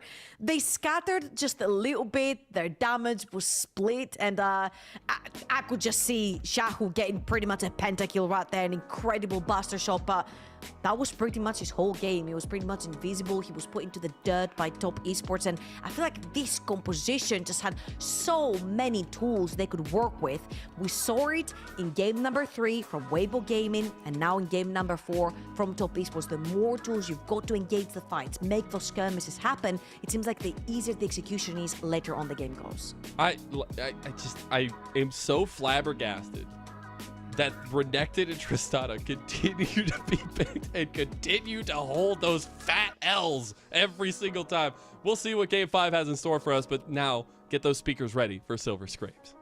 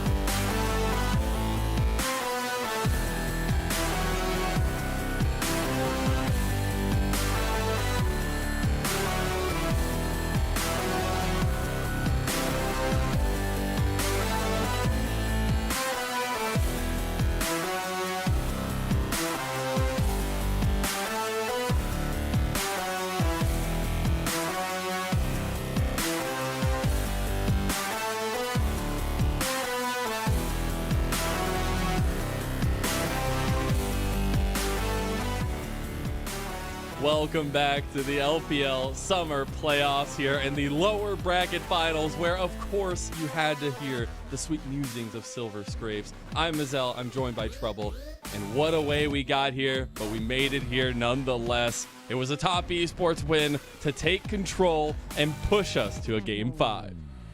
And it was top esports coming into this series being the absolute favorites, but they didn't seem to have bounced back completely from their best of series with BLG.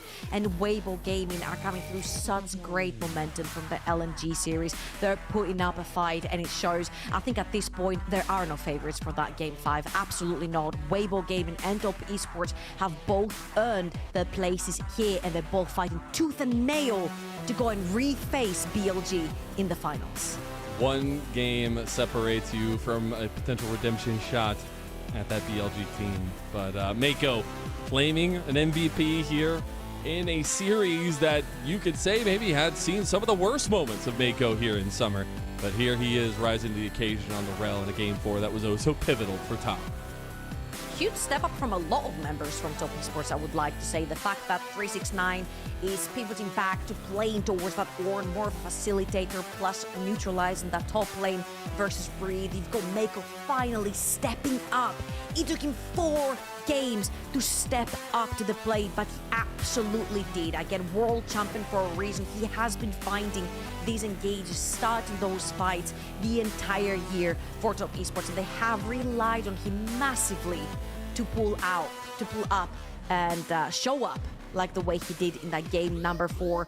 Another person, of course, is Cream, right? I feel like this was his first very convincing, I want to say, game onto the Zeri. Still a few hiccups in that early laning phase. However, he did pull it back by playing through that side lane. So for top esports, you could say from that game number 4, they are all running on full cylinders. And the thing is, this journey is not easy. And you can talk about the regional qualifiers, you can talk about the international stage, but these players are focused on a domestic championship. These players, this organization, everything that's gone into these teams, it is all focused to try to lift that cup, to deny BLG from going back to back and initiating this new era of the LPL. And both these teams know the sting of defeat well. Both these teams know that, for top esports, they haven't been able to live up to the big moments, and for Weibo, they haven't been able to get to those big moments.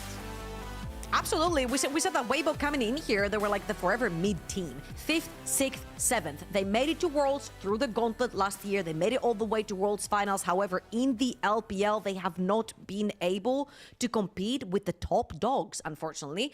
And right here, top is one of the top dogs, and they are putting a heck of a fight. It would mean everything for Weibo Gaming as an organization, and for the players, for the stories behind those players, the experiences, the titles that they have to get to these finals and even win potentially the cup. And I think that's where we can take a little bit of stock of what we've seen thus far in this series in particular. I think a lot of the games have been decided on the early pressure from jungle and how quickly they can get unlocked onto the map itself. But the big question looming for me has to be the solo lane decision making. The blind pick Renekton's just have not really found at least consistency. And I think you really have to think in a series where your life is on the line here. You're in an elimination match. There is no more Guardian Angel. Is it going to be a changing of those styles and some of the picks that maybe we aren't seeing come through?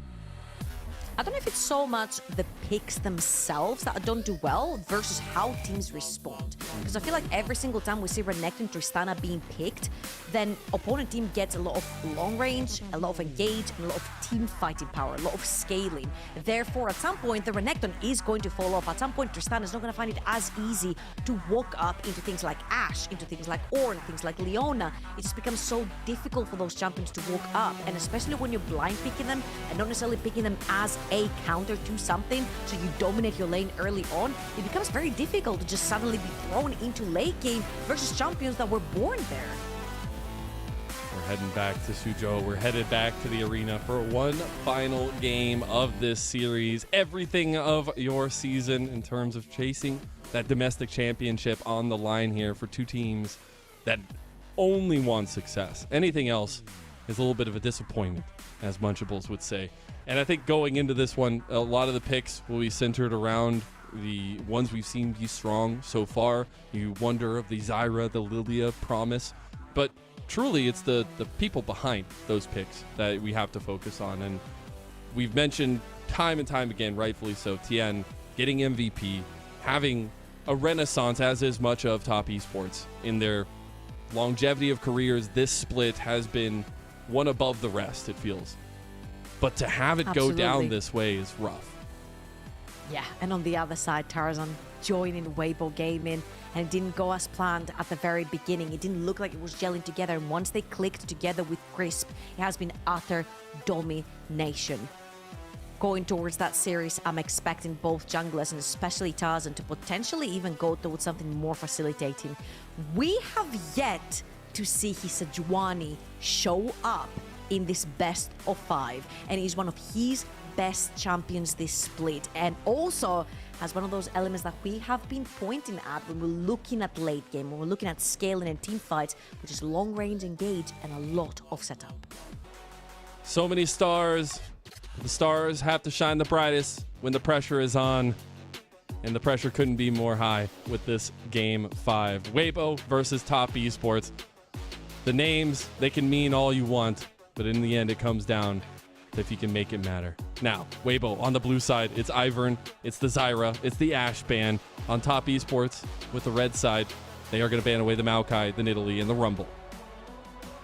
And we do have things like the Misfortune again slipping right through the cracks, but also the Zeri, 100% win rate this time around. Shahu gonna go towards his Lucian this time around, anticipating potentially the Zeri over in that mid lane, and instantly a combo that has been so dominating in the LPL, the Lilia plus the Misfortune, the slip into the bullet time. Very, very strong. Also, That's very terrifying. potent champions for the respective recipients, if you will. Yeah, I mean, that's absolutely terrifying. And you wonder, I mean, the Rel has to be extreme prio right now for Top Esports as well to kind of lock in a lot of that damage there with the follow-up CC or even the engage CC to keep a little bit of distractionary tool for TN. The Renekton locked in again. Oh, no! As Weibo will get a double extremely damaging composition with their solo lanes in the Lucian Renekton.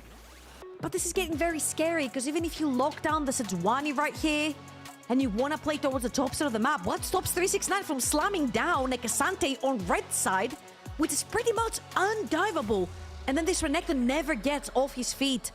Breathe with a very, very bold decision after seeing how Renekton has gone through that series to lock that one in. And I'm getting very scared right here, Mazel, if I am a Weibo Gaming fan, because Top Esports have gotten everything they wanted, and a Corki? Yeah, and I don't like to read into like emotions and, you know, stature, facial features, like things like that. Like, but Tarzan didn't look super comfortable locking in that brand there, but is going to do it anyways and try to have a little bit of that tempo gameplay against TN on this Lilia, though. Lilia in the hands of TN is absolutely terrifying. We're looking at some of the big picks that have been very prominent so far in this series itself. In the second phase, it's the Jhin and the Braum ban by Top Esports. It's the respect ban of the Ornn towards 369 for Weibo. Wouldn't be surprised if even the Cassante gets banned out here from the sort of Weibo Gaming to try and punish the fact that 369 is going to be pretty safe on the right side top lane. But the most important ban of this entire picks and bans has been the Braum. Having the composition that you've got from Weibo Gaming, you need to get ahead early on. That Braum level 1 from Crisp earlier on dictated how the entire game went. They do not have that. What else can you bring out to potentially slip into the jungle on that level 1? Try to get Tarzan ahead so he can then try to snowball the rest of the map for you.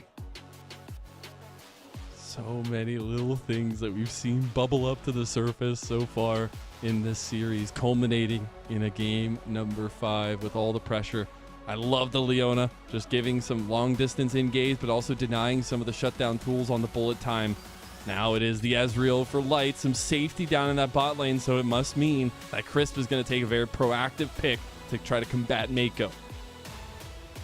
Now let's see what 369's got. Most likely going to be the Cassante. Again, you are looking for a rock and neutralize it towards the top side of the map. His Ornn has been banned, has won every game this series 2-0. And he's looking for the next best thing that there is in the pool right now. It's going to be that Cassante. You've got a lot of engage coming through from Mako onto that Leona. You just need another body to stand in front of your carries, and it is going to be the pick right here. Weibo Gaming with a very bold Game 5 draft. 4 squishes and Crisp with so much pressure, so much responsibility, so much duty on top of his shoulders right now. Only a world champion would be able to carry all this weight. And it is on him in that game number 5 to find the openings, find the engages in the early stage of the game. If Weibo Gaming fall behind, this is it. It's hard to draft a double-edged sword like this and see the track record in this series so far and not have doubts. But that's why you rely on that veterancy. That's why you rely on some of the ebbs and flows, that decisiveness that has been so key. And when we look at these compositions, it doesn't feel like there's going to be any pauses. I think objective fights are going to be the name of the game, and really looking at the go buttons from Weibo to be a preemptive strike in a lot of ways to try to maybe combat some of those early aggressions from top. Top Esports have gotten every single champion they wanted in that game number 5. All of them, one of their most played champions, all of them positive win rates on. They've got all their tools in their toolbox to take them again onto a rematch with BLG. It's time to go to work then, I guess, isn't it, Trouble? Because it's game number 5. It's all the pressure. It's everything from your season with that trophy so close away. So close at a shot at redemption against BLG, who are looking to initiate a new era of dominance in the LPL. One nexus stands between all these veterans, all these stars, all these years, and a shot at that final performance. Here we go. Game 5 between Weibo and Top Esports.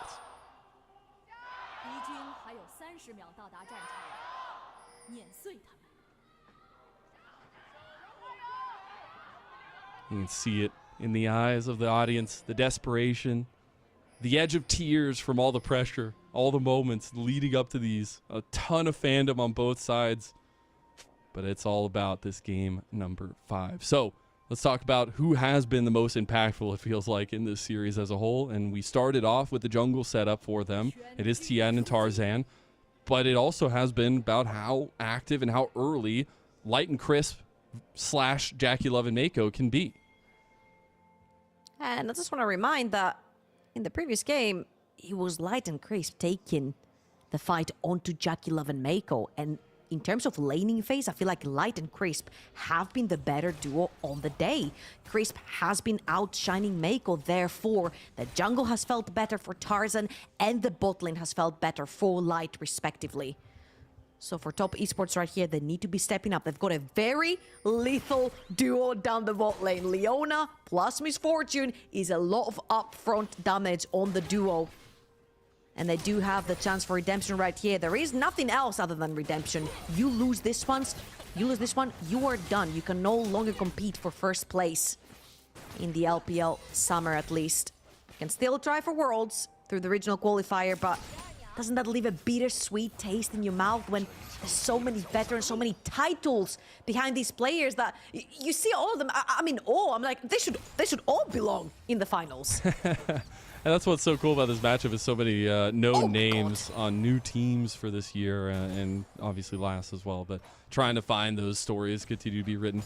We'll see, though. Xiaohu, after he whipped out the Lucian, already find the Prio into Cream on the Corki in mid lane. I get very surprised to not see the Zeri necessarily here coming through Cream. Zeri does pretty well into the Lucian, but Corki does tend to suffer in the early game versus the champion. Very easy to dodge the Q by dashing forward. You take more favorable trades, while Corki's pretty dead set on trying to push out the wave. As you can see, Cream stuck underneath his tower, not a lot of mana or HP to back him up. And Xiaohu 5-0 overall onto this Lucian. 100% win rate now. Is he gonna stay clean? Or is he going to receive his first L on the champion for this season? Consistency, the name of the game in mid lane there as well. Speaking of consistent, 12-1 on the Corki for Cream.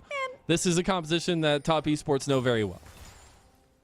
19-7 was Corki before we jumped into this series. 19-7 in the entirety of LPL playoffs for summer. Corki has absolutely dominated the mid lane, as he has done for a lot of seasons. Always as we go towards Worlds, Corki versus Azir, the ever-scaling two mid laners with the big plays that you want to see towards the later stages of the game. And I love that it gets boring a lot of the times. We're talking about the Corkis and the Azirs of the world. However, in the hands of the best, it's an absolute pleasure and magic to see them pilot these champions in the later stages of the game. And we'll see if Cream has what it takes right here to survive yet another laning phase versus Xiaohu and pretty much shine towards those later stages of the game. I'm checking in on the pass for both these junglers as we have had clears coming to a point. I just want to highlight Tarzan just sat in his jungle for a little bit, try to see if there was going to be any movement or if he could find out where Tien was going to be on the map. Is that PTSD? And no, I love it because, again, we go back to these two junglers and they are so... Okay, well, we're going to actually find a little 2v2 in the bot side now as well. Mako. Oh, no. Oh, that's a turret shot back. The Ignite. Is it going to be enough, Crisp? He's not going to go down. Did pop the potion there, but heavy trades on 2v2s in bot. And look at top lane, Tien already in the pixel brush, trying to cover for 369. Breeze's gonna walk into him. Got the slowdown there, the Q3. Oh. They actually got it into the wall as well. So much damage on Breathe. He's gonna have to burn his flash. Flash is being burned across the map. Oh, very important, Tien. Very close to that level 6 on his next clear. He's gonna have that sleep available for himself. So you bet that either Breathe or Crisp will be his targets. Most likely it's going to be Crisp. He's not very tanky, doesn't have that level 6. However, everyone's going to be moving towards the top side of the map. 40 seconds for the Void Grubs to get onto the map. As you can see, Mako and Crisp already on the move around mid lane. I wanted to see how active they could get. And it's been really cool to see it, maybe not in this series, maybe not in the last couple series, but Mako's resurgence after coming over to this top esports roster. I mean, you know him for 9+ years on EDG, and you wonder what is he doing in these different colored jerseys. But he has been the missing piece to this top esports team that has been searching for consistent support to pair up with Jackie Love for so long. This has been a roster that has been molded into this behemoth that we see before us. And him working up with Tien this particular season has been incredible to watch them linking up together, making plays. They are the two fire starters for the team. The ones that do start the skirmishes, that find the openings, that try to find the fights. And this is very important because top esports is a very bloodthirsty team. They will see champion and they'll find the skirmish instantly. They'll turn an entire game through one team fight, which they have done before in this series. The game could be dead even in one team fight. Is all it takes for top esports. Now right here, they'll wait for the lane stage to be pretty much even. Cream in the mid lane, and also that bot lane is pretty even right now for them as well. So they'll wait for that to engage onto the dragon. Again, if you have a scaling composition, if you have a very easy to execute composition, stacking dragons is the easiest thing you can do, because eventually you'll force Weibo Gaming's hand to have to fight you. I see very reserved early pathing from both teams. No contest over these jungle neutrals just yet, but it is going to be the trade of the 3 grubs for the first dragon, and now actually Tarzan going for a little bit of an invade of his own onto Tien, and this is where we're getting a lot more of what we expect between these two junglers going at it. I'm expecting to see Xiaohu go aggressive now. Well, point blank there with the culling, trying to get Cream's flash. There it is. Oof. The second you see that E being used from Cream, I feel like Cream was a little bit too far up, pushed away. Feels like Xiaohu could take that trade without E onto Cream as well.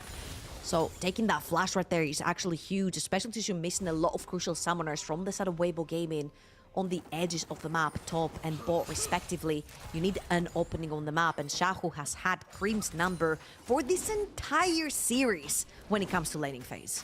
And I love it because, you know, you could talk about last game all you want, whatever. Maybe the Tristana is a little bit more to blame there. I don't know. But Xiaohu did have a lot of questions. We said it already before in the series, but he had a lot of questions levied over to him. Like, if you're going to have these strengths across the rest of the map, if you're going to bring in Tarzan and Breathe and have them for a lot of the regular season be the most impactful pieces to this Weibo team, when is Xiaohu going to show up? And I think we've seen that answer over these last couple series by Weibo. He's been very difficult to play against from Cream's perspective. Absolutely, his laning phases are brutal. He has been pinning Cream underneath his tower, forcing his flash single-handedly, solo killing him, if you will, as well. as Jakilov will just stand right at the edge of that tower range, chunking down Light, and this is exactly what you need to be doing. When you see that Ezreal all alone at the bot side of the map, you're expecting Crisp to potentially be making plays around the map. So by threatening the HP bar of Light, you're forcing Crisp to also group towards the bot side of the map, knowing that Tien could be around and potentially threatening and dive on the Weibo Gaming's AD carry. And that's not what's really worked for Weibo, as well as just having Crisp stuck down there. I think he's been the most potent when him and Tarzan can link up on the map itself. And, you know, Crisp maybe knowing a little all too well what jungle pressure can mean against his former world champion tag teamer in Tien on the other side. But it really is just about how Crisp can try to stop a lot of these full-on engage that TES are going to be looking for. Oh, they're looking for Crisp right here. They can find Crisp. He's still level 5. Didn't walk too far forward. A little bit impatient right there from Mako.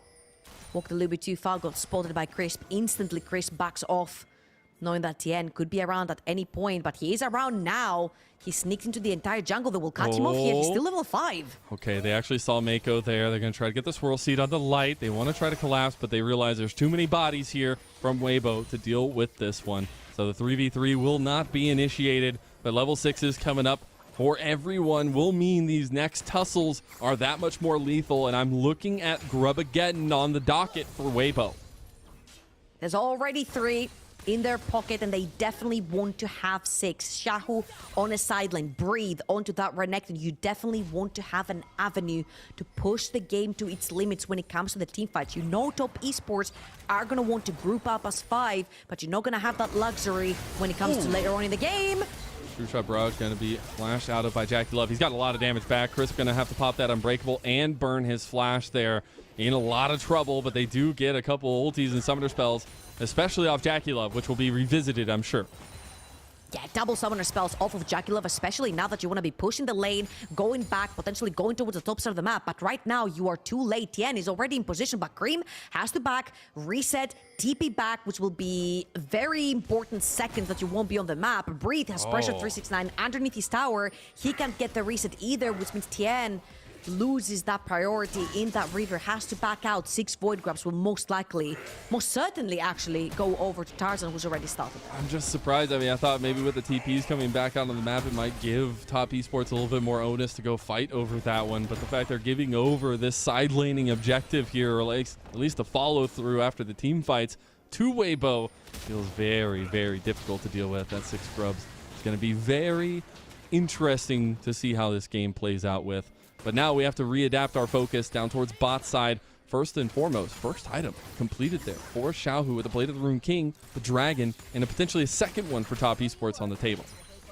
And again, Weibo Gaming, with their composition being so squishy, only having that Alistar, you need to start getting ahead in that early game. You need to create distance in those team fights. You need to leverage that distance that you have, that range that you have with the Lucian, with the Ezreal, with the Brand, to try and keep top esports at arm's bay and not over-force it right here. You mentioned it, the Blade of the Rune King is going to be such a huge kick of spike for that Lucian early on.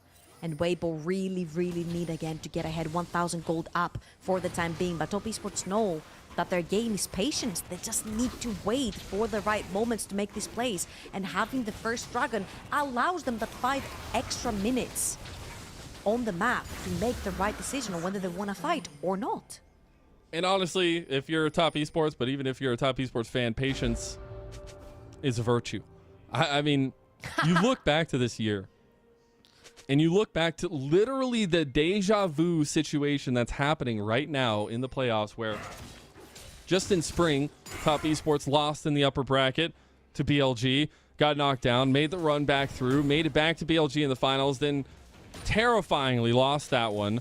Then you make it back here to summer. You're like, okay, we can make the rights wrong. It's wrong time. the rights. And you see it happen yet again. And you're wondering, is it fate? Is it that plot armor? And top esports need to break that mold. Yeah, you just need patience, you need perseverance, you need resolve, you need the whole shebang. You know, it feels really hard to see so much faith in a team and then seeing it crumble as Mako has the flash available to him.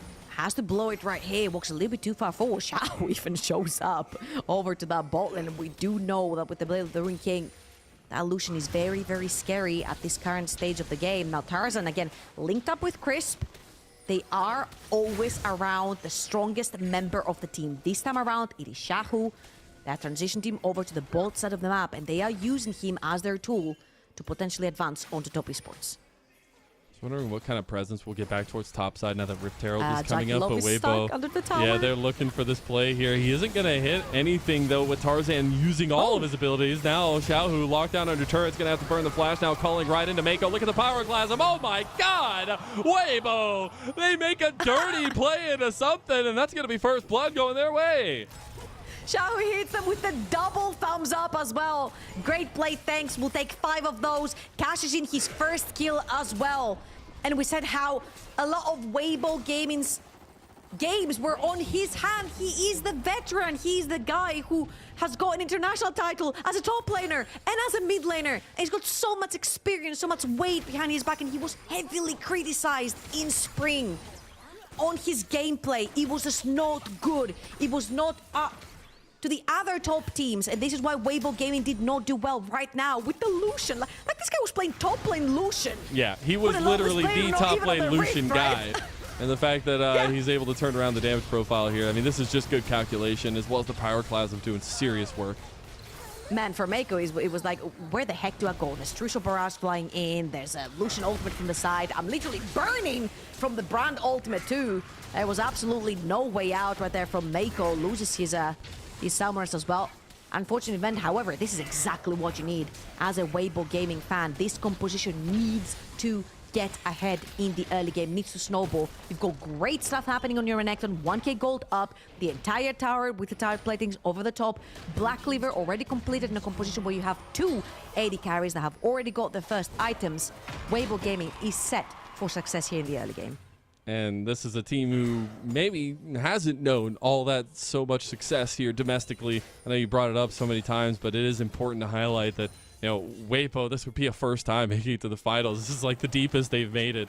And I think since the culmination of them coming into the league itself, taking over the naming rights, it would be a huge mark to their organization and something to be proud of. But it started after making it literally to the World Finals last year, having some troubles in spring, bringing in Tarzan and Breathe, and looking like a completely different team. And they're taking it all up onto top esports, a top esports that looks shaken up. Look at Crisp. Very important, that flank. He's right behind enemy lines. TP's coming down. I don't know. They have the angle. Oh my God. He gets the 3-man. Now Tien locked back into the team. Breathe also finding an angle here. He's going to flash for it. Cream, he's gone. Shao finds another one. And they'll give them the top hat of victory there. Weibo, they strike hard and they strike fast. Crisp with the most influential flank of that early game finds the target. He finds Tien, and now they might find Jackie Love too. He finds his old teammate saying, I was there when you carved that star on your chest. Jackie Love flash it out. They lose the mid lane pressure here that they had with the Rift Herald play, though. Weibo still trying to claim this turret. Will have another wave crash here, so they will take this one down. Getting another turret in mid and in bot lane. And now this lead, it's looking insurmountable. 5,000 gold lead, 17 minutes in. Top esports does scale, but how much can you lose before you start turning this around? It's going to be impossible. There is so much range on the side of Weibo Gaming. The first person to face check could end up going down from top esports. If they can manage to sneak up this dragon, it's going to be huge for them. Not a lot of ultimates are up. No Alistar ult, no Lucian ult up for Weibo Gaming for the time being. But they're just too scared. They've got no vision. And now they're actually going to TP. They're getting completely collapsed on. You can't have this. They need to turn on somebody. Pyroclasm goes in. It's top esports completely split. They do end up getting Tarzan, though. Cream ends up getting that kill. Now Breathe is the one split from the rest of his team. Into the dragon pit they go. Top esports, they pounce right back. And they will get the dragon as well. We mentioned how many of the huge ultimates that they really needed, the culling so you can poke people off of range, the Alistar ultimate that allows him to stay in that front line, being the sole frontline beefy tank that you need for Weibo Gaming. None of them have their ultimates available. Therefore, Top Esports get to walk in for free, and Chris, that was the dirtiest flag ever. Finds TN, who's been the most important piece for Top Esports so far, and then they just dive straight into Cream, who overextends to try and get some damage into this fight. And then we get led to that one. That was pretty beautiful right here, because they instantly engage onto Tarzan. Tian dives forward to not get that ultimate bounce onto more of his teammates. And then once Tarzan is down, they turn their attention onto Breathe as well as taking the Dragon away. Again, very, very important. Dragon stacking for a team that wants to scale into that late game is the bread and butter of their gameplay. And that's some of the kind of combinations we can see come alive for Top Esports. That's what they drafted for, and that's what we've seen them win with as well. It's all about the execution and making sure that especially Jackie Love plays very reserved with his bullet time. If he doesn't get that off, a ton of the damage profile from Top Esports just goes to the wayside. But you have to put more, I guess, more pressure, more presence onto Xiaohu. He's already on 2 items on this Lucian, who will have a say in a ton of these fights of being able to just obliterate some of the squishy members of Top. Yeah, and currently he does win on the side lane versus whoever he goes up against. Having those 2 items already completed, as you mentioned, the strongest member on the Rift by far, 800 gold up onto Cream. Now, of course, this is a Corki, and he's 1 level up right now. Cream is level 13, Xiaohu is level 12. So he will get there to the point where you saw earlier on one shot in an Ezreal. However, the point is that both Crisp and Mako have huge missions on their hands. They need to find the correct targets, return them back to the opposition, the same way as Crisp found TN, the same way as Mako found Taz. And I feel like this is the crossover, right? Both supports are looking for enemy junglers to shut them down. And it just all comes full circle. It has been all about the junglers and the supports linking up, and now they're looking for each other to make the clutch play in these fights. 2 supports that this league knows so well under new banners, but still the same faces that have brought that joy, that wonder, those championships to this region, and now looking for the domestic success to follow through with some of those changes onto these new rosters. And, you know, I always find it so interesting when you talk about the legacy of a lot of these players, but I also want to talk a little bit about Xiaohu's legacy. A lot of people will call it the Tiger King of Spring for his just perennial dominance, it feels like, at the MSIs, at these spring tournaments, but also in spring in the LPL. Now, maybe we need to start changing some of that nameplate to Summer here, as he's turning it on big on this Lucian in a pivotal Game 5. And look how confident they are, instantly threatening the Baron, trying to force Top Esports' hand. Top Esports, they have waves to deal with, as Light is waiting for anyone to walk up to try and poke. Right here, Tien, if he connects onto the right target, you see Mako on the side, we could have a very big 5 versus 5 as a top laner squad pushing bot side. They are both equipped with teleports that are not on cooldown, so we could be seeing a big team fight break through very quickly. Again, both of these teams very, very bloodthirsty. They see champion, they engage into skirmishes. Very important is Tarzan and Tien. Can they stay alive? They have been the 2 moving gears for their compositions, for their teams equally, and they have been outstanding members in this series that we are seeing today. Yeah, I mean, you saw how many MVPs Tarzan has racked up since his addition to this team. By far and away, one of the most in the LPL itself for a singular player, but it really has been the differing factor for Weibo coming in, bringing that consistency for a guy that literally was not even playing last split, and I feel like, personally, was not the issue on that LNG team. But here, trying to make a redemption run and also trying to make a run back to that finals that he knew oh so well on that LNG team. Hey, sometimes you need to break, and sometimes you need to choose a team that has never made it to that top 2. Then you very kindly lead them there, and this is going to be the case right here. Both of these teams fighting for the grand finals. BLG is waiting, BLG is watching. And these 2 teams have looked terrifying because none of them have been scared to pull the trigger when it comes to those team fights. Again, Weibo Gaming leveraging the fact that they have the range with the Ezreal, with the Lucian, with the Brand to poke down their opponents before they engage into a fight. It just feels like some, you know, heavenly being watching down upon these mere mortals on who's going to come contest them for that spot. And I think it's a testament to BLG's dominance, but also the grit for both these 2 teams. And after that game number 1, even after the evening up, you're wondering, especially for Top Esports, did BLG break this team? Did BLG break both these teams? And I think the correct answer is, after seeing them kind of come through these game 5s, we're seeing a lot more consistency from the crew on both of these. But now we also have to think, after that Dragon just got taken, we're evened up in that Dragon score. Does Weibo want to continue putting pressure on this top side of the map and maybe force the hand around the Baron?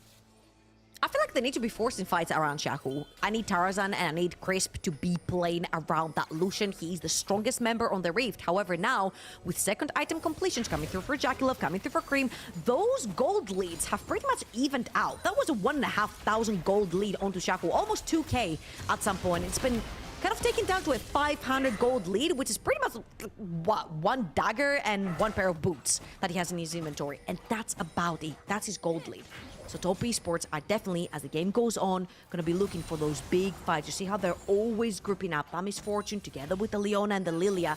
That is the big wombo combo that Top Esports are looking for. So if Weibo Gaming overextend, Top Esports are going to be more than willing to punish. One slight mess up, one slight overextension means that we will see you in the regional qualifiers. You have to watch the finals from home. And now it is also about a little bit of pride. And a lot of these cases, you think back to Top Esports' run here, we mentioned it so many times, but 8-win streak of best ofs going into BLG and having that falter right in front of them. Meanwhile, we saw Weibo falter heavily, but then rise back into their LNG series. Some of the momentum going both ways for both teams in different fashions. And now, speaking of, 369 is going to be pushed onto here. Xiaohu has joined, and 369, it's just going to go down. Breathe is the one that claims the kill in the side lane. That is huge stuff, and that was right after a 3rd item completion for Xiaohu. Absolutely, using again the power of that Lucian. Even though Shahu arrived later, this could have been a scenario where 369 just flashes out and he bye-byes everyone. Sure, burns his flash. However, Top Esports are maybe looking here to punish Shahu, a very, very slippery champion. Also has his flash available, very difficult. On the other side, Weibo Gaming had already pressured that mid lane wave. Someone has to respond. Cream is going to be clearing that one out. There is no pressure on the top side for any team yet. Breathe is now going to start heading towards that side of the map. And again, Weibo Gaming, that's what they need. They have a composition that needs to constantly be putting up the pressure on the sidelines, because if they do group, it's going to be very difficult once Top Esports have reached their item breakpoint. We're looking for 2, maybe 3 items for Lilia. We're looking for 3 items onto Core Game Misfortune, and then Top Esports are going to be very, very willing to start pulling the trigger for those fights. Until then, Weibo Gaming need to keep doing what they're doing. Take Shahu around the map and use him as your artillery bot to take down whoever shows up. It's not going to be easy to execute these fights as time goes on for Weibo. They got to find every advantage they possibly can. One of those advantages being a classic pick for Xiaohu. That's worked out so well so far. Still waiting on those boots completion, but the 3-item spike very, very strong for the Lucian. Both teams, though, playing so respectfully in these downtime moments. Maybe a little bit to the non-satisfaction, I guess would be the word for Weibo, because Top Esports are perfectly fine not having action going on between these fights. And right now, we've slowed down just about a little bit. Both teams are looking at that Baron. Double marksman on both teams, plus an AP jungler means that the Baron is going to go down super quickly if any of the teams lose vision on it. However, Mountain Dragon coming up in 1 minute and 10 seconds. Both teams definitely want to be taking that. You've got so much damage coming through from both sides, so having the Mountain Soul on you can ease up a lot of that execution burden from the damage coming through. As Weibo Gaming, they were sort of funneling through a choke point, which was very dangerous to see. Yeah, as soon as Arcane Shift came forward from Light, I saw Mako's eyes light up. It's just like, oh, I can go for this? Oh, there it is, though. He's going to go for it. Bullet time. Oh, that's a bit sparing there, and that's a big combo of Top Esports' centerpiece that is gone. And now Mako, speaking of centerpiece, needs to be a little bit careful on the side fight there, but Baron started up by Weibo. They realize there's no bullet time, there's no solar flare, and this could be the edge. And this is where Weibo Gaming shine. They can use the reins to poke down Top Esports before they get anywhere near Tien. He has to go golden. He's not even going to be able to get in the pit. Tien is gone. MVP down. President down. Weibo, they're moving into the fight now. Mako's gone. Top Esports, all their hopes all their dreams, all their emotion is being thrown right back into them. And Weibo, they are gonna trounce them and take the Baron. Weibo Gaming in the entire organization's history have never made finals, and they have never looked this good domestically in the LPL. Tarzan joining them this summer, and they could potentially be looking for their first finals ever, shooting up the gold lead at 8,000 gold versus Top Esports in that game 5. How far the fall is from the very top for Top Esports. Weibo, they're going to take another dragon. That's soul point of a mountain soul for them, and they can keep pushing up the siege. They have 2 minutes and 20 seconds on this Baron buff. They're going to get the resets, get that gold spent to get back out on the map. What are the openings? What are the options for Top Esports right here? It is not easy. Once they have burned through Leona plus Misfortune Ultimate, you mentioned it, you can't just use that bullet time whenever you please, because once those two very crucial ultimates, the wombo combos we mentioned, is down, a lot of the threat goes down with it. Oh no, Jackie Love. Jackie Love. He walks out of the Pyroclasm range. Actually. Jackie Love fights it back. Yeah, that's a mess up by Tarzan. That's huge. Does manage to grab extra gold right there. Very, very much needed, if you will, for Top Esports. Again, their job is not easy right here. They're on a 7,000 gold deficit, and you can talk about scaling all you freaking want, but being down in gold is never easy. Top Esports, they feel it. They feel the momentum going their way. They feel something in the waters here. Chris gonna try to get his way out, but maybe giving gold. Oh no! He actually gets the kill combo with Cream. Now, Weibo, they are down 3 bodies, and they will lose out the rest of their Baron buff here. Light is the one available, and Breathe. Not now, Weibo Gaming. You cannot start crumbling under pressure. Top Esports is a ruthless team. We said Weibo Gaming is Top Esports Light because they are willing to pull the trigger. They're willing to fight. They're willing to pull the skirmishes. And that's what they've been doing the entire game to Top Esports. Big blunder right here coming through from Tarzan. Underestimates the damage that he has onto this brand. Ends up falling to Jackie Love, and then everything collapses. Shaku plays towards the top side. Crisp overextends, trying to possibly find maybe even a dive onto Cream, putting that ward further behind towards Top Esports' base. But it's not going to be enough. He gets isolated, and then TN, MVP of Summer, finds a Giga ultimate on both the carries, and Cream capitalizes onto Shahu. What a way to turn this one around a little bit, at least. 5,000 gold down, a little bit more than that. Weibo still definitely in the driver's seat, but Top Esports show their ruthlessness in these moments, and this is something that has come up time and time again in their season. You give them 1 inch, they will take everything from you. And as I'm looking at the gold leads right here, majority of the gold lead is on this brand. Majority of the gold lead is on Tarzan. Breathe is just gonna start falling off as the game keeps going on. A lot of defensive items are gonna start coming through. TN has Hourglass, Jackie, he's got Barrier, he's got Bloodthirster on him. Cream is also gonna have a lifesteal item later on as well. He's gonna be able to withstand a lot of the damage that the Renekton throws on them. So the gold that you're seeing up on the top side, 2.6k, cross it out. It's that 2k gold lead onto the brand, the 1 extra item onto the Lilia that is so important right here from Weibo Gaming. If they can keep brand alive in these fights, it's going to be so important to winning them out. Other than that, Cream getting a huge shutdown on this Corki. He's suddenly straight back into that game. With Tarzan getting the Zanyas as well, I expect him to put his body on the line a little bit more. And the Zanyas for both these junglers can be extremely crucial, as Xiaohu, he's on 4th item now. Mako does not stand a chance against the damage he has. Solar Flare going to come right back. The culling had been used. Now Weibo, they smell a little bit of their own blood being wiped over onto Top Esports. Oh, they actually go in here. I was very surprised that they were going to follow that one up, as Mako, he's burning, but he's not going to go down. Top Esports do make it away at least, but Weibo are pressuring on the sides. True shot, 10 seconds, so it's not going to be up in time. Mako would have already made it all the way to the fountain. Regent his HP, but managed to get out of there alive. No flash onto Mako. This could have been a huge pick for Weibo Gaming. They already had a wave pushing down the bot lane. Could have been another outer tower for their side. But again, they're pressuring the matter. They need to with the composition that they do have. If they let the game go on for another 10 minutes, that Corki suddenly becomes one of the biggest monsters of AD carries onto this mid lane, and Cream is no stranger to the champion either.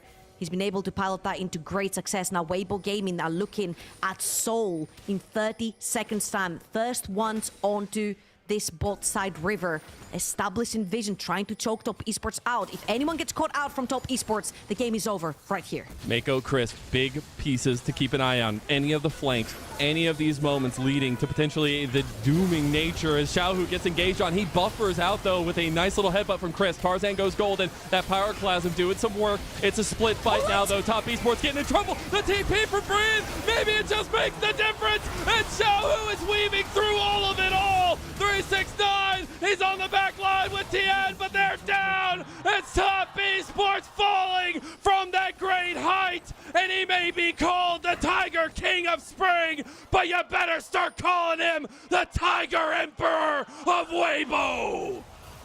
Weibo Gaming with the upset of Summer Split are looking at their first ever finals in the LPL. Only conquerors have the right to take this path to the Silver Dragon Cup. Only angels may seek redemption against the heavenly reign of BLG. Don your wings and rise to the heaven, Weibo. For the first time since their inception, they will make it to finals.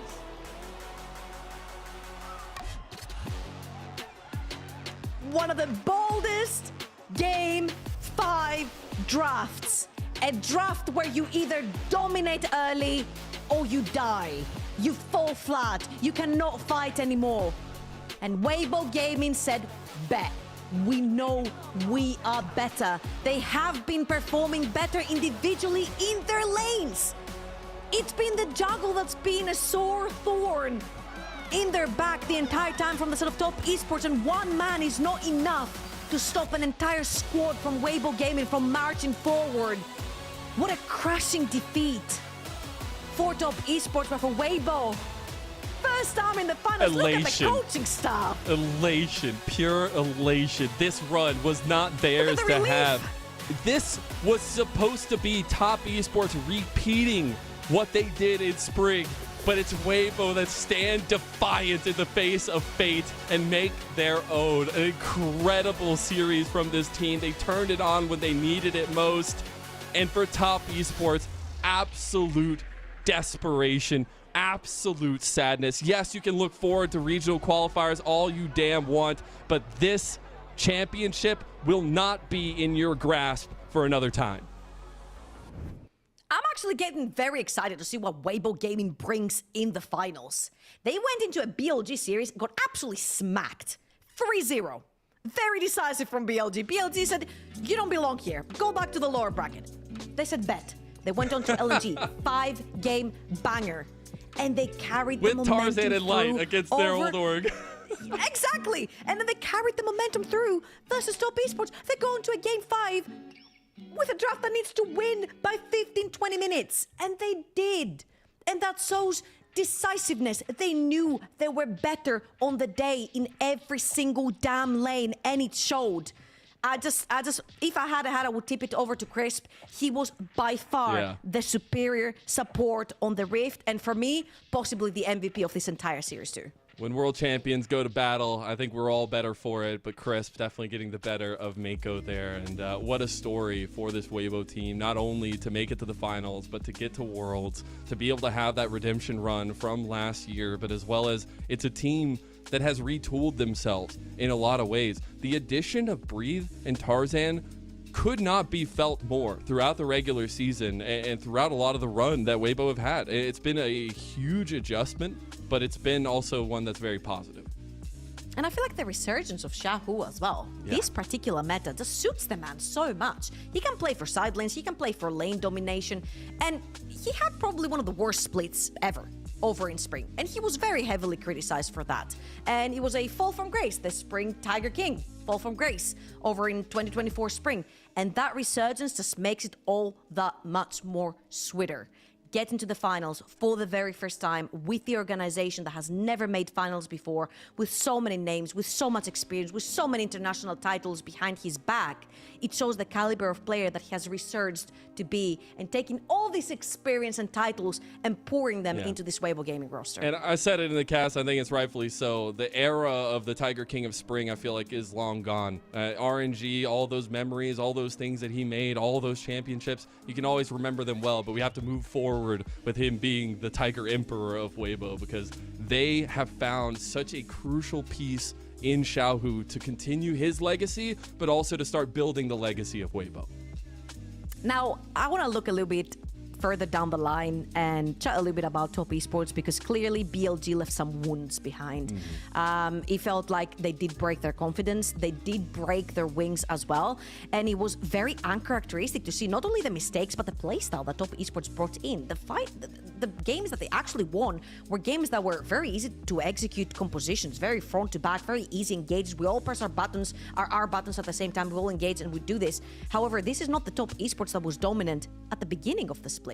It was a top esports that were individually just better than their opponents, and they could bring into performance any composition and any champions, and it just didn't work. And usually when they failed, all fingers pointed to Tien. He was the best performing member this entire series. It has to matter, though, and it has to mean that you pull out the monumental moments. But it is Tarzan who will make it back to a finals after not playing in spring, after having such devastating defeat in last year on LNG. And he will be back once again, and in his first redemption split, I feel like deserves a lot of the praise as well. The combinations for Weibo are just working so well, and now themselves going to be a tough task for any world's opponents as well, looking to the future. And great stuff from Tarzan. Back-to-back finals. It's like he never left. Who cares about spring, right? Who needs spring? If you're not here... You have Xiaohu for spring. You just have Tarzan for summer. If you're not here in spring, that means you never lost the final. You never missed the final. So he's definitely not missed the final. As long as he's been active, he's been in the final for the past year. So Summer Finals 2023, and now this time around. However, I have to bring one thing. There is still the same knight in shining armor that is waiting for him in the finals. The gatekeeper of any LPL team, if you will. Knight with BLG is gonna be waiting right there. And honestly, I feel like we all have feelings, right, for top esports not being in the finals. However, you definitely want the best performing team to go up against BLG. And I feel like out of both of these teams, Weibo Gaming is the one that consistently learned and developed through the two big best of fives that they played all the way to their finals. From LNG to top esports. And honestly, they look like the better team throughout both the last two best of fives that the two teams played. And they definitely deserve to be there. Isn't it so fitting as well? I love the POV action. It's just like a first-person shooter here on Summoner's Rift.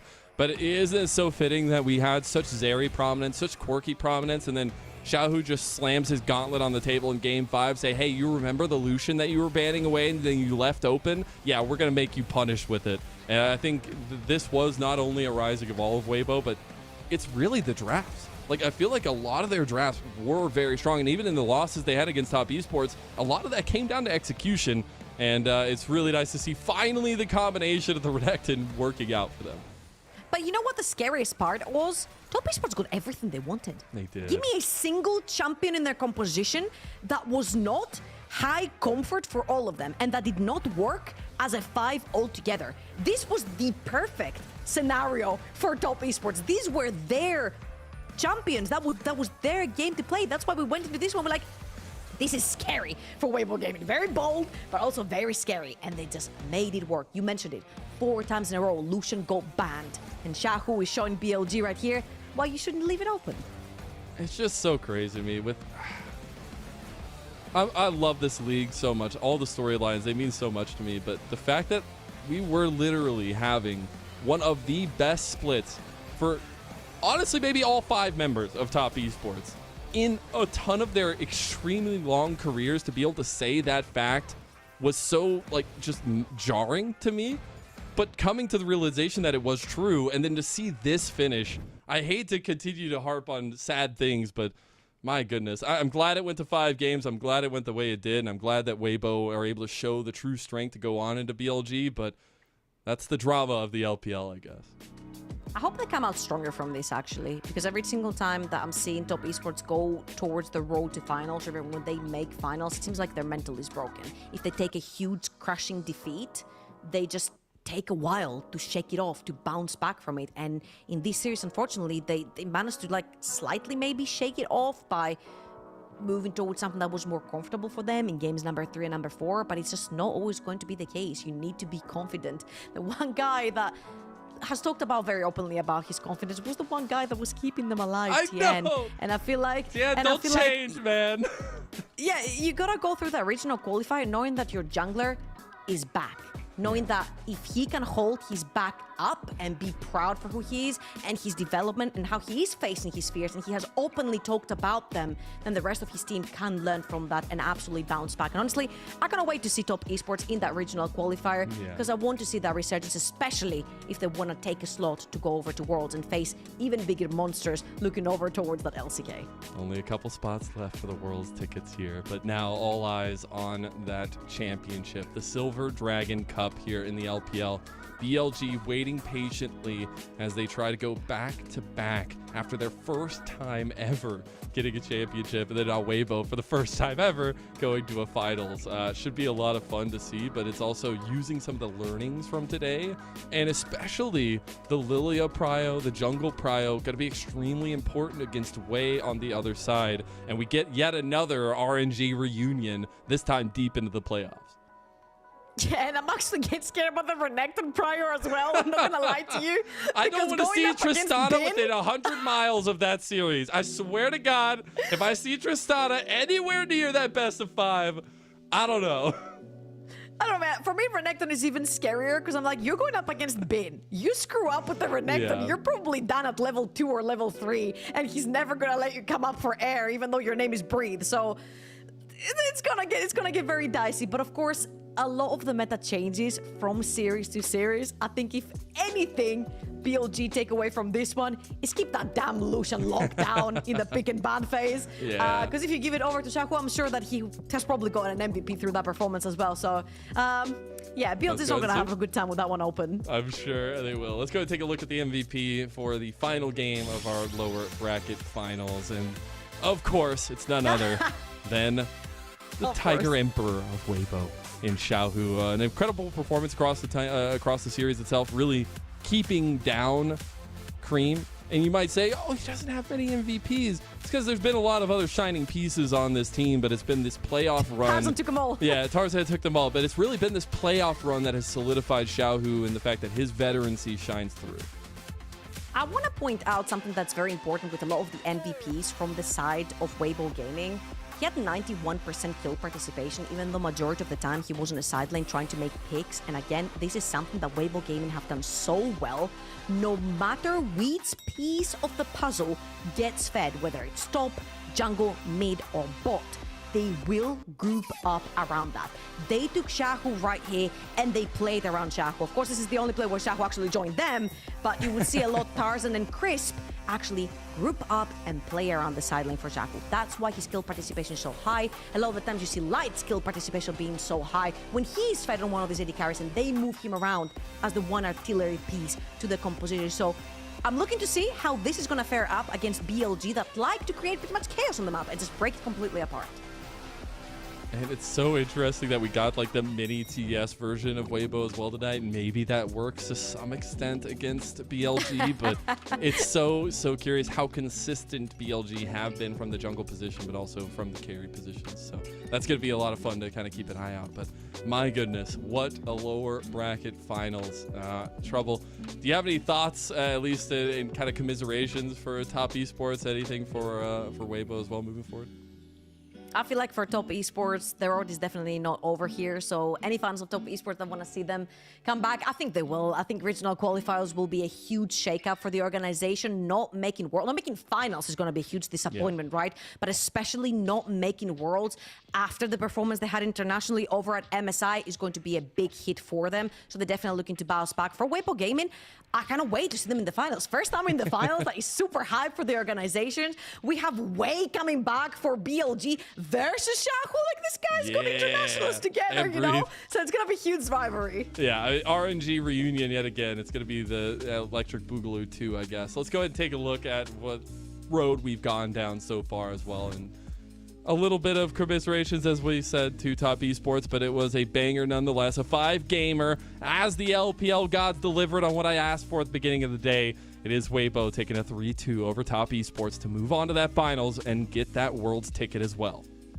And they did it in such a great fashion as well. Very decisive gameplay, very offensive gameplay, playing literally in Top Esports' face. And now, of course, the grand finals are going to be next week. BLG versus Weibo Gaming. If you feel like you've seen this before, yes, you have. BLG 3-0'd Weibo Gaming, sent them down to the lower bracket, and this is where Weibo Gaming woke the F up and absolutely taking 10 games. It's taken them 10 games, Marcel, after BLG took them down to get to those finals. Don't you dare miss it. That'll be on the 30th of August. Also, a little bit of note, this is our last remote broadcast of LPL summer here, as we will be heading off to Ireland to the remote broadcast center powered by Amazon Web Services. It should be a lot of fun. I know everybody's been sticking with us, but the studio is going to be yet another level up. Trouble, it has been an absolute pleasure to cast this series with you. It is an honor to get to cover these games. And to the production staff behind us, thank you so much for making us find a way to look good. Thank you all to the audience for tuning in, and we will see you for those finals on August 30th.